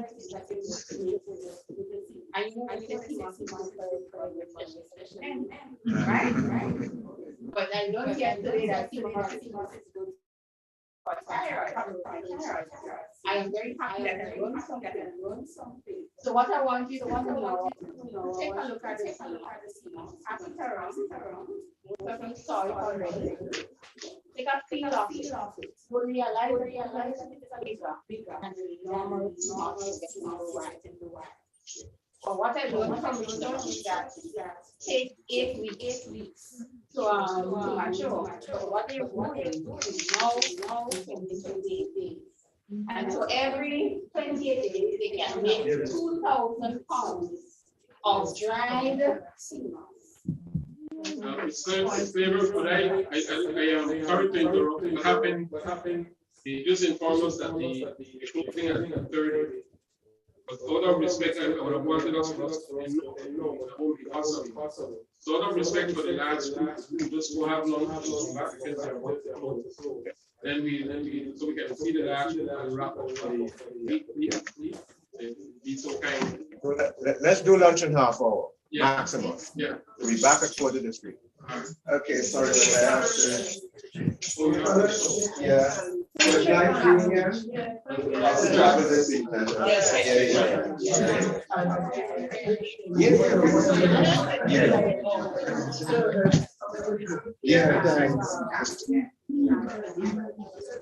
Yes, sir. Thank you very much, everything.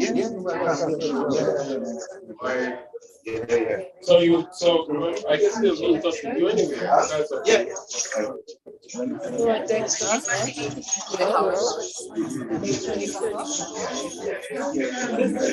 So please move over. I think you're closing at 2:30.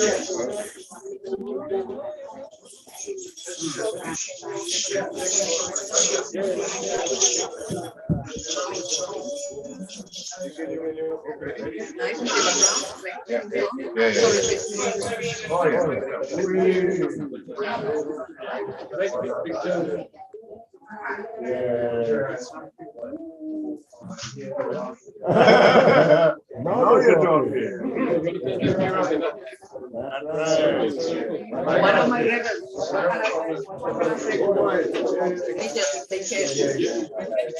of my rebels.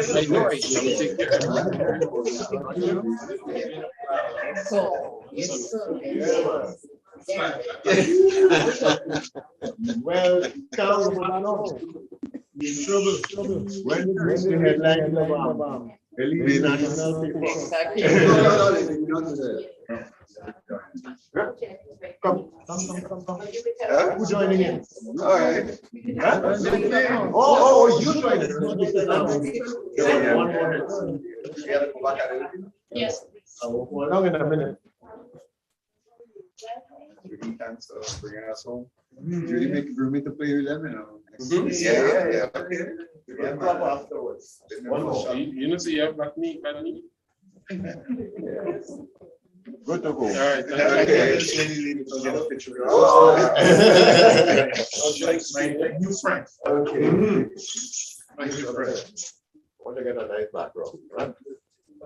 I'm extended. Right. Good one. Wow. I'll send this to you. Thank you very much.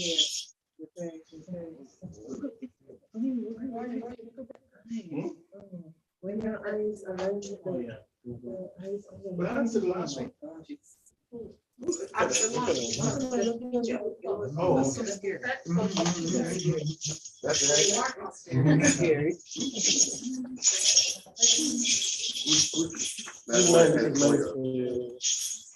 Yeah, let's go grab because Yeah. it happened. There'll be consequences. So rotate it. Rotate. Yeah. All right. You never had roti there, so I'm making roti bread. Yeah. I don't know how to do it.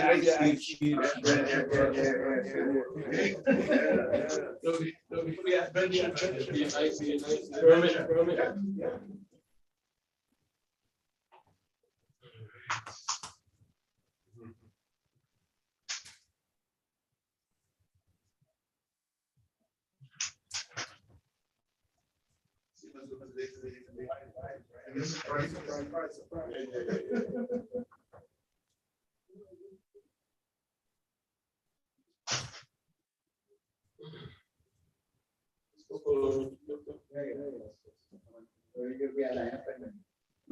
That's it. I can't do it. For the crowd, yeah. So we then.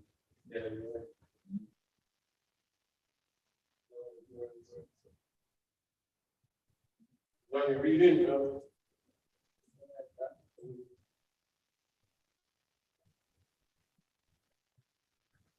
so, see, I'm supposed to do that interview. Very Hold on. And I see you put something in the, you have something in the first. I said something. Oh, yes, I saw.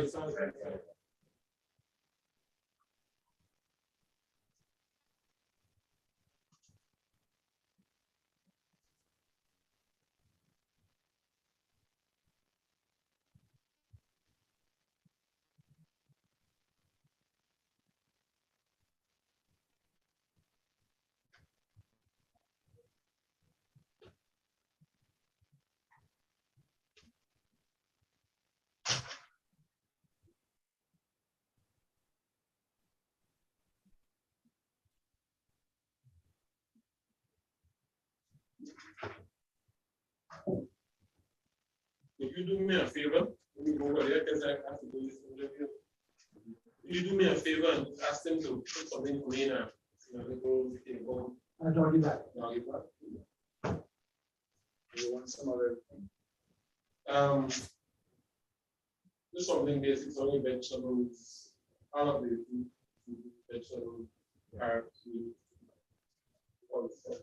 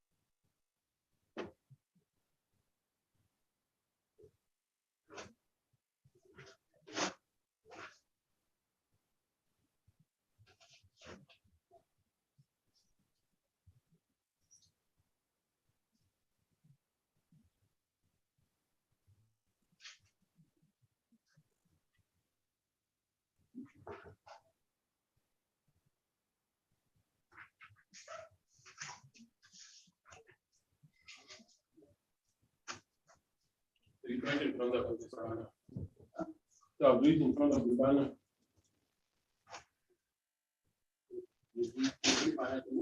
No, I'll do the interview right with the banner behind. Yes.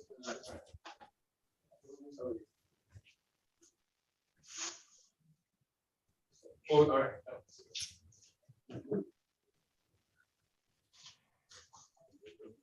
Find it.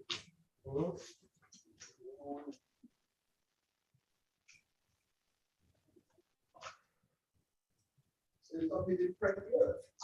All the teams. Oh yeah, man. It's the mark. Yeah, you know when you and it's when you actually do it, you realize what you can do. You know, realize what you can do. The challenge that you all will have will be keep them engaged. That will be a challenge. You see, that is why the idea of the coalition of the coalition of the network of 30. Right.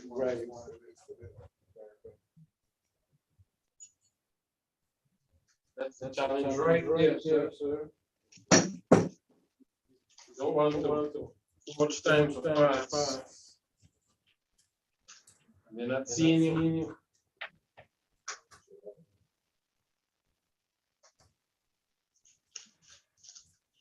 Especially the ones who are not playing mass and that sort of thing.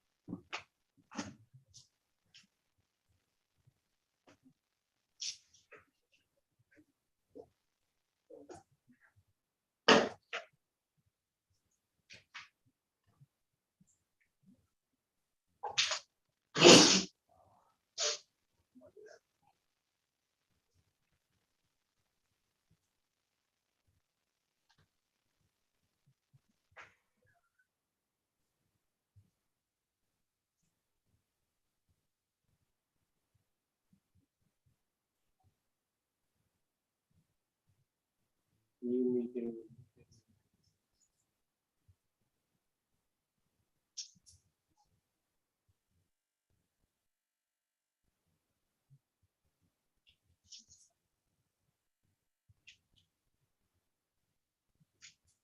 You call it the final questions?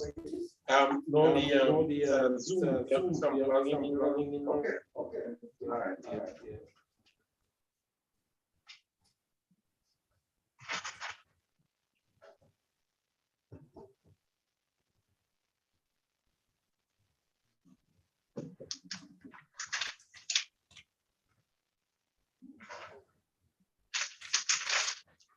Don't forget to get your answers or your things up on top of your head. Oh, all right. Yeah. Thanks.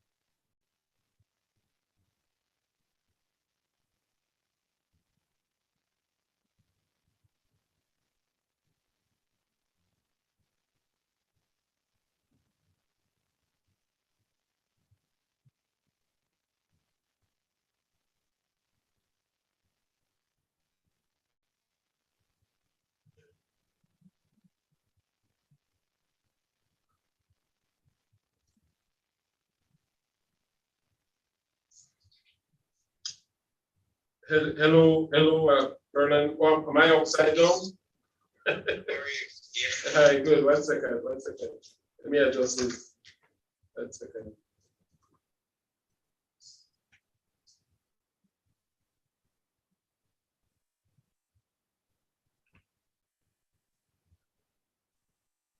One second, sir.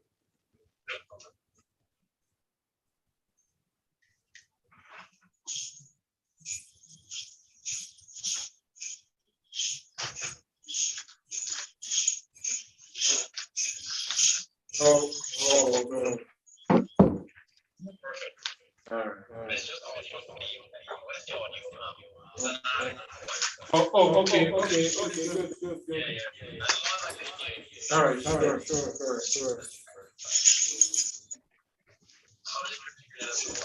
Not bad, excellent.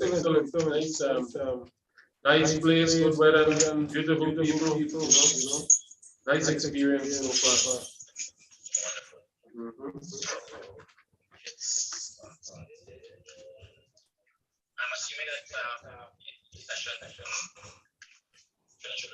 No, actually we fell behind by an hour behind schedule. Because of the nature of the work, We're actually trying to compact sessions that are supposed to run up to 3:30 into a shorter time, but it's challenging to do that, It's the culture, people always, it's important that people express themselves, And so, but it's been an excellent week. I'm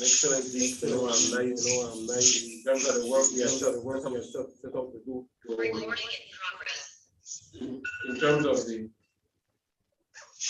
the work we have set out to do, the groups are now presenting the results of their documentation in the field yesterday, And so far, it's been excellent. I have a young lady standing right in front of me, Miss Jolie,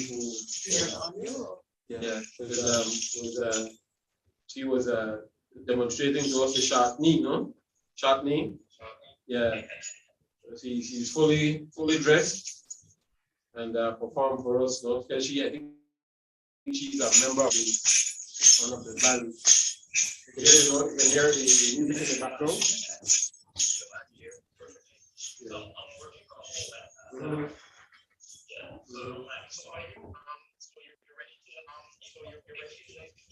Sure. No problem. All right, so let's get started. All right, well, first off, I would just like to introduce yourself and just give me a little bit of background to your experience. So I'm a UNESCO facilitator in the 2003 Convention for the Safeguarding of Intangible Cultural Heritage. So that's the technical description of my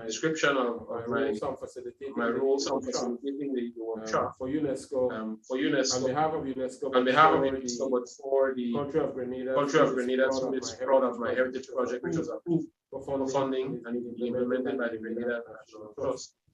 So but in terms of my own professional background, I have an educator in multidisciplinary,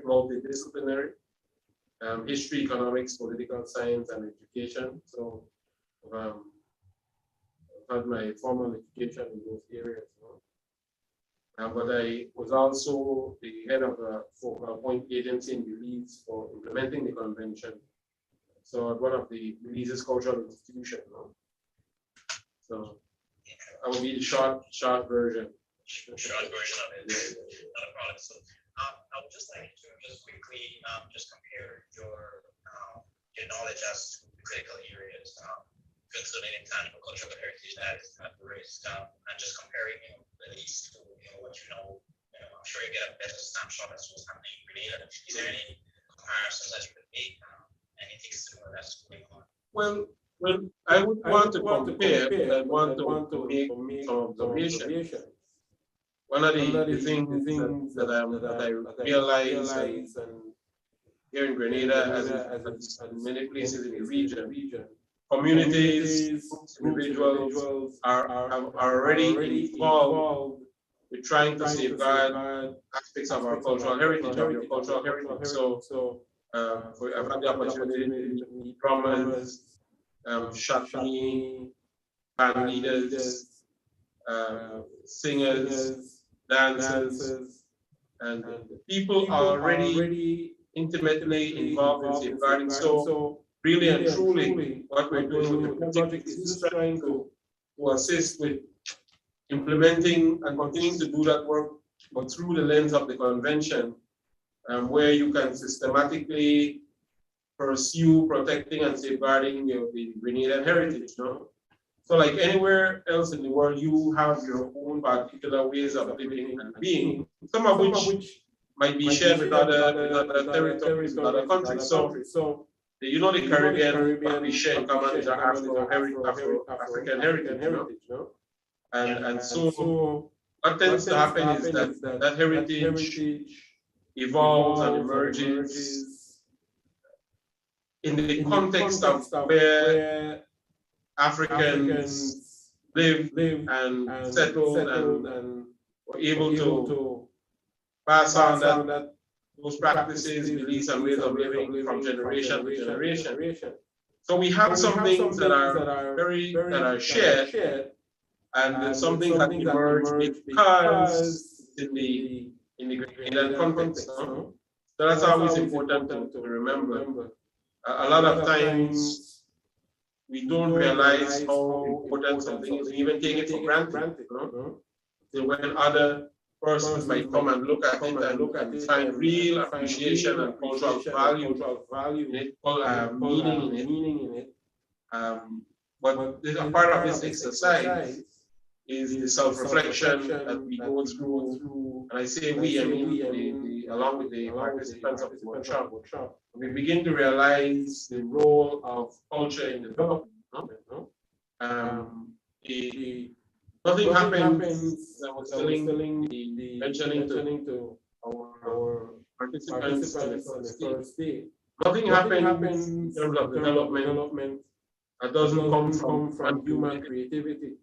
Think about it, right? Temples aren't built, forts aren't built, food isn't made, crops don't grow.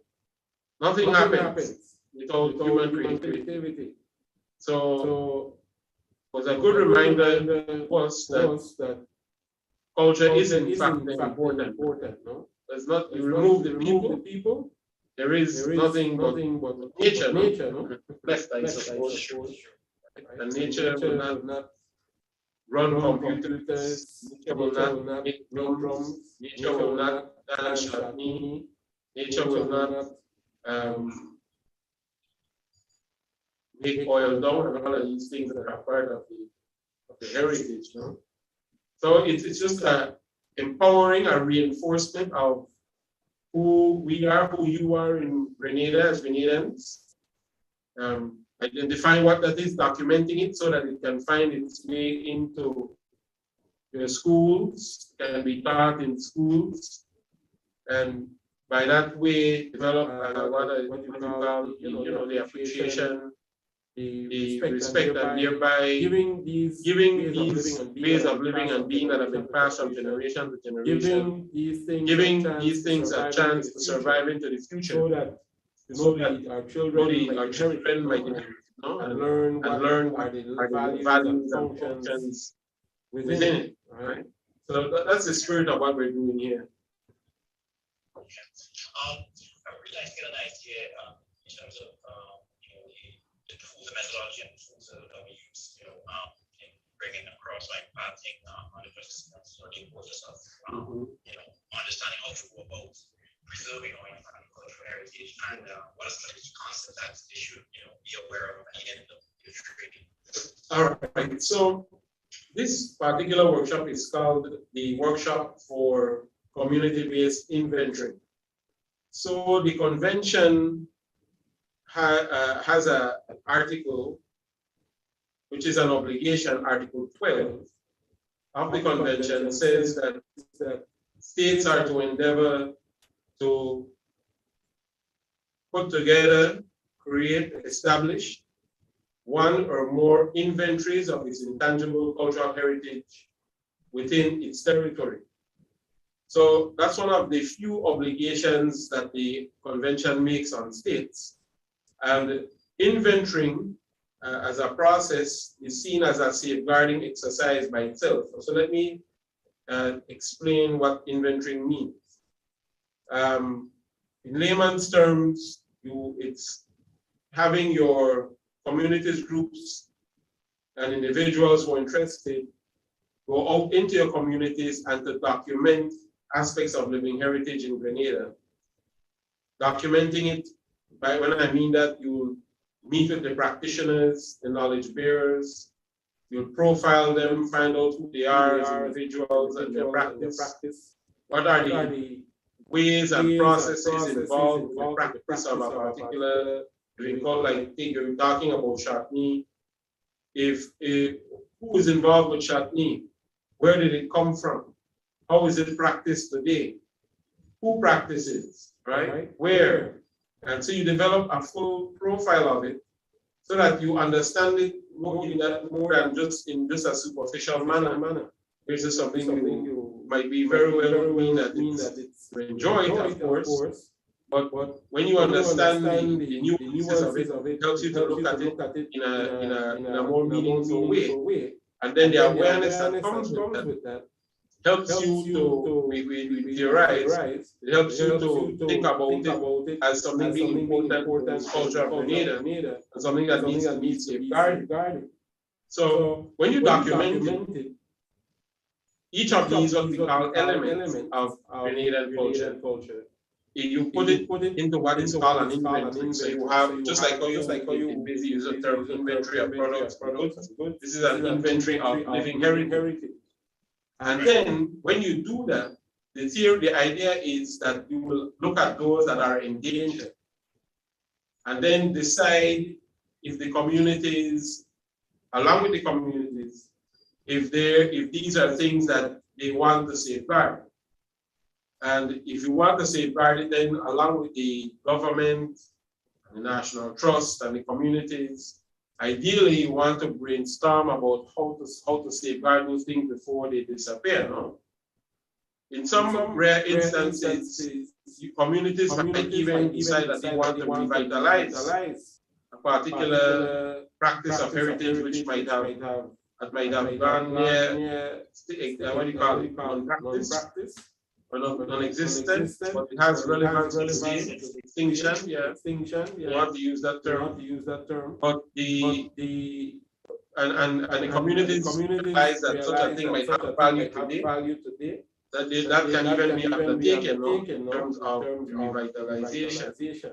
But that altogether, that is what UNESCO, when Grenada ratified the convention, that is what Grenada agreed to do. Set up an inventory so that from that inventory we can have information that can be used for teachers to teach in schools, for persons interested to just go on websites and read up about accurately about what the practice is, to give communities their due. No? Many times these things are practiced, but for some reason, what countries don't do is that we don't big up the cultural practitioners in ways that we should. We just take them for granted, right? And when you really skim through it all, realize that these are the people that have to bring, to be recognized, to bring the most value to your culture. Right? I don't know if you ever thought of it. But it's a regional concern where cultural practitioners generally don't get the attention. And this is one way of getting them involved in the practice of self-documentation. It's a way of getting them the recognition and respect they deserve for keeping particular traditions alive, things that we can take for granted, and then possibly even using what comes to them naturally to support ways in which they can make a living from it, right? And this is something that UNESCO tries to bring emphasis to, right? having the communities recognized for their work, having them and assist supporting them in safeguarding their living heritage practices, and where possible, supporting them so that their intangible cultural heritage or their living heritage can be used to support them in terms of their livelihood in sustainable ways. You know? So that's the summary, I suppose, of what we're trying to cover here this week. In addition to, of course, participants were able to do field documentation techniques, photography, interviewing, developing questionnaires, doing previous research about what they were going to go document and prepare for that. And then to eventually what was happening here this afternoon is that they had put together some very nice presentations of the what will become a part of Grenada's inventory of intangible cultural heritage.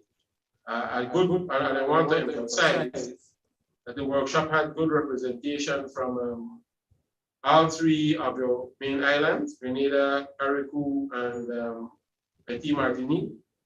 So you have a representation from all three.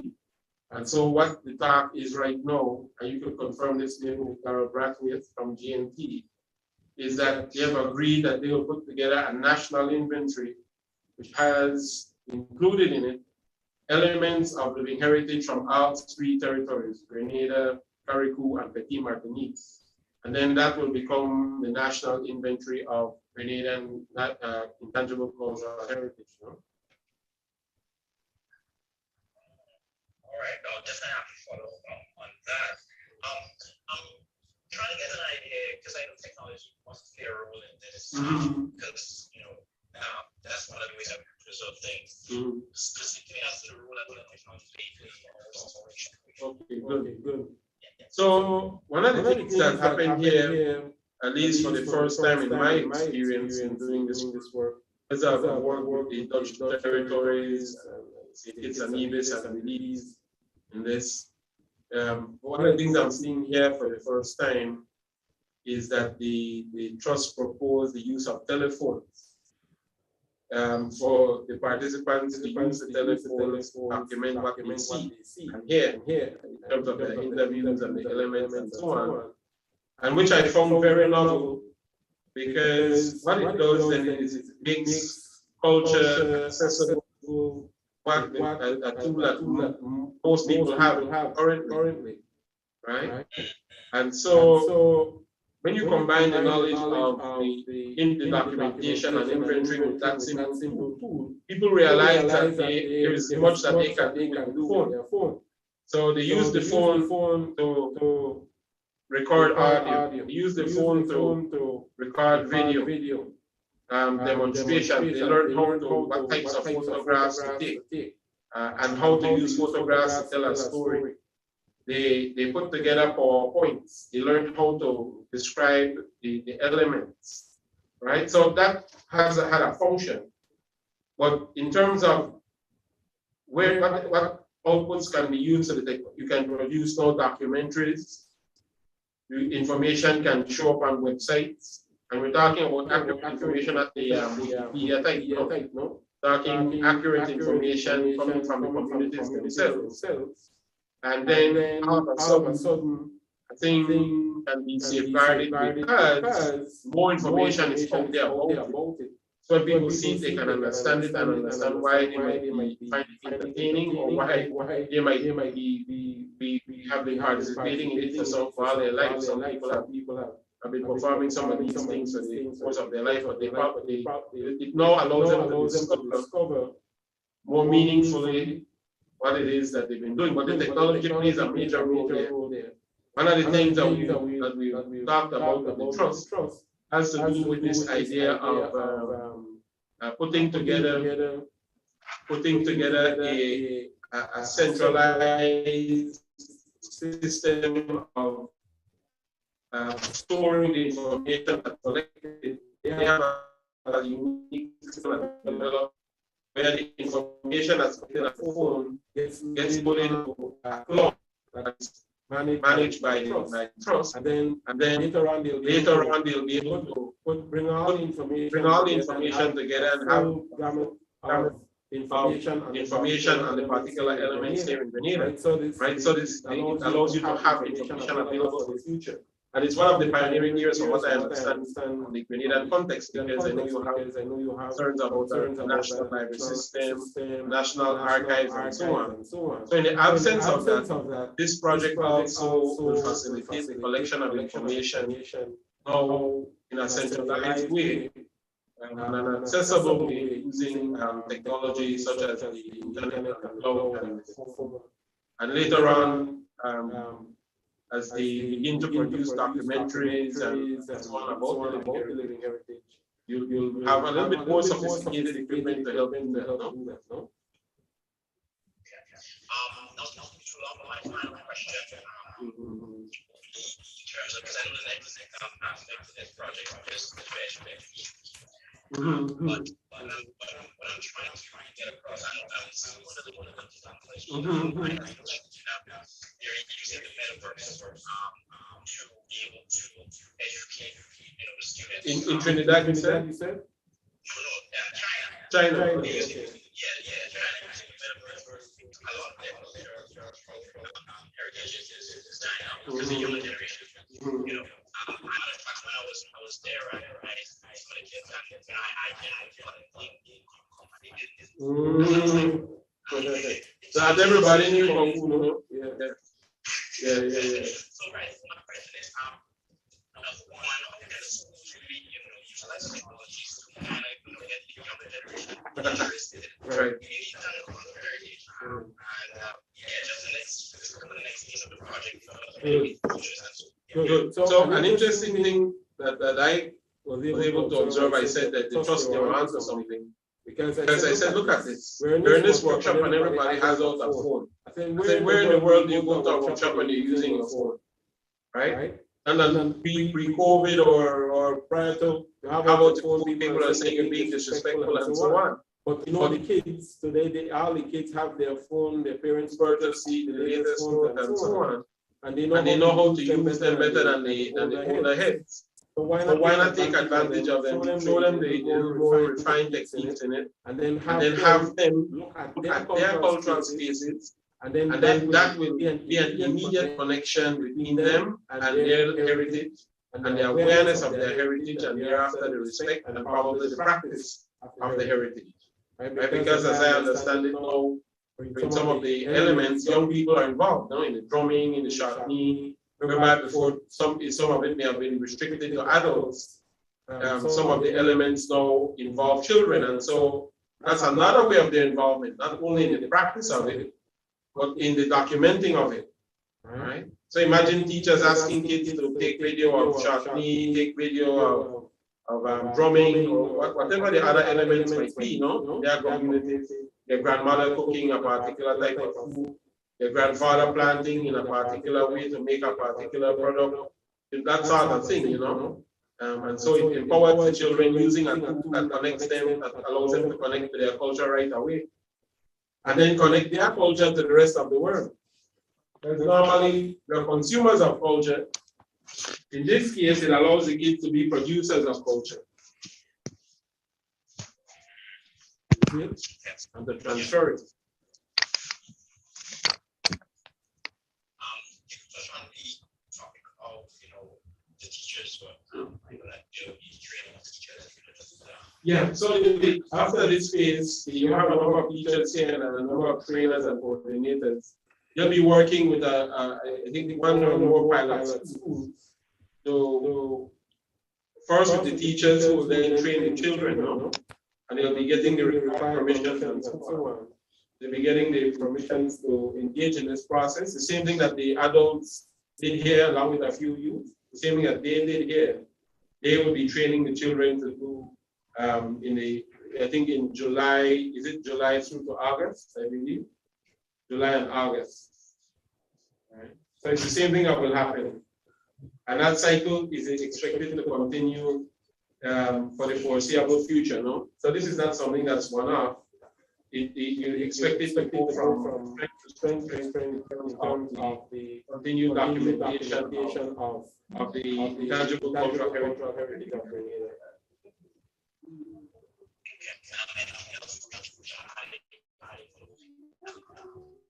So thank you for the opportunity.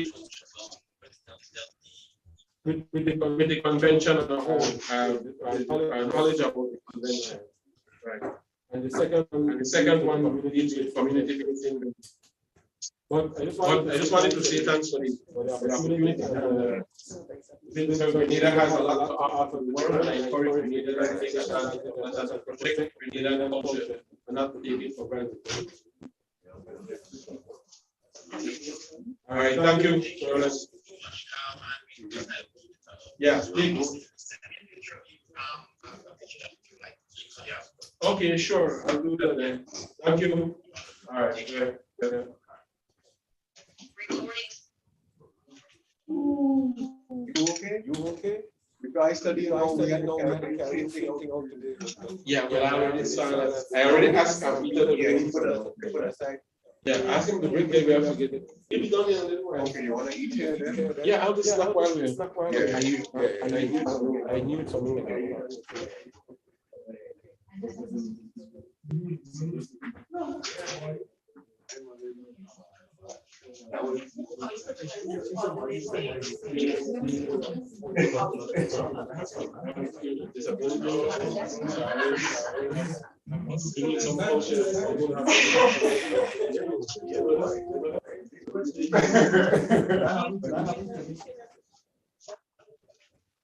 You have 15 minutes, remember?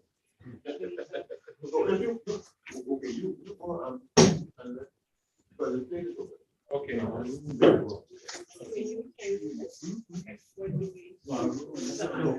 Yeah.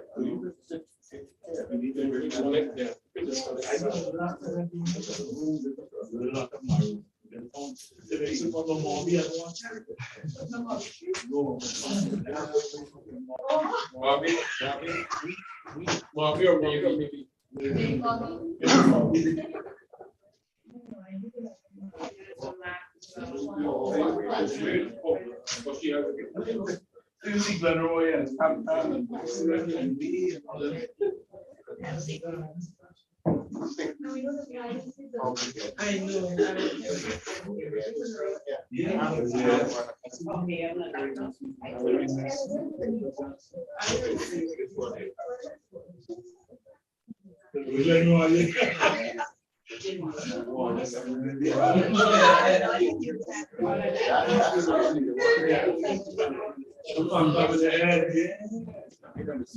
I know.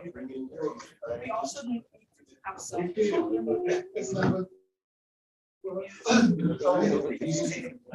might keep it on.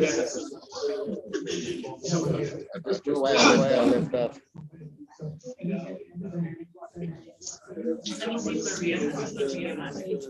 Yeah, yeah. Yes.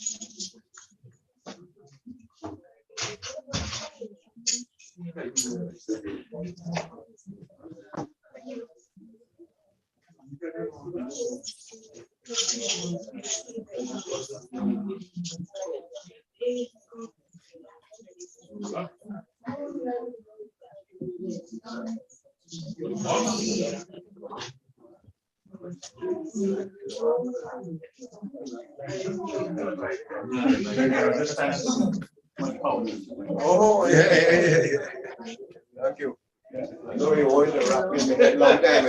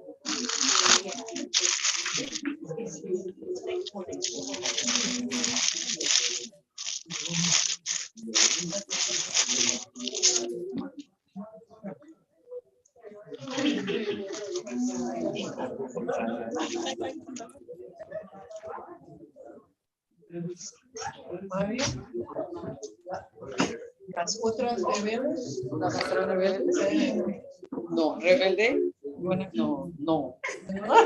All right, so we're back. Are you recruiting?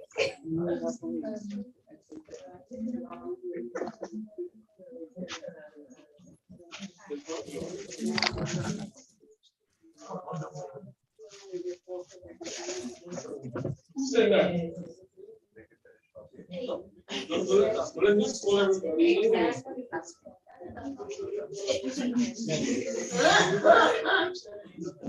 Hey, who said that?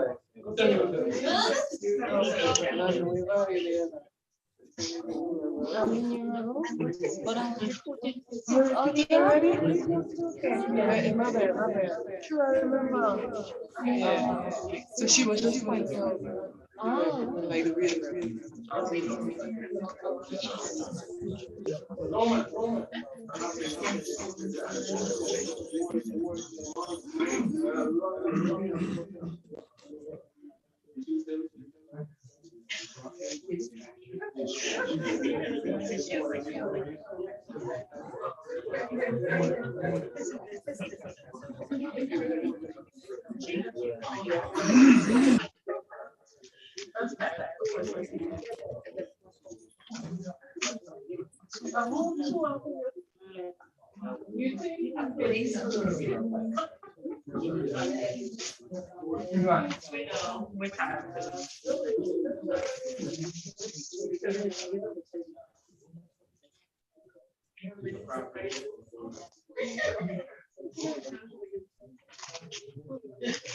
So, to wrap up, I apologize to the Ministry of Culture. We're trying to get lunch. And we forgot to take their pictures. So we could please go to the front so we could take pictures.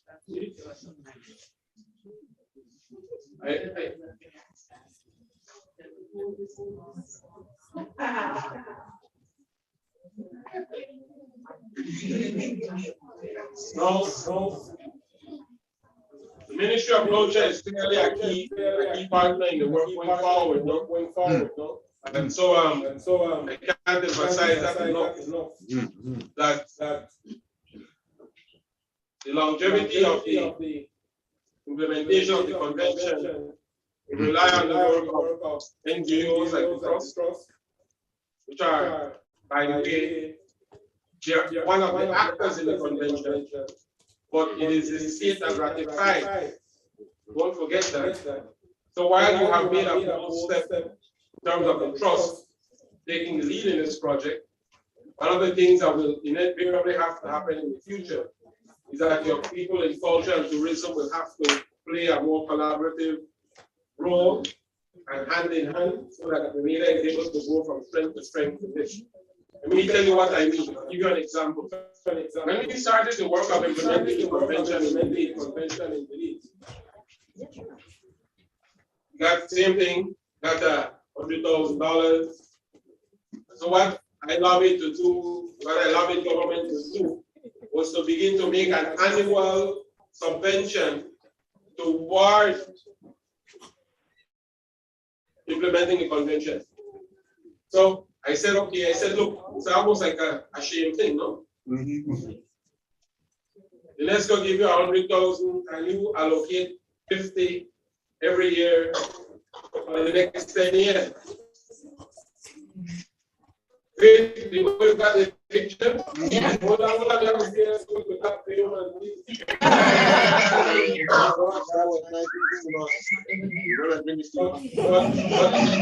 but you notice I'm talking about the culture people in the center, the ministry people in the center.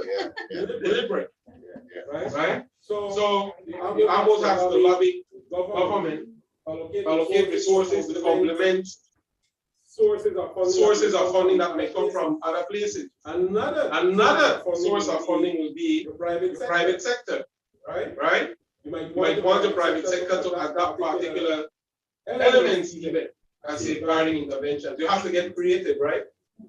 Just think about the end goal all the time. Safeguarding the intangible cultural heritage elements, whatever they might be, making interventions for those that are endangered, and keeping those that are alive and well, continuing to support them. Right? Don't make the mistake, oh, Chapney alive and well, that's not going extinct right now. And you left Chapney alone, and now all of a sudden drumming getting all the support. Eventually, you see Chapney begin to go like this. So you have to be conscious of all of these factors, right? This kind of work. So let's give the Ministry of Culture, who are attending remotely,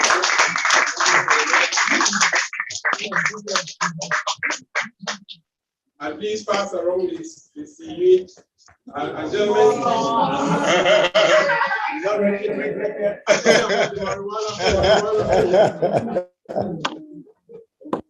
you know what? A cultural thing, we call it CV. It's a CV, right? Gentlemen, please take a little bit out of your back.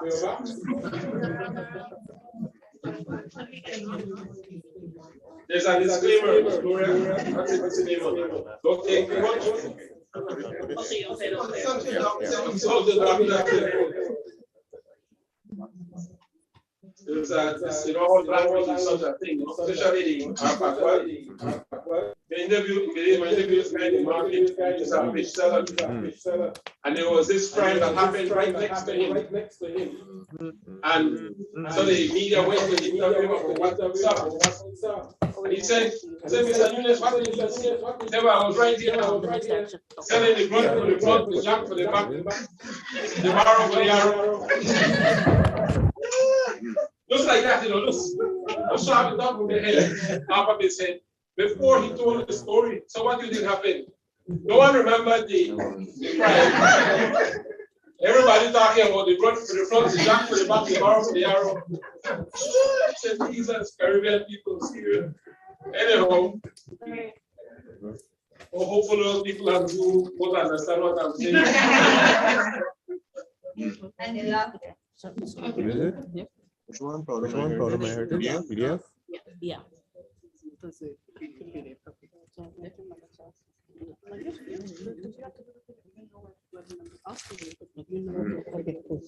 All right, so we have Maria and Alicia from the reggaeton. No, we have Marlene. Make the screen. Maria, Alicia, and Marlene.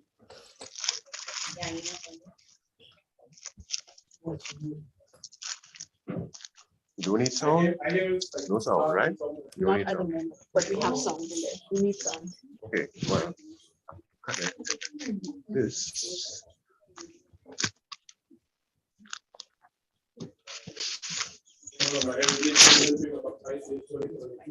They go that, so when you may have that there like a major event going on. Nice, nice.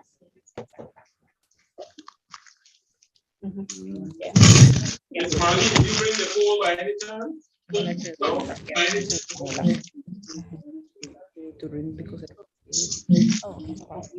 Oh, you need to know the hall. Yes, ma'am.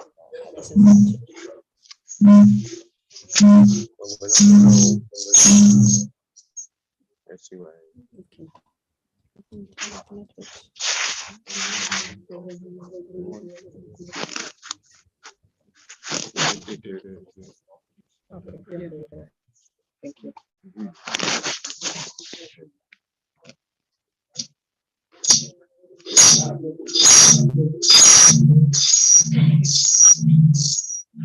Why is that happening? Getting feedback.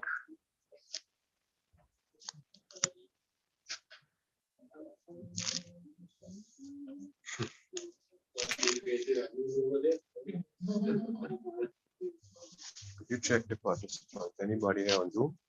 Yes. Yeah. See who has a mic on. Can we mic that on? The paragraph. One mic on. Okay.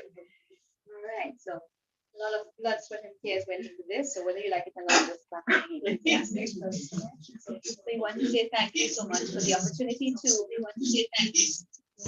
go into the field to learn about these awesome elements of our heritage. Cultural keepers investigated, as we said this morning, the maypole dancing and weaving.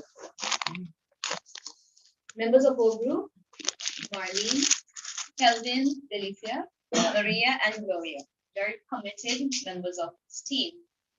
Here we have the preliminary planning. So this is being very diligent there, paper and pen in hand, and trying to really make sure that things are prepared. I feel like that photograph was Photoshop. Lips are sealed. Which one? Which one? That one right there. So we, the two elements again, craft, weaving, and maypole dancing.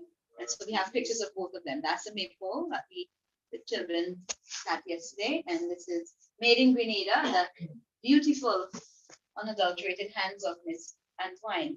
Nice and black. That's what she did with her own hands. So there's Lady Cheryl Antoine, the practitioner. She lives at Pomeroy St. David and grew up in Windsor Forest, in the parish of St. David.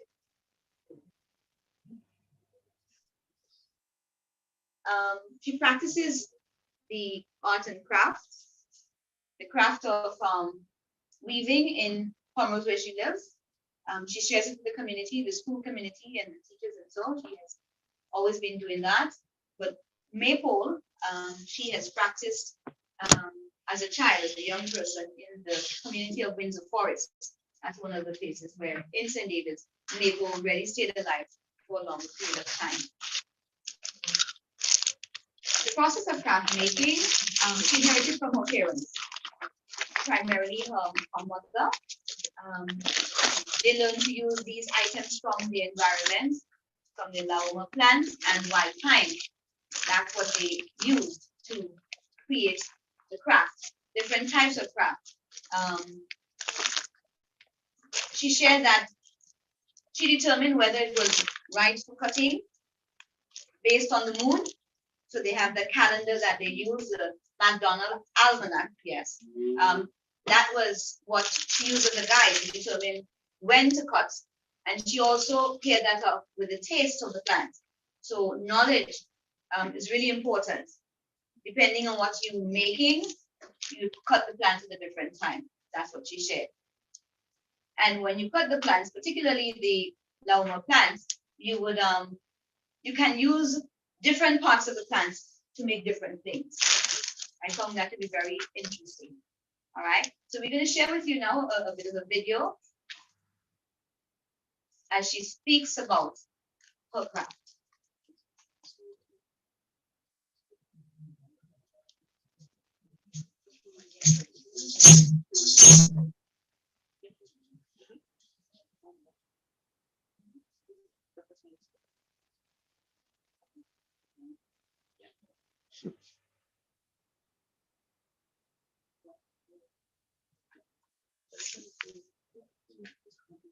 Where we playing the song because I'm getting feedback there.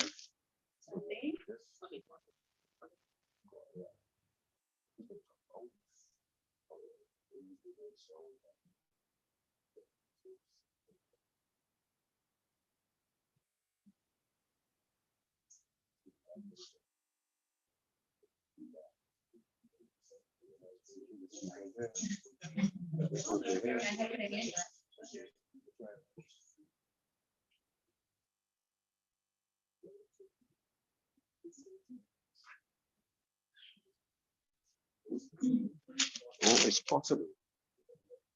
The volume and is that the speaker box?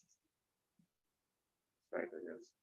What I think if I take this microphone off, it's a matter of which microphone to switch No, on. that the imagery, just the imagery alone there, this group has same photography strategies, no? See the picture of the sunrise.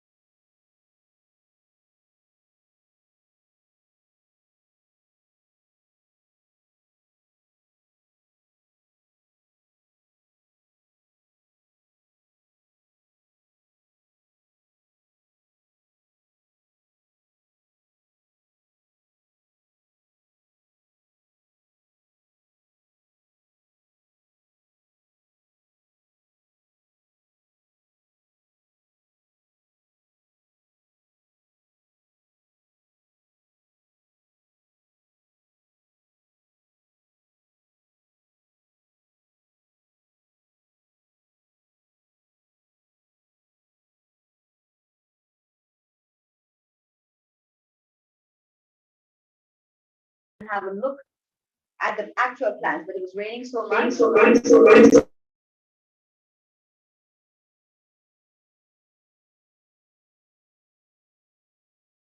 Cut down and throw away because they're not aware of what it is. So she went through that. Next slide. So she compared it. So I'm not even aware of the other Heliconia lily. I'm not even sure if I know what that looks like. So it's awareness of these things in our environment can really help with the preservation of this art form, of this craft.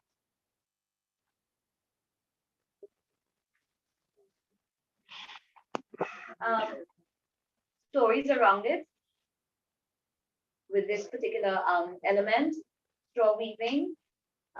There's some oral traditions, yes, depending on how it's being used, what it's being used for. The skills, especially now, if you would have looked at their sewing, so there certain other elements that are part of it or other skills that are used. She speaks about making clothing. She to make one for Mr. Jacob, but yes, but she is very, very versatile in terms of what she can do, and that's one of the reasons why she's such a resource.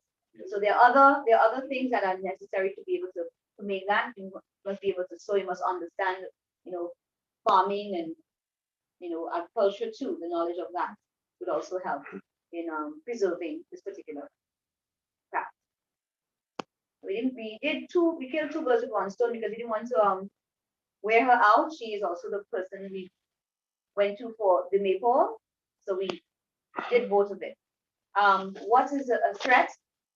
It's a lack of appreciation for what she's doing and the products that she makes, and not just her, but in general, and compensation, because it can't compete with what you get from China. It takes effort and it takes time. So if you are going to spend so much time making these things, you can't sell it for $5. And so you find a number of persons just stopping, because when you compare what they're getting for what the effort they're putting into it, it's very discouraging for them in that way. Right. So that is definitely a challenge. And then a lack of opportunity to showcase and teach. So she has always spoken to me, teach when you're coming up, so we can work on that. When you're going to have a class, just giving her the opportunity to share, make it available to students in particular. She has been asking for that, but got the chance out of school, but there's so much that she has to share. So that's a threat, Another threat to that particular craft is the lack of knowledge. The raw material is hard to get because persons do not know of the value of it. They do not recognize it, and so farmers lack the knowledge or probably the interest. If persons don't know how to use the raw material to make things, then they may not be interested in growing it or preserving it. The farmers put the plants and they dispose of it, not knowing. So ignorance is a threat in this regard.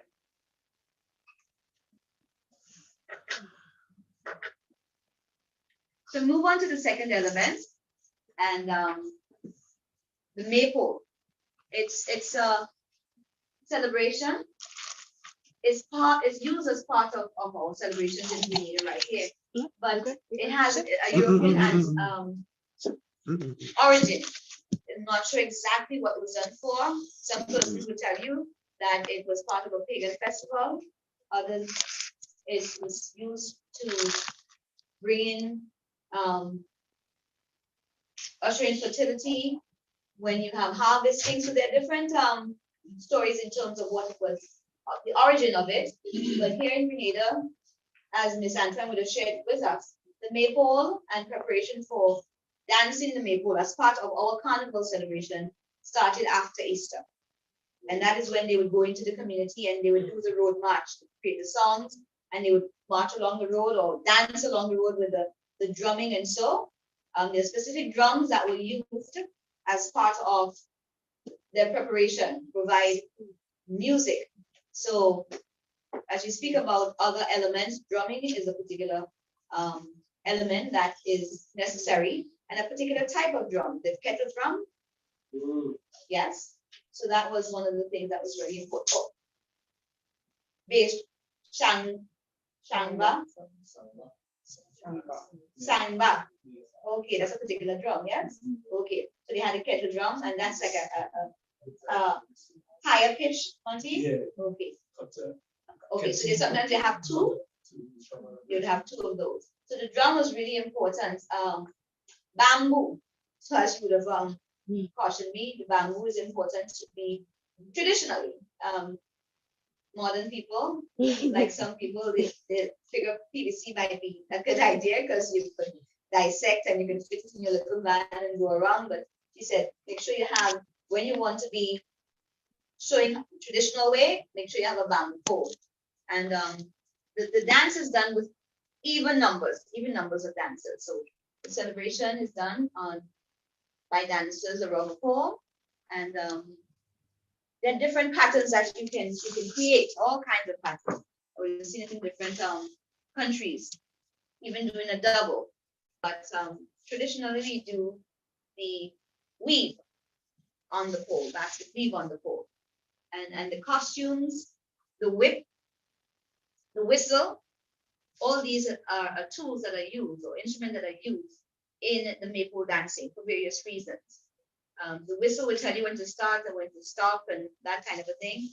And the whip was done to get people in line, to bring them in line and encourage them to do what they're supposed to do. And their songs.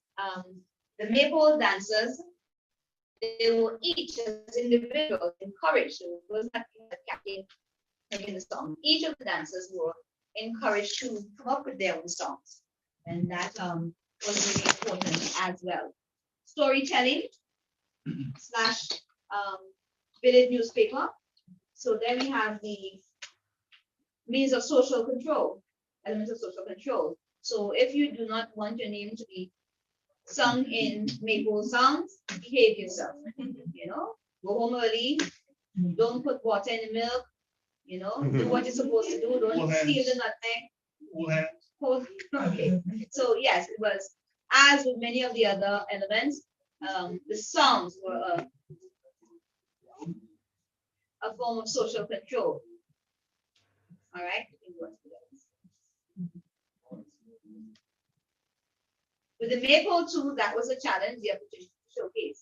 Hence the reason we keep stressing that we need to bring it back to decentralize carnival to a certain extent so that the people can be a part of it. You know, and I think the centralized aspect of it or component of it will only benefit. So what we've seen right now, I should have shared, is a symptom of what was done. Not intending any harm, I am sure. But now we see the effect of it. You know, persons either don't do it, they don't know about it. And to tell persons, okay, we will do it, and you go down into St. George's. Many persons can't afford it and have no desire to do that. The harassment and all of that. So lack of opportunity to showcase and to teach, to pass it on. So maybe we should have a maypole festival. Who knows? All right.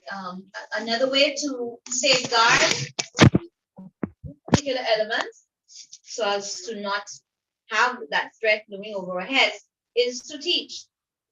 Pass it on. You know, pass it on to document. Teach, document, and pass it on. And that is what we tried to do here yesterday. Right?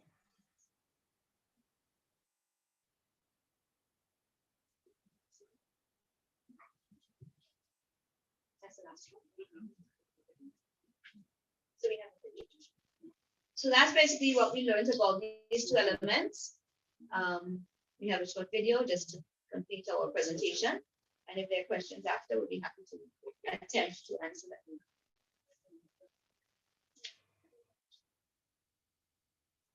From 24, I think.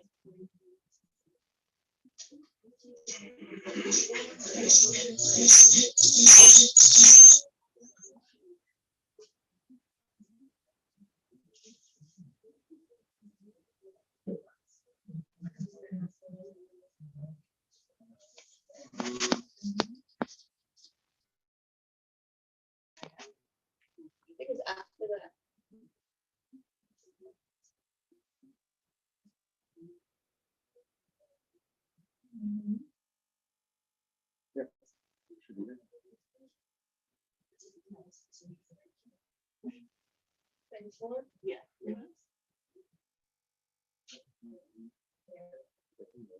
Right.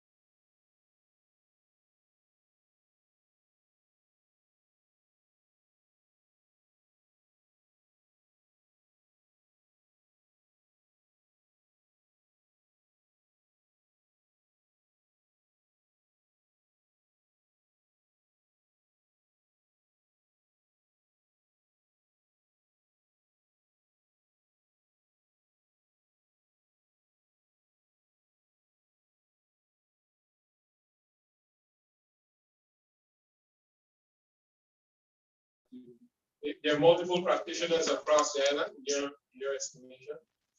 I hope, because I would have encountered some in St. Andrew, but persons with the knowledge, not actually doing it. And of course, you have to go to Caribou.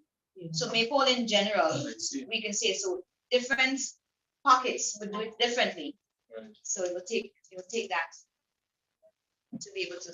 No, the thing with the plans brings something to my attention, which is a big part of ICH now, is sustainable use of resources. If you see that resources that are used for particular ICH elements are at risk, one of the things you want to do is to develop interventions to ensure that those resources continue to be available. No? So a simple, if you cut one tree, plant 10, that sort of thing, right? You want to build that into the practice. I'll give you some examples.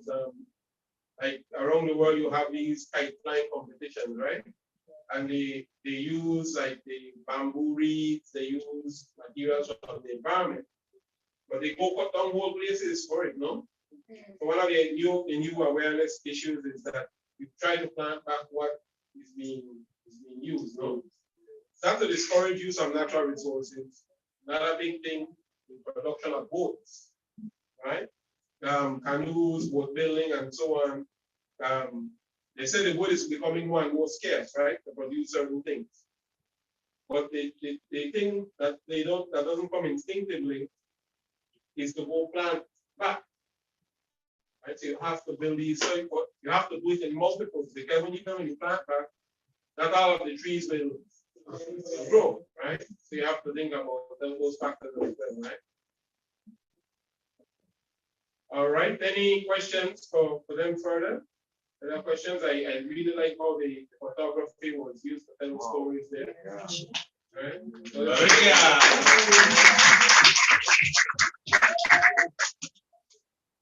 So please go stand in the front and lead us in one of those. Oh, yes, so she can learn the same thing. I hear all what say. I hear all what say. And you must say the ah. I hear all what say.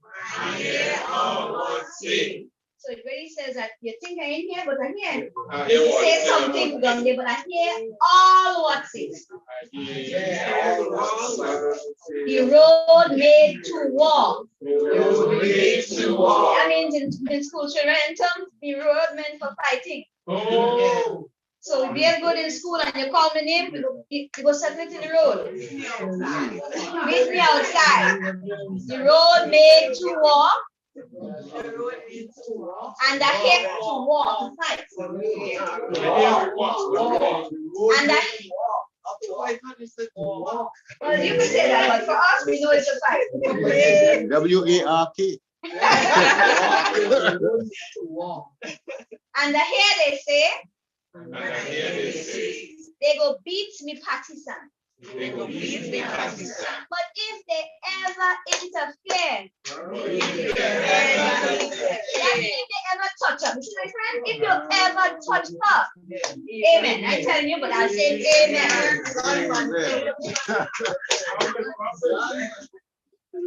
So I hear all what say. Road made to walk, and I hear they say, go bring me partisan, but if they ever interfere, amen. I hear all what say. Road made to walk, and I hear they say, they go bring me partisan, but if they ever interfere, amen. Yeah, all what say. Road made to walk like this, and I hear they say they go be the partisan, but if they ever interfere, amen. Yeah, all what say. Road made to walk, and I hear they say they go be the partisan, but whosoever interfere.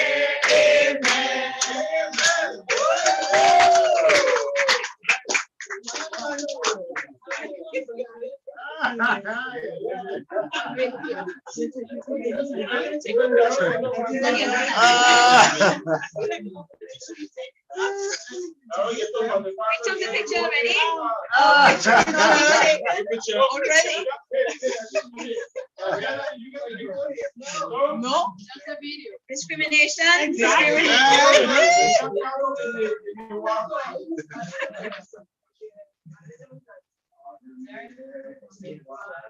All right, we catch you, boy. We catch you.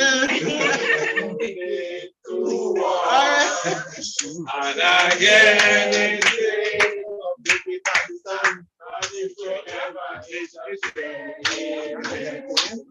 Oh, that is the red one. Wow. Crazy. all right. So the final phase now, the question you noticed that kept being asked was what needs to be done. So it's a question that and all of you answered. And I was saying it hopefully, hoping that Daryl and Adriana and Ezra were listening in GNT. And I was hoping too that you in your roles could see yourself continuing this process. One warning, however, maybe not a warning. It will take months and days and weeks and years. And it can be fun, no? Imagine embedding yourself with a Hermitage band, right? As their photographer, documenter, interviewer, that will give them some additional life. You know what I mean? Imagine following the drummers and how they build the drum and where they get the wood and all that sort of thing, right? Imagine doing all of that and documenting it, telling stories you eventually produce. Could you hold up one of those books there for me, John? Right? So you have the tangible heritage documented here, thanks to the work of the trust. Imagine producing these sorts of things for your culture, right? Having your people show up there, Miss Antoine show up for beautiful, Marie. Imagine a photograph like that of her inside there, right? And of Mr. Leke and other practitioners. We had a Chande dancer with us all day today, right? Not to be underestimated either, right? But the part of it now, thinking one final thing now, an important part, what will you do with the information that you gathered? Earlier we talked about you have to find a way to take it back to them, right? Either in flash drives, whatever means, try and get it back to them, no? Get the practice of it right away. And then you have identified certain glitches in the system you're using now, so you'll want to refine that. And then the question will be, even for you as collaborators, you will be able to agree with the trust and with the ministries as you go forward. You should also have some access to the information as needed, no? So it's a really decentralized democratic process, unless there are restrictions to some of the information that communities ask not to share, right? So you want it systematic. You want to picture websites. You want to picture Facebook. You want to have your logos and these sorts of things to protect the information, right? And you want to disseminate it in a responsible way, especially using the skills that you have, the teachers, your Ministry of Education. How will you write learning outcomes now in your curriculum, right? Will your understanding of this determine how your learning outcomes are written? Will you use the term living heritage in your learning outcomes now? In your school curriculum? In your tertiary level? Is this an opportunity to have a whole anthropology class on living heritage at the university or at the junior college or wherever? You understand where we're going with this? The economics of it too, right? Well, there's economics in terms of getting something like that in the school. And I'm thinking when you said economics, what comes to my mind is setting up frameworks to support your practitioners, especially if you're in tourism culture, you don't have any sway at all with government officials. Setting up mechanisms to support cultural practitioners so that they can make livelihoods from this. Really, really think about this. I'm not doing, it's not political, it's just a fact. Think about this. When you want to showcase your country, who do you go for? The cultural practitioners, right? You go for them. So why in heaven shouldn't they benefit? It's like, you know, that is who you're doing it for. Hand wash hand, no? All right.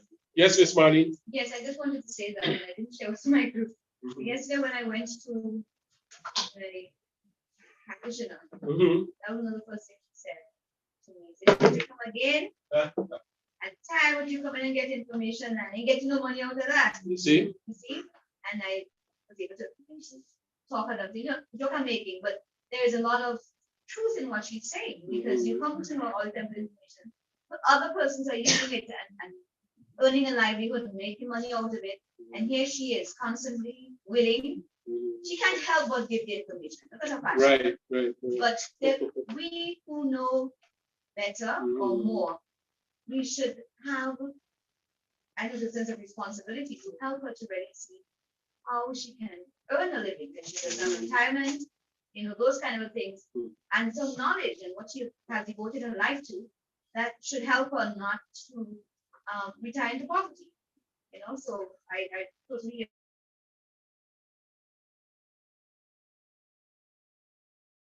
Many practitioners have died in poverty. It's not that all of us will die, no?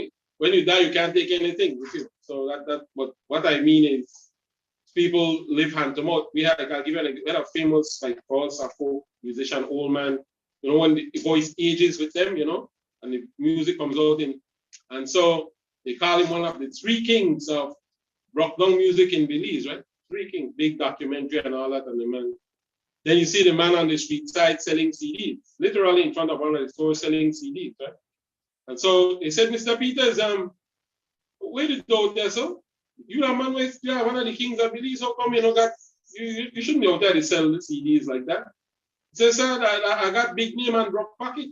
Right? He says, so nobody pay you for no, sir, not a copper, sir, not a copper. Right? They take his music, for example, before we are aware of copyright and so on. And one of the morning shows that you're hearing it for years, it's ingrained into your cultural mind. Mr. Peters, you make any money from that song that they put on the radio and so? Not a copper, sir, not a copper. Right? This is an abuse, Talking about an ethical thing, that's an abuse. Right? So please keep that in mind as you go forward with safeguarding the country's ICH, right? Big up your people, really. People with that God-given gift, if you want to use that term, that innate gift, has come to them in dreams or the ancestors started going. Remember my country, we king and we call it Dutch and Duke and Duchess come. Showcase who they go for. Cultural practitioners. Right? Juxtapose that. Some billionaires, along with some broke pocket people who are living in poverty, right? So these ones here are entertaining these ones. Shouldn't work that way.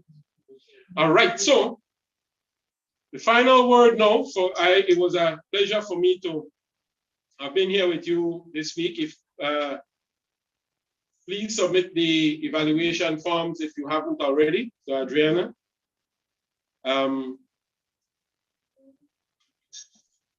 You did excellent work in terms of the presentations, and so you're ready for the road made for documentation at this stage and safeguarding. And so then our week has ended. Please give yourselves a round of applause for a very active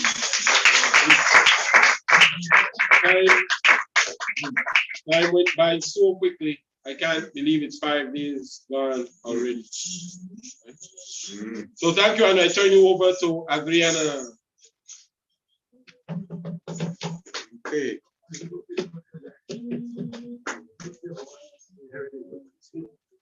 So we want to give a big talk to our facilitator, Naya Nicolau.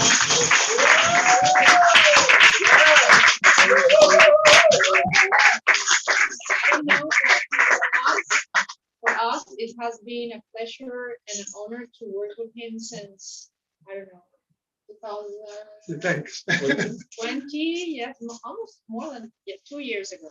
So I think that his knowledge, his experience, his kindness, his humble attitude to spread his knowledge is, wow, we really appreciate that. And I think that each time that we meet him and that we have these extra-official meetings or conversations, we always come back with valuable knowledge and information that we appreciate that because of him, we are here. Thanks him for being here and for accompanying us along through this long process. So let's take advantage of that in terms of all the information, all the experience, and the contacts that we already have to move forward with the project. And a part of the project, we believe that this is a starting point from so many initiatives that will appear after the project concludes. So maybe you will find out that a finding is that you might or we might develop future ICH projects themselves. So what is next? That's the important question for most of you. What is coming next is we're gonna have conversations with you by phone, by email. You will hear about us. You will hear about us in media. So what is coming in April, we're gonna contact you and still moving forward with the upcoming activities. But in terms of workshop, there's a third workshop for teachers and school principals. So if you know any teacher who is related to heritage or is already doing something, let us know, because this will be a specific training for them. And the reason that is a specific training is because as this workshop is happening, we have been working since December or January by designing the curriculum. So the Proud of My Heritage has an educational component of it, a strong component, and that's in the process of being drafted. And once it's ready, then the teachers will talk how to implement this in schools with children and with the school community. What is coming next? The time frame of the projects reflects that that we are starting to do the field work, the real field work of the ICH elements between July and September. But that doesn't mean that you could start early. And the way that we are organizing ourselves is you're going to be contacted by Grenada National Trust. We have not community, ICH coordinators, and based on those persons who have been attending to the workshop and already have the knowledge and express the interest to continue and move forward by doing that field work, which will be, we put in the time frame of 3 months, but again, we're not saying that you're going to be working 3 months. That's up to the ICH coordinators and Grenada National Trust, how we'll come together based on a specific hats, because we know that most of us have different hats, different schedules, and then we have to work together and how we will and how we will constitute these groups so we can work effectively in this time frame. So we expected to have some results in September, and then of course the researcher, that's important. He's not here. He has been by Zoom, which is John Angus Martin. I think that he's here, yes, and he's come down to Grenada, but meantime, he's the person in charge of doing research. And why I'm saying this, because it's important to have a background or layers of what is happening with certain ICH elements, so we will have a better comprehension when the times come to document a specific ICH elements. And at the same time, after we compile, this is a huge work, because it's not only documenting, it's then after that, we're coming together to analyze that information, compile all that information, I hope not editing, but all the written part of it and coming together so we can put all those ICH elements into a final inventory list, which the final goal and the main outcome will be to upload it, digitize it, upload it, and launch it publicly to all the general public. So that's what's coming for this year. That doesn't mean the specific activities that I haven't mentioned, they will come. There's a media campaign that you will hear about it. And then February next year, we're hoping to have a more stronger month in terms of being visible. You probably, for sure, we will be invited because we have a street event that we need to plan. And at that event, we want to recognize you for having the time to be here and then also for being involved in the field work. So all the general public will be there and also the ministries invited, and you will be recognized and have your certifications there. But there's a lot of things, ICH contest as well for everybody, young adults who want to go around and start taking photos. That doesn't mean that person have to have the information that we manage here, that we gained today here, but at least it's motivating them to continue and be interested and motivated to find their own activity. So thank you very much. We are very, very pleased to have you. It has been a pleasure to work with you, to have conversation with you officially and not officially, because most of them, I think that we are creating here a relationship, and we hope that once the project concludes, we will still be in contact because we recognize that you're a valuable person doing something important already, and it will do more impactful results for us and for their country. So thank you for your time. I know that it has been hard today. So.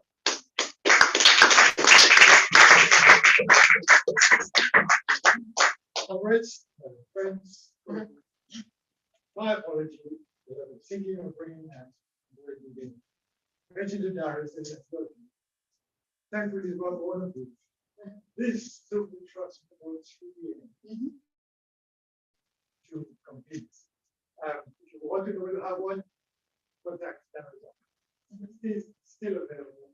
I would like you to. And where I live, it's in there. You got to find it. Right. And Newton is our second vice president, and being our technology guru, he's going to make a presentation to Nigel now from the trust. And that little purple thing in his left hand. Nigel is a guru. Yeah. Yes. Thank you so much for all the help you have given us. My appreciation for what you've done. A lot of things you said, I didn't know about. A lot of things you said, I'm not quite sure it was true. It's not very well. But it's really not true. Thank you very much.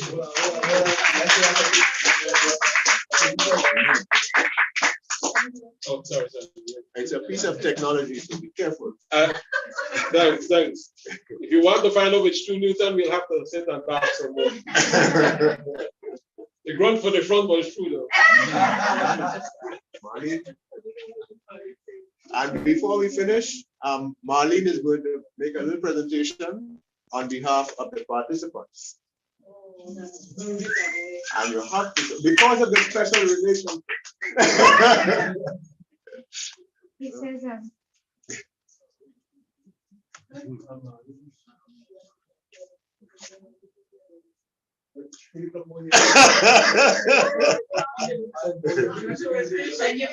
You didn't hear what she said? No. That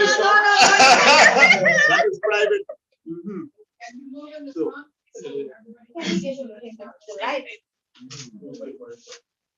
oh, the light. Is that help? Yeah.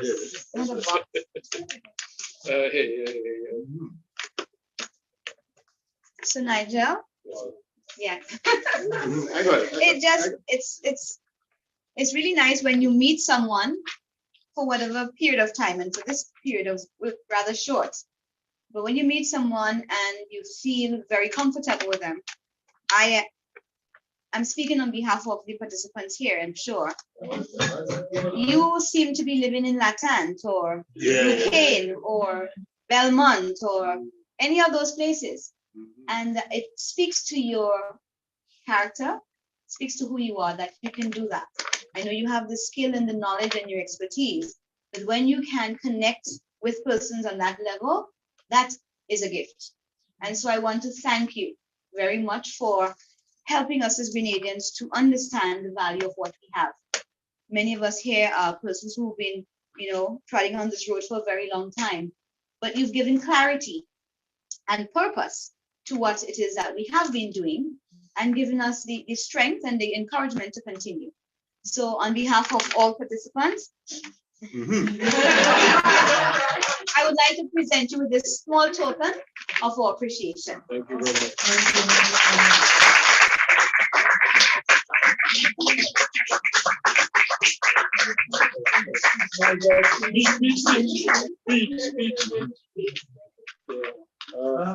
I really have to talk some more. Yeah. Nigel, our leader told us that he wanted me to send him something that I do later, just a picture. But I set up last week and tried to produce a little first. Not really for him, but passing his wife. And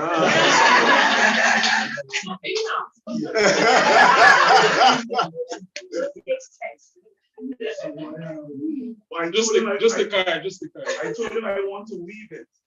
So I will give him a little tomorrow. He has to disappear. So I'll give him that.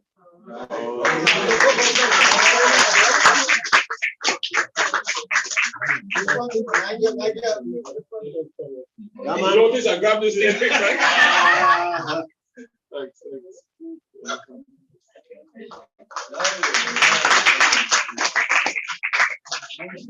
So guys, I really appreciate the time with you.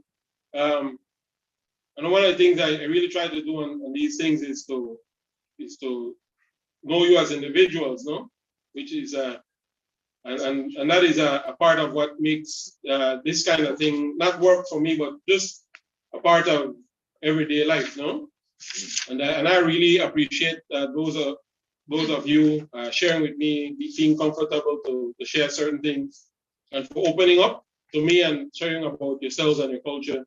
I certainly appreciated that, and I one of the things about this is that you learn to value people as people, no? And that is the main message of it when you do this work, right? So thank you for the week. Okay, thank you for the good thing. Thank you to Daryl and Adriana and Ezra for the weekly meetings and so on. That in itself, the more we met, the more I became comfortable and that sort of thing. Daryl is a very easygoing guy. So we just in one outing this week, I got some good experiences, which I will not share.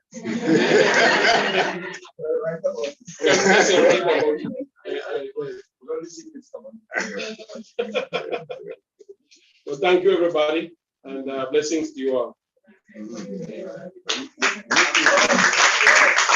Nigel, you know what? You have to give them a peep, you have to show them. Okay, good. Just a peep, so they understand.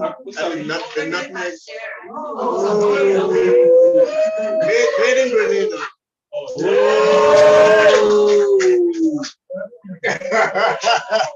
You know when I'll open this, so you can say that I'll open it. No. I have two possible dates. My birthday is next on the 22nd or at Christmas. So I think I want to.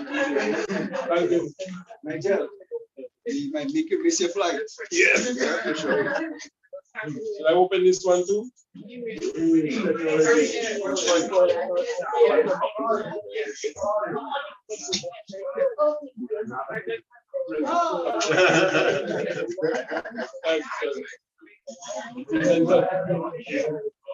Huh?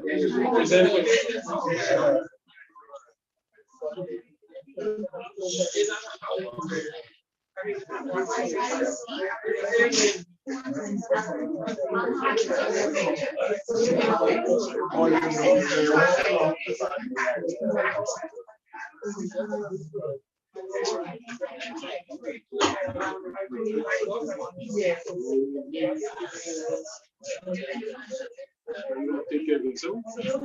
Continue extending.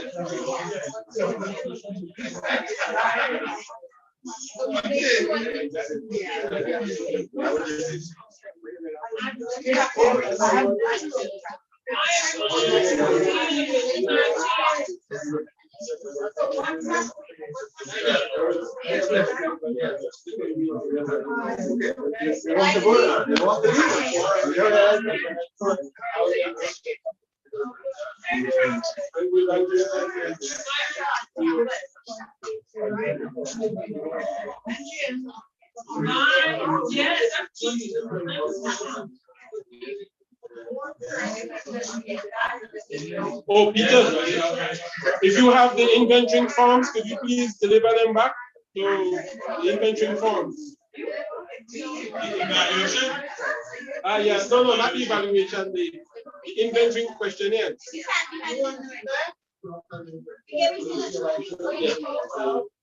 Doesn't matter. Hello. Hello.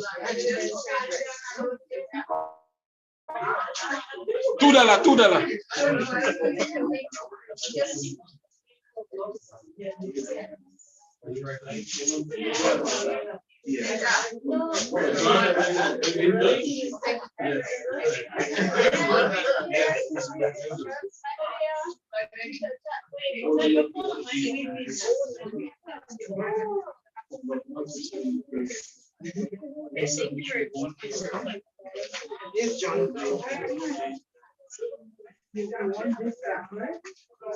Yes, it is still.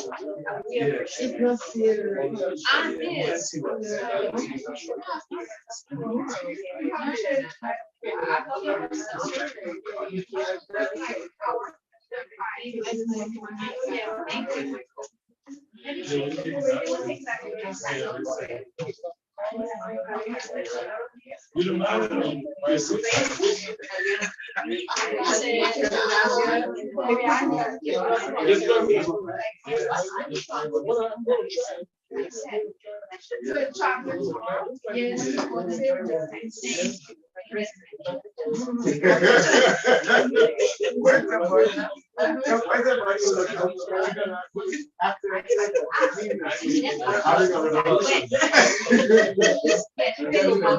friend is waiting at the airport.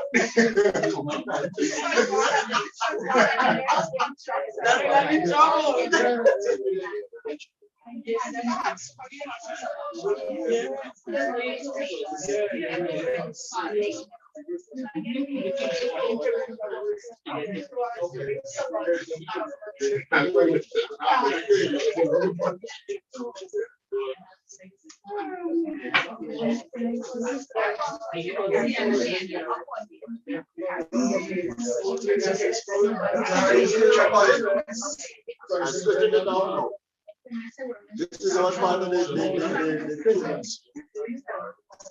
Very good.